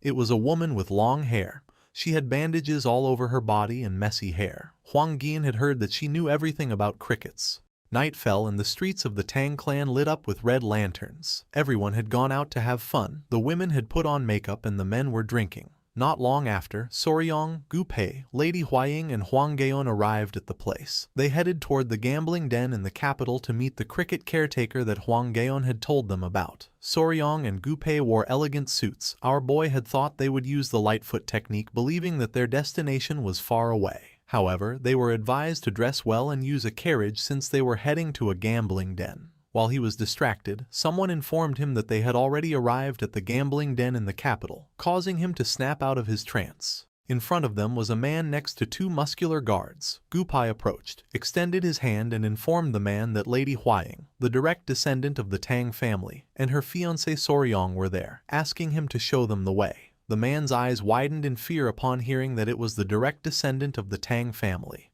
He and his men greeted them with respect. The man introduced himself as the owner of the Golden Phoenix gambling house, welcomed them and expressed what a great honor their visit was. Seeing the man's attitude, Soryong couldn't help but feel somewhat confused. With a smile, Hwang Gyeon asked the owner if they could see the fighter crickets. The owner nodded his head, mentioning that on this very day the battle between the cricket generals was being held. He began to guide them and asked them to enter. Passing through curtains, Soryong and the others entered the betting den. Our boy's attention was fixed on several excited warriors standing around a table. A battle between two crickets was about to begin, and one of the men decided to bet all the prize money he had won last time. The crickets began staring at each other and then attacked. While the two creatures were fighting, people started cheering for the fight. Soryong was somewhat surprised to see that this is what a cricket fight looked like. With a smile, Hwang Gyeon asked if it wasn't exciting, explaining that the one who turned its back on the other would lose. One of the crickets gave a strong bite to the other in the abdomen, causing it to start fleeing from the fight. The owner of the winning cricket couldn't help but smile upon noticing that the battle of the cricket generals had ended. Not long after, several men began showing bags full of money. Hwang Gyeon revealed that they also immediately auctioned off the winning cricket general. According to rumors, one could reach a price of about 30 silver taels. Soryong was in shock at seeing so much money. His eyes began to shine with excitement and, with a smile, he decided that he might dedicate himself to selling crickets later on. With a serious look, Lady Huaying called our boy's attention, telling him that he had already seen enough and that it was time to go meet the caretaker. A few minutes later, they began to descend some stairs, and the owner opened the door to the basement of the place. He couldn't believe that they had come to meet the cricket caretaker. He explained indifferently that, although sometimes other guests wanted to see her, there was nothing special about the girl. Her only task was to feed the crickets and clean, since they didn't care who would win. The owner began pointing at the woman with his finger, revealing that she was the caretaker. He added with disdain that the girl was useless, and for this reason he left the care of the crickets to the brat. Finally, he complained about how incredibly gloomy she could be. The woman turned her back on him, and upon noticing this, the owner started shouting, demanding that she get up immediately. Soryong and Huaying were important guests. He couldn't believe that she wasn't even greeting them. With an expression full of fear, she stood up and apologized. Soryong's eyes widened in surprise and confusion. Upon observing closely, he realized that the caretaker was a woman. With eyes shining with fury, she began to stare at them silently. Soryong remained silent, approached her, extended his hand and with a serene gaze mentioned that they came from the Sichuan Tong family, and that they simply had a question about the care of crickets, asking if they could consult her about something. She nodded her head. Showing one finger, our boy explained that he was raising several crickets in one place, but they kept eating each other. He wanted to know if she knew the reason for this. She began to ponder and then revealed it was because they wanted meat. She thought Soryong had probably only fed them grass. The crickets were omnivores, so it was necessary to give them meat to avoid cannibalism. Soryong's eyes widened in surprise, and then he began to think that this hadn't even occurred to him. Cannibalism was solely due to the lack of protein. The woman's body began to emit a strange aura. Soryong wondered if this was what it meant to be a true expert in crickets and knew he had to recruit her immediately. With a smile, our boy turned toward Lady Huaying and she understood what he had in mind. She took out a bag, extended her hand, and asked the owner if she could buy the woman. The owner was somewhat confused as he didn't understand why they wanted to buy the girl. With an arrogant smile he slapped her on the back, saying they could take her right then. However, the woman approached Lady Huaying, struck her with her hand, making the gold coin fly into the air, leaving Soryong and the others in shock. With a face full of rage, the owner grabbed her by the hair, demanded to know how she dared and if she was aware of who they were. He began to hit the girl, asking her to go with them, but she screamed that she didn't want to do it. Soryong panicked and told the owner to stop. With a sincere expression, Lady Huaying promised her that they would treat her kindly, and would even take her family to the Tang family if she wished. Even so, she refused again, saying that she did not want to go with them. The owner became even more furious and questioned whether he would have to get violent with her again. Gupai began observing in silence, without saying a single word. Soryong asked the owner to calm down and then with a curious expression asked if she had debts or if she was working in someone else's place. The owner said not exactly, then revealed that about 5 years ago, she had offered to work for him for free and he had taken her in. However, she wasn't good at attending customers, so he simply assigned her minor tasks, saying that she was just another mouth to feed. Our boy let out a sigh since he didn't know why she didn't want to leave with them. Gupai put his hand under his chin and started thinking. Then, he revealed that the girl reminded him of himself before he came under the protection of the Tang family. Soryong's eyes filled with confusion and surprise. Gupai asked the owner if they could take her with them for just one day, explaining that they would feed her and try to persuade her. The owner couldn't help but smile and gave them permission to do whatever they wanted. With a kind expression, Gupai asked the girl what she thought about going out to get some fresh air with them. She began looking down at the ground and then nodded her head. Noticing this, Gupai promised to come back for her the next day. Soryong let out a sigh of relief and Lady Huaying began to show a smile. A while later, they took the woman to the Tang family guest residence within the capital and offered her food. Soryong was somewhat surprised since he didn't know that the Tang family had a building in the capital. Gupai mentioned that this place was like the branch of the Sichuan Tang family in the capital. The 2 inns, 8 pharmacies and 5 restaurants in this alley all belonged to the Tang family. He added that later he would show him the trading company and escort agency. A trading company was an organization made up of merchants, while an escort agency was a business dedicated to delivering goods for a fee. Soryong's jaw dropped in shock upon learning that the entire alley belonged to the Tang family. His grandfather and father-in-law only practiced martial arts all day, so he had always wondered how the family managed to survive. Certainly, he did not expect this. With a curious expression, Gupai asked the woman if she could now tell them why she didn't want to leave, assuring her that if she was in trouble, they could help her. Soryong began to whisper and told Lady Huaying that the woman still hadn't said a word. Lady Huaying mentioned that she also wasn't touching the food or the tea. Gupai noticed that she seemed to be holding some kind of grudge against someone. He told her not to worry and to tell them about it, reminding her that this was the Sichuan Tang family. The woman placed her hands on top of the table and stood up, then she bowed before our boy, leaving him in shock. She introduced herself as Song Nauk from Song Village, a place not very far away. Lady Huaying was in shock to see that the woman had finally spoken. With a calm look, our boy questioned if there was any reason why she didn't want to leave the gambling house. The woman began to stand up and then brushed aside the hair that covered her face, causing Soryong's and the others' eyes to widen in surprise. The woman had a pretty face, but also burn marks. Soryong couldn't help going into shock, while on his side Gupai wondered how someone could have burned a woman's face like that. She decided to tell the truth, declaring that she had to take revenge no matter what it cost. She clenched her teeth tightly and while tears of sadness and rage were emerging from her eyes, she made it clear that she would not leave that place under any circumstances until her grudge was resolved.